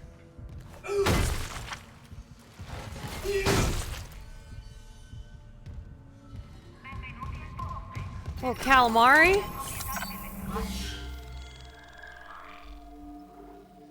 I always hear something croaking when I'm saving. Just little octopus. Yeah, just little octopussies.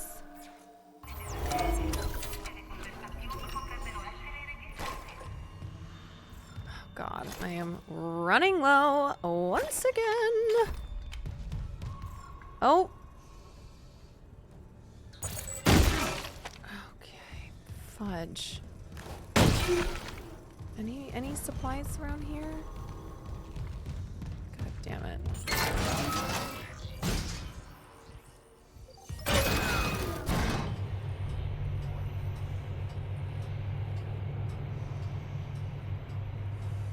Your ass would not be playing this for bedtime.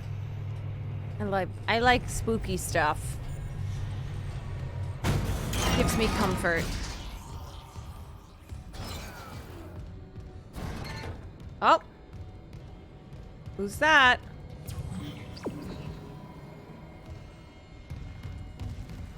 Who's there?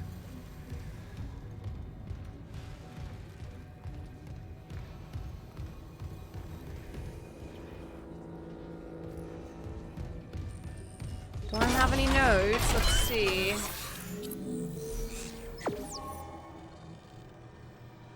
Okay, suit level 2 upgrade graph extended.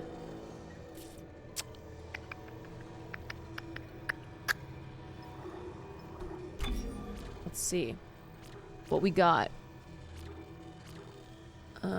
Stasis duration.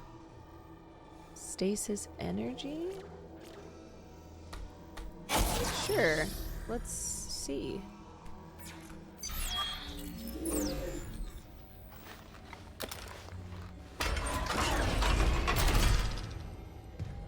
Righty, mate. It's time to go fuck up some little spice creatures.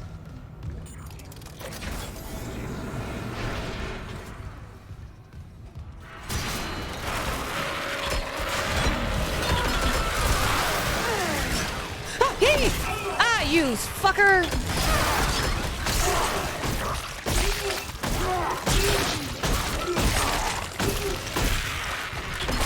Shit, god damn it, these idiots! Oh, I have hardly any weapons. Oh, okay. Fudge. Wait, why am I doing this? Fudge, mate.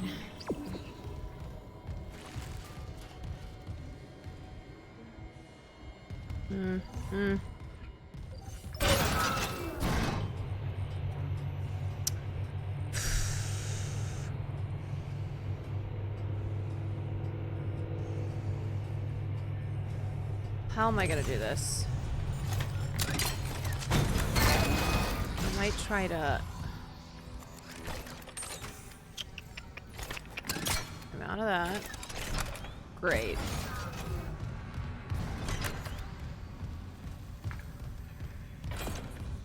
Okay.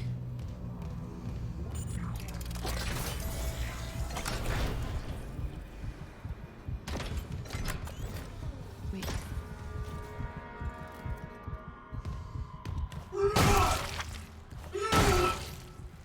Where'd they go? But I don't get it. I don't understand why they're not popping up.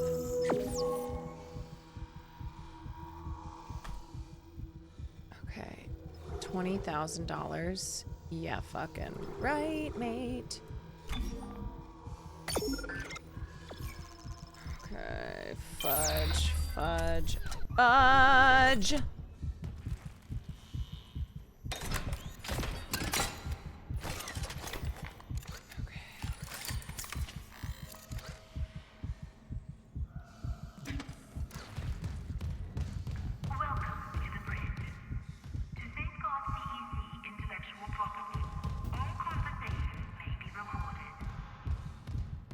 May be recorded. Clearance confirmed.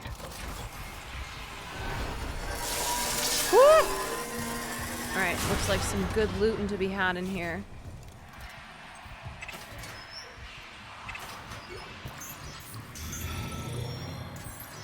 Okay. Yep, loot away. Let's go. Okay, more loot.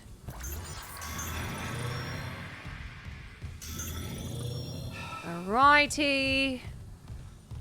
Crikey. Some good loot.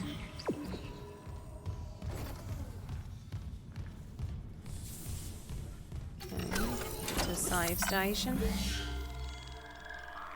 Oh, I'm in chapter 5. Great.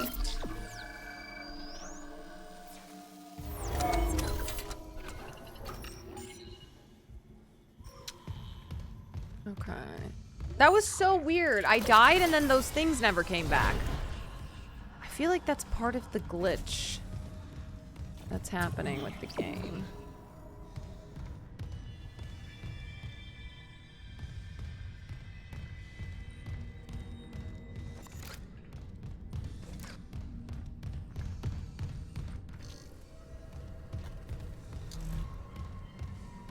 They felt sorry for killing me. Yeah, they were like, you know what?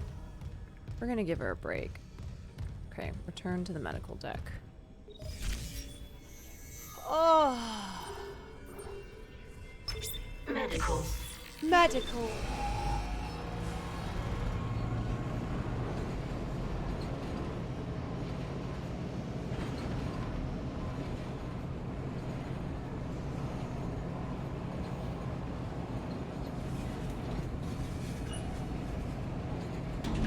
Now arriving at medical. Pass to the chemical lab. What? You said the chemical lab? I can barely hear you.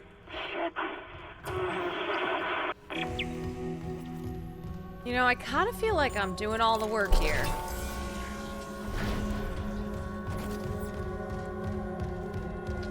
Kind of feels like it's just me, myself, and I. Not really getting a lot of assistance here. Oh God, what is that? Daniels, the door to medical just locked behind me. Hello? Clearance confirmed.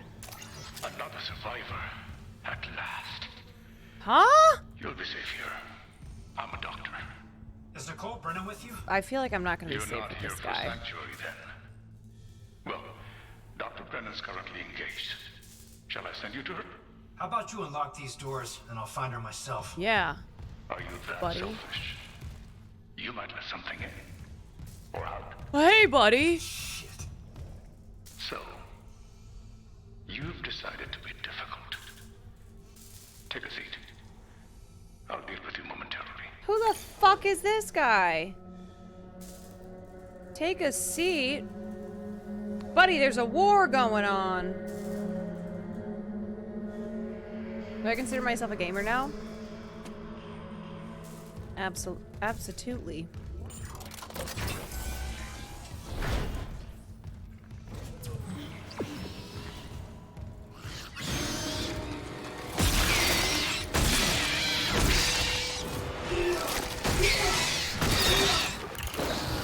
Oh, ah, damn it! Ah, these fucking shitty things.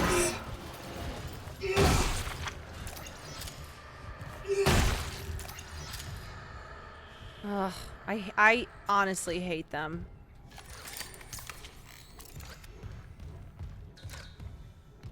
I am a gamer. I don't have any stasis. I do love that stasis, though. When I got it, I'm all... Oh, woo! Speaking of!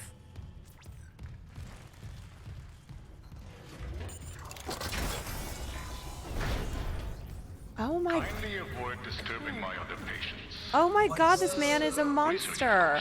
This doctor. I'm so close to finding that missing factor.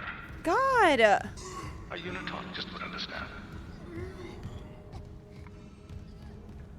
Who's this guy think he is? Dr. Frankenstein?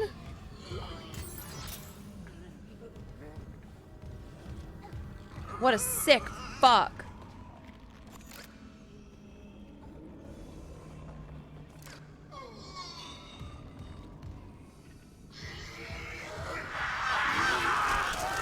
Oh, God almighty, what the fuck? What the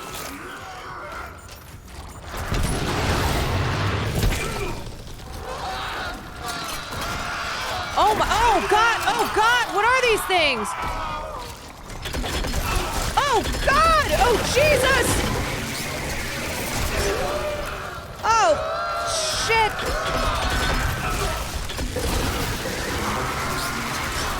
Scheiße! Oh my...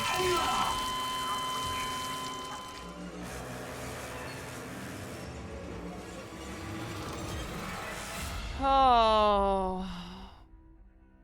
God. Oh, Jesus.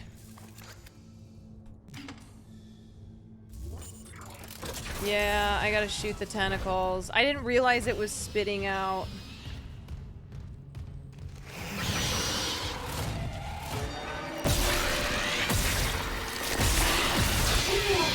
Fuck, I don't know how to kill these things. Ah, they're always getting me! These ones I feel like I just don't know how to kill. Unless I beat the shit out of them.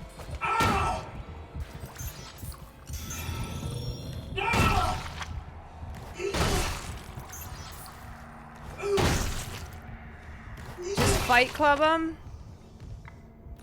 Okay, and then this, I'm gonna need to...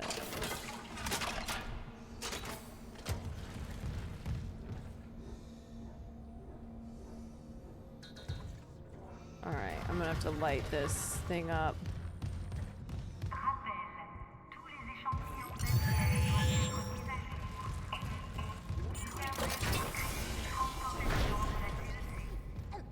Kindly avoid disturbing my Kindly avoid? What is this?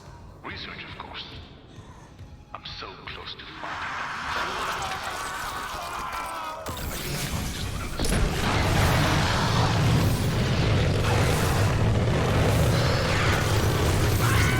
Yeah, buddy, that's right. That's that shit I do like. That's that shit I do like. Oh, it sucks, doesn't it? Oh, yeah, look at you, ugly. Yeah, you're just a stupid piece of shit.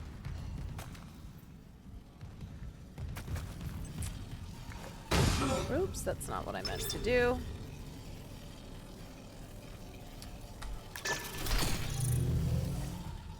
Oh, wait. Hold on, hold on. Oh, wait a sec. Okay, I want an Ellie. Take this up here.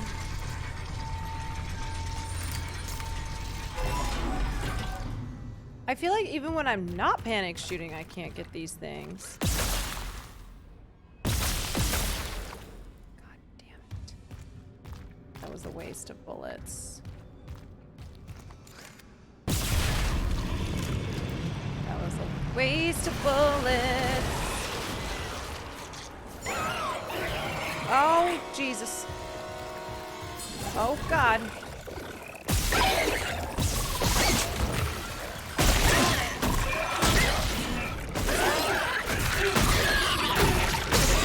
I'm just gonna beat the... I'm gonna Fight Club Quan! Fight Club Quan! Yeah, yeah, yeah! I'm trying to shoot the tail. It moves too quickly. Will this hurt me if I touch it? How do I get past it? Do I not? Go this way.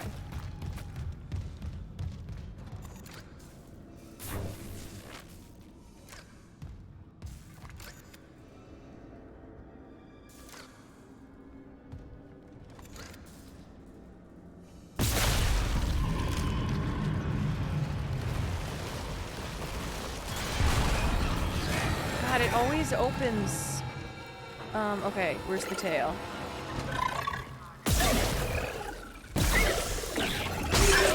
Cyclone Quad! Yeah! See, when there's only one of them, I can beat the shit out of it all day long, baby! All day, all night long! Oh yeah, oh, all night long! All night long. Come to daddy. Come to daddy, why don't ya?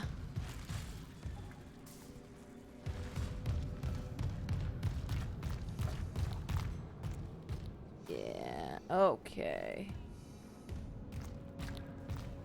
I do like beating the shit out of these things.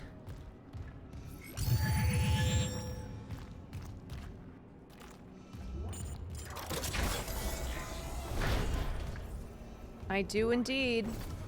Patient log retrieved. There. I have to record these days. The old memory, you know.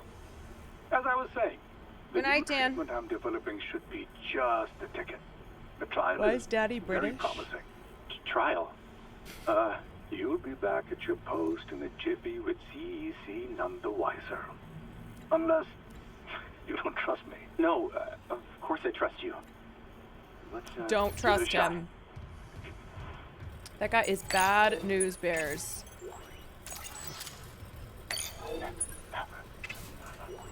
See? Volunteer 9 is a young male, testing my new tissue regeneration formula. Clearance I confirmed. expect death within the hour, but the changes to the vascular system are very promising. One moment for the cleanup. Told you this dude is bad news. He's been corrupted by ambition. Get a trauma team in here. Yes, I called 3 times. My patient is crashing.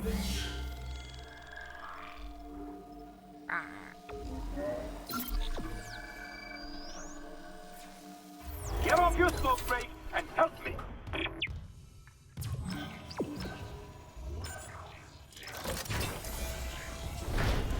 Any supplies in here?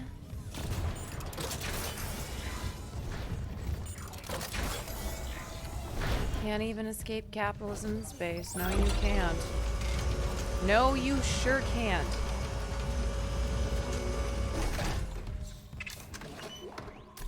Okay, more notes. Love it. Alright, what's over here?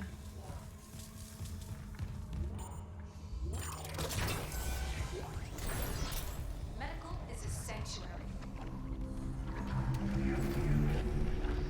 All survivors, What please is- join us. Okay, wait, let me grab some supplies first. Hold on. Stasis pack. Bronze semiconductor. What else we got in here? Got any bullets? Shipwide transmission. Like Gordon Ramsay authorized. says, shut it down. Just a trick. Isaac. Isaac. Make us whole. Wait, who did that to me?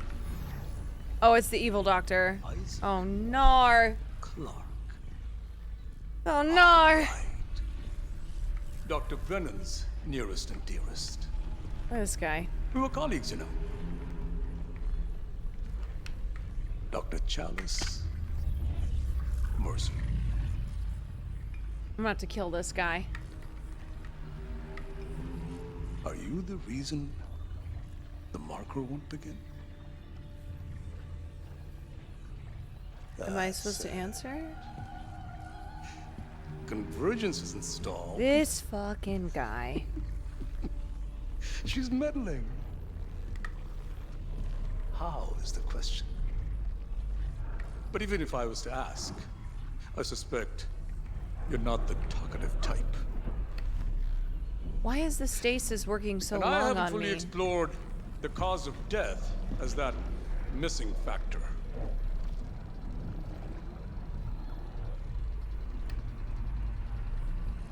Dismemberment. Now I think you're on the right track there. Try and relax, Mr. Clark. Convergence is so close. Maybe your death will tip the balance. Oh yeah, bozo? Let's do hand-to-hand combat. Fuck. Oh god. Oh, Jesus. Oh, Jesus, Mary and Joseph! What is that ugly-ass thing? Fuck me. Oh, hey.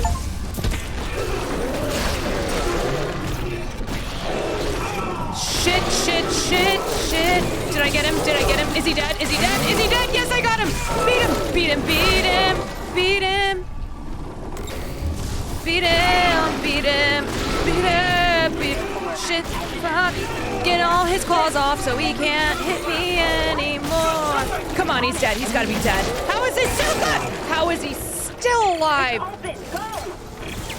Oh, wait, what's open? Ha! Hey! Wait, this is open? Ah!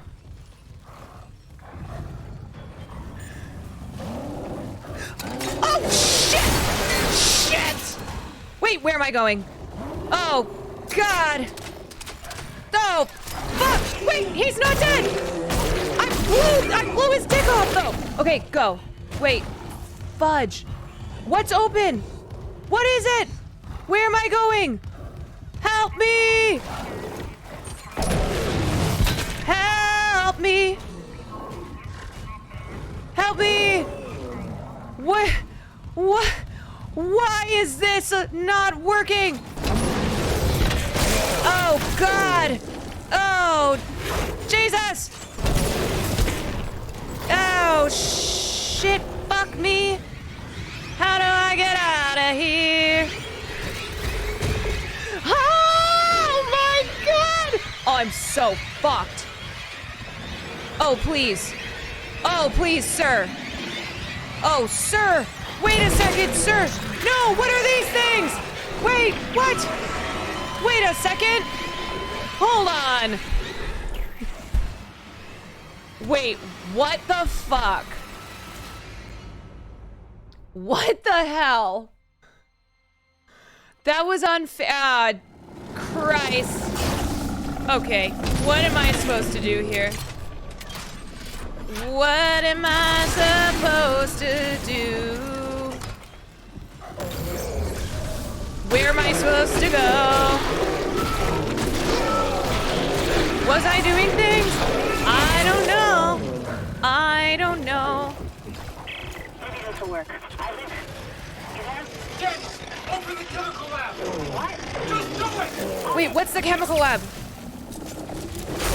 Shit! It's open! Go. Okay, wait, where's the chemical lab? I don't understand. Where am I going? Where's the Hold on. Okay, escape the creature.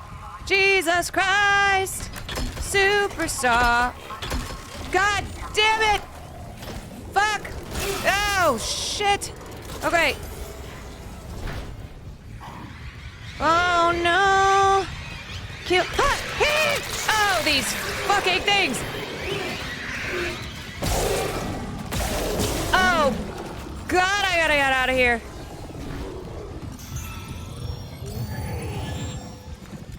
Huh? Okay, okay. Keep running! Nicole's broadcast. It was a trick by a fucking unitologist. Dr. Mercer. Yeah, that guy He's locked down fucking medical sucks. Okay, wait, am I... Oh, God. Every way out is locked down to Shit! one of the offices. Must be Mercer's. I can brute force the internal doors, but you'll have to reach his office and lift the lockdown manually. Girly, whatever you gotta do. Wait, whatever I gotta do? Okay, wait, where am I going? Okay. Whoo!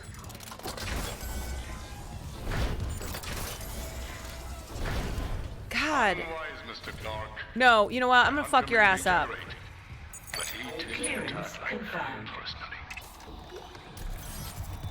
Wait, I'm safe for now? Okay, thank God. Thank Jesus.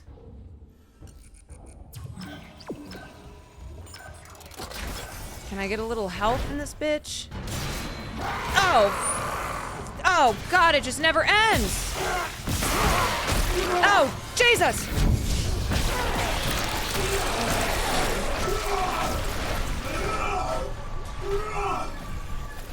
Oh, God, he's here too! Oh, come on, Christ on a cracker! Oh, fuck me, Jesus! Oh, I'm still alive! Oh, God, everybody's here! Gang's all here! Oh, God!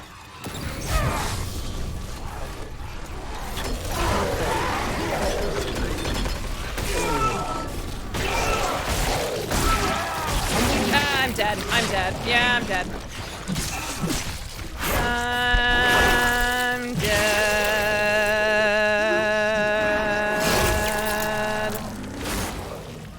Oh, shit.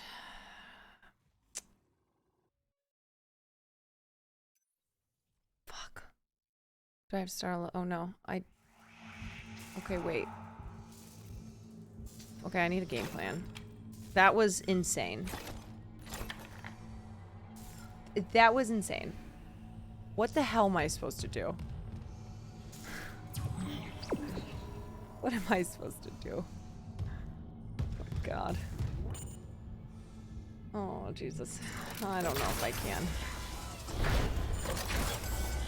Oh. Unwise, Mr. Clark. My hunter may regenerate. But he takes an attack like that personally.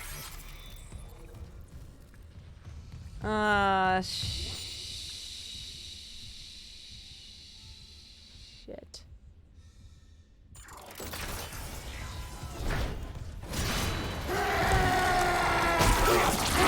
Oh, God, he already got me! Ah!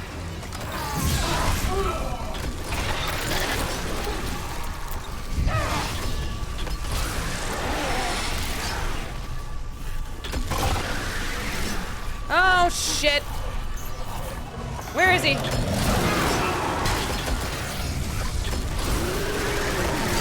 Oh, okay. All right, how do I get out of here?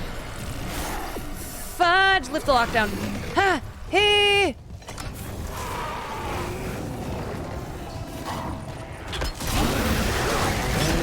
Shit! God damn it! God, I don't know. I don't know how to do it. I don't know. Oh, I can't. This motherfucker has no stamina. I can't do this. Oh no, I have such a headache. I have such a headache right now too. My headache from earlier is back. It's not ideal conditions. Okay. I gotta get to the train. Okay, alright. But the question is... Wait, okay. Don't I need that thing? I just have to get to the train? Okay. Unwise, Mr. Clark. My hunter may regenerate, but he takes an attack like that personally.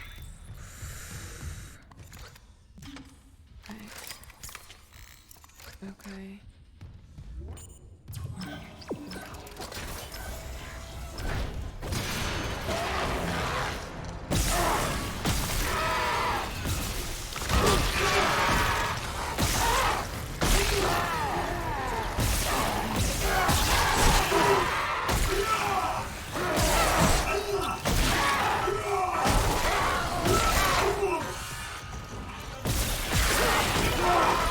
me. Fudge me. Shit! God, I can't! I can't even kill these fucking guys! I can't. I need to get to the... Oh, I didn't go to the train. I'm literally aiming at their legs and limbs. I don't know. Maybe I'm not, but I feel like that's what my goal has been. My goal has been aiming at legs and limbs.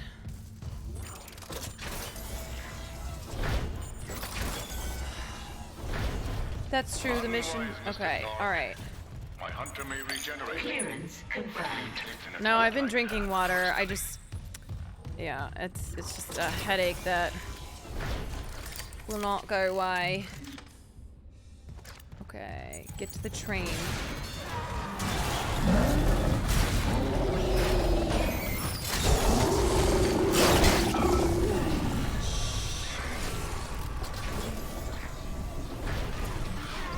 Okay, go! Go! Go, you stupid idiot! Go!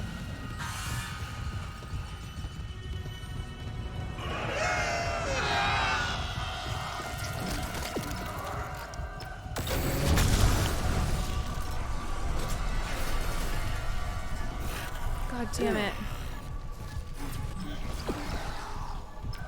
God damn it! Go faster, dum-dum!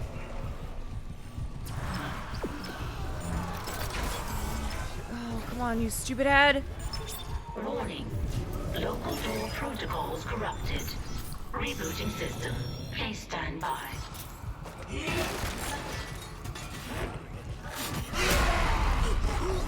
Shit! Oh god! Hold on. I can help you. No, I can't. Not me. Save hydroponics. Wait, who is this? We're all dying. Air's poison. But there's still time. What? Her enzyme will work if... She just needs liquid nitrogen. What's going on with that? Wait, who needs liquid nitrogen? Call Nicole's hologram? He was right. Air quality is dropping shipwide. What's going on with Bro? Poisoning the oxygen and hydroponics. If we lose our air supply... He said we could fix it. He came looking for liquid nitrogen. There has to be some in the cryogenics lab. Okay, the air is poisonous. Not like we have a better option. I'll clear The you floor a is path to cryo. lava. Door protocols rebooted. Okay. Thank you for your patience.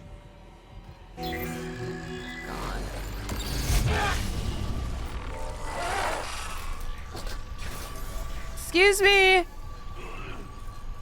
Excuse me! Toxic hazard detected. Aw, shh. God damn it, everybody's here! Fudge! Here, there's emergency bed control. God fuck my... God damn it! Oh, I hate all these guys. Oh, these fuckers are here now, too. I'm dead. I can't. Everybody is killing me. Oh, but... Oh, everybody killed me.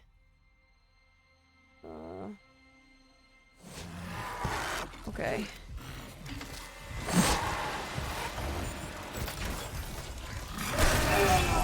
Alrighty. Just gotta keep going. Fuck. Okay, just run. Run, you fucker! There's emergency bed control at the security checkpoint. Go! I'll try to lock them out. Shit!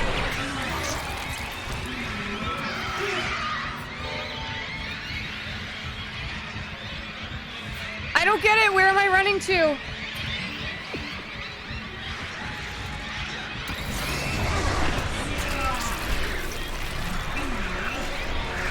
Get off! Get off! I hate these things!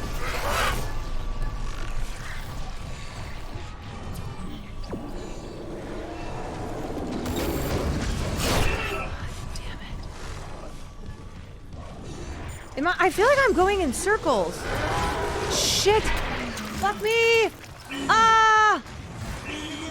God damn it! Ah, this thing! Ah, these things! Ah! Ah! Ah! Please! Please! Please! Okay. Clearing. Let's pump that gas in for my Ah! I'll open the other door from the chemical lab. God, I'm gonna be dead soon! Thank you for the raid. Okay, are you... Ah! I have no health. It's, you know what? Those things are the worst. How am I supposed to avoid those things? Fuck. Okay. Yeah! God, I hate those things. Oh my god. They're like little gnats. Thank you for the raid, Riverboat Jack. Oh my god, my head's exploding. But I want to get through this.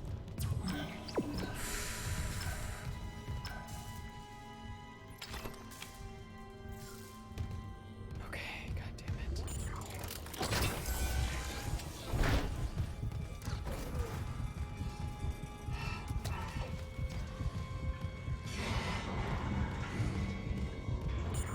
If this thing hits me again, I am screwed. Okay.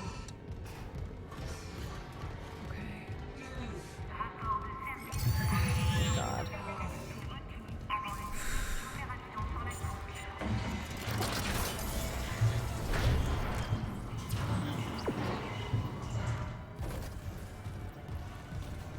Is this where it is? No. What am I doing? Where am I going?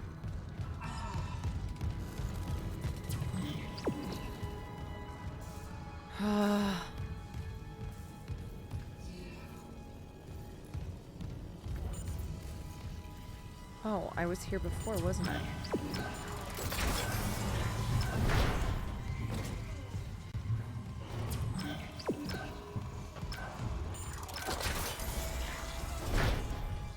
Back to where it all began.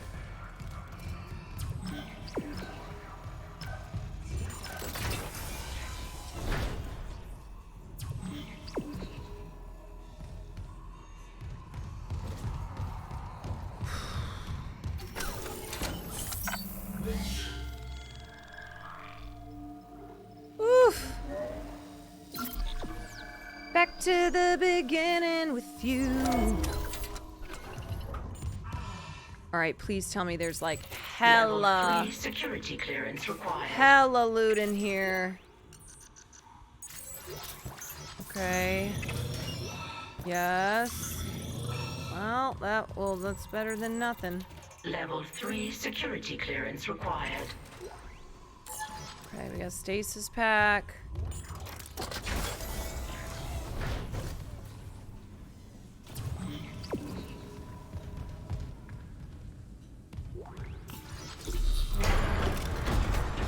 I bet you.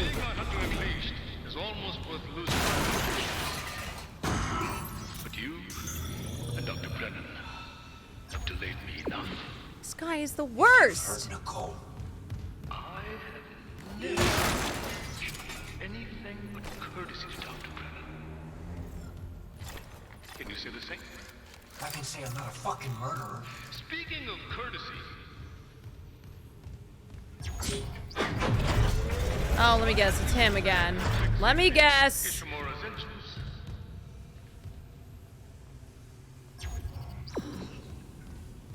Our homecoming will be truly divine. God damn it. Am I about to take on all these? If you can stop a convergence event fueled by the entire population of Earth. You take these things to Earth, it's all over. Only for the faithless. Humanity. I wish I could shoot him through this. Whole, Mr. Clark. Would that worked? With or without you. I'd say You've chosen your side. Jesus. Jesus, Mary and Joseph.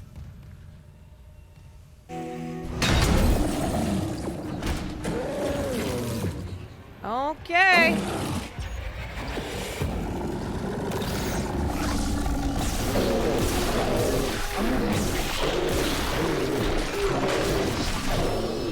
Oh, God.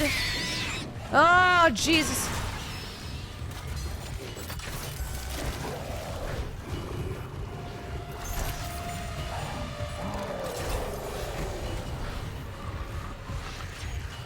Wait, I'm right back where I started? Oh, God.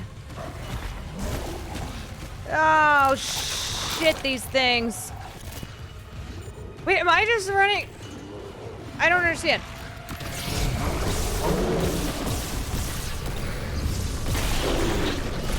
Okay.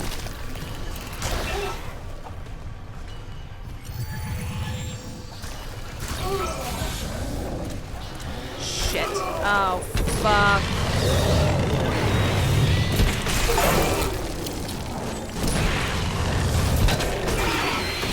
Oh, God.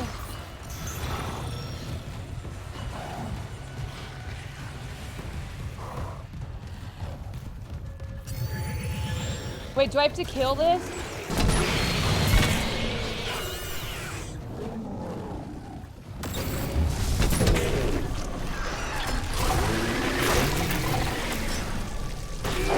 Okay, come on, die, you piece of shit.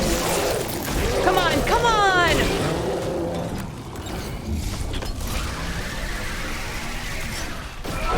Come on, this thing's gotta die. Come on. Oh, Jesus. Come on, he's down to the bone! Oh. Oh, shit, more stasis.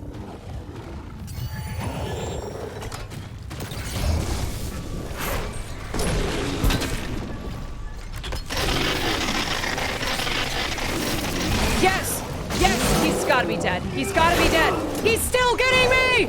He's still getting me! How? He's literally a torso! Oh my God! Come on! Come on, he's... Wait, how is this possible?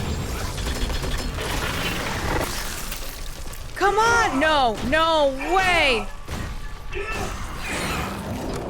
How? How? I don't understand! I've got to be missing something. How is this piece of shit? Oh, God, he's stabbing me even when he... Okay, I'm almost... I don't understand. I literally have blasted this bitch apart. Please, come on. This has got to be it. Come on. How does he keep regenerating? There's no way. There's no way. There's no way. How is this possible?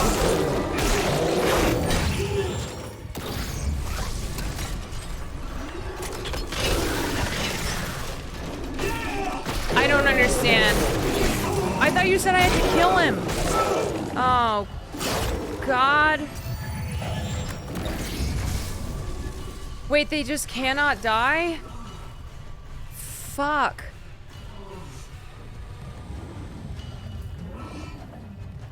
How am I Oh. Initiating cryogenic freeze. Oh, shit. No specimen present. Cryogenic freeze cancelled. I just blew all okay, you know what? I'm... Oh! Kasara, thank you for the 11 months.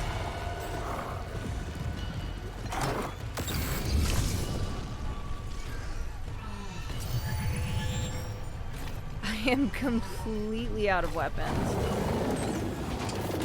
Yeah, okay, I'm dead.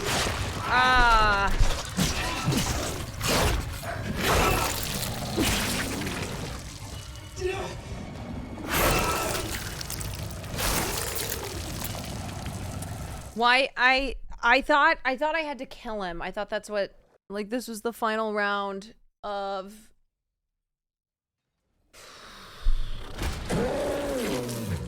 No, I guess not.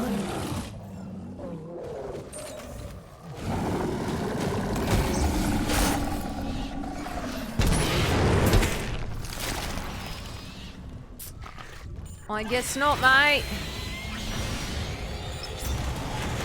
Cryo freeze in progress.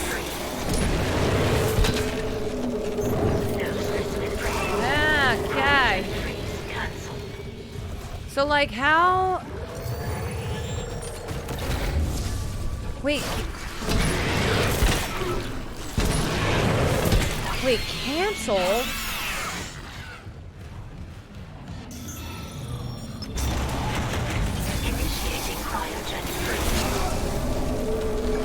Why is no specimen present? Oh, shit. Shit, I'm stuck. I'm stuck. I'm stuck. Okay. Oh, it's trapping it. Oh, I figured this out a little bit too late. Ah! Hey!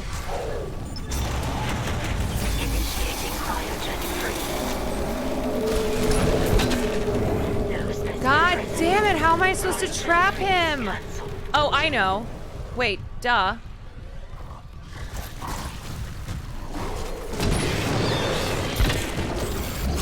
Okay, now. Now go. Fudge, I'm so slow. Did I get him? Yes! Cryogenic freeze complete. Transferring specimen to storage. Oh my god, I got him. Oh my god, I did it. I did it. Yes. Isaac, you okay? I stopped that hunter. Oh. Mercer's gone. That was crazy. He wants to take these things to Earth, Kendra.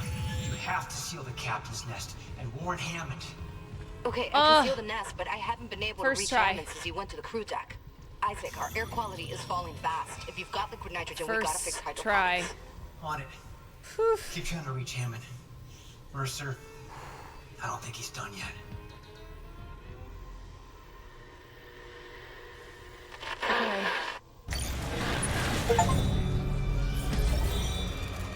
Alright, chapter 5 completed.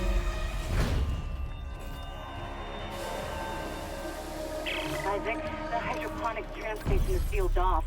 You'll need another way there. Take the tram back towards the hangar, then head to the repair station. Remember where you took that broken tram car off the tracks? There's an access door in there that'll take you to hydroponics. Okay, next save station. I am out. Let's see.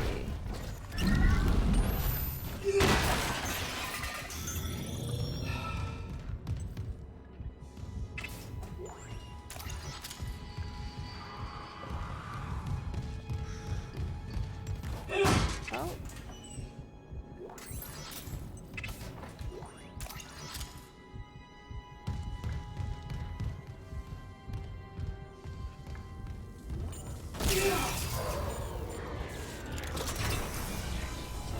Somehow did it, even with a raging headache. Okay, go to tram maintenance.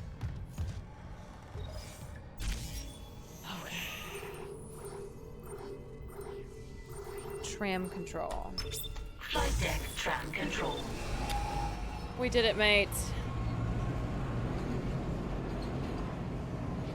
I don't know why my headache from earlier just popped up. Started raging.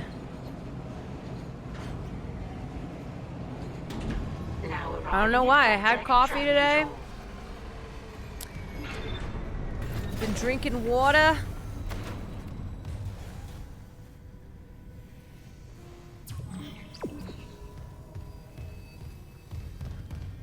Prompts from all the yelling. I don't yell. What are you talking about?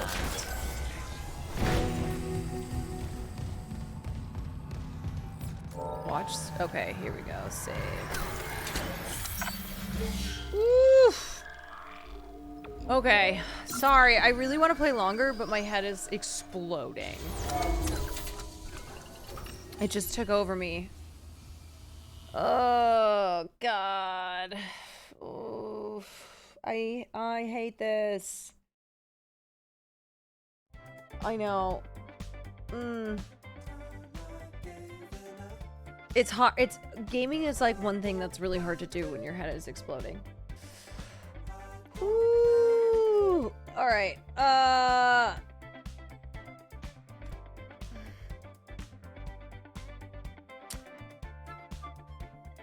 Okay. I'm gonna send you guys over to I'm gonna send you over to Auxiliary. Just playing some Paul World. Maybe one of the aliens is in my brain. Yeah, I don't know. I've taken ibuprofen. I drank coffee. I think I just need to. I need to like close my eyes until the headache will go down. But I'll be good. Don't worry, y'all. Okay, I'll be back tomorrow. And then Friday I'm gonna go to Austin. So I will see you all from down there. But really, caffeine can make it worse. I always drink caffeine if I have a headache, because usually it's because I have a caffeine withdrawal, but maybe not. Oh my God, here he comes. Here he comes. He knows. He knows. Come here, TT boy. Every time, you guys. I'm telling you. I'm telling ya, he knows. Okay, Furley, mommy's got a headache though. Mommy's got a headache. I know. I know what you want. I know. But mommy's gonna lay down. Mwah. You smell like TT. Alright, y'all. I'll see you tomorrow. Yeah, my monitors are very bright. My room is very dark. That is true. It's probably from that. Yeah, it's probably from staring at screens all day long. Okay. Anywho, I'll see you guys tomorrow. Thank you for hanging out with me. Ta-ta.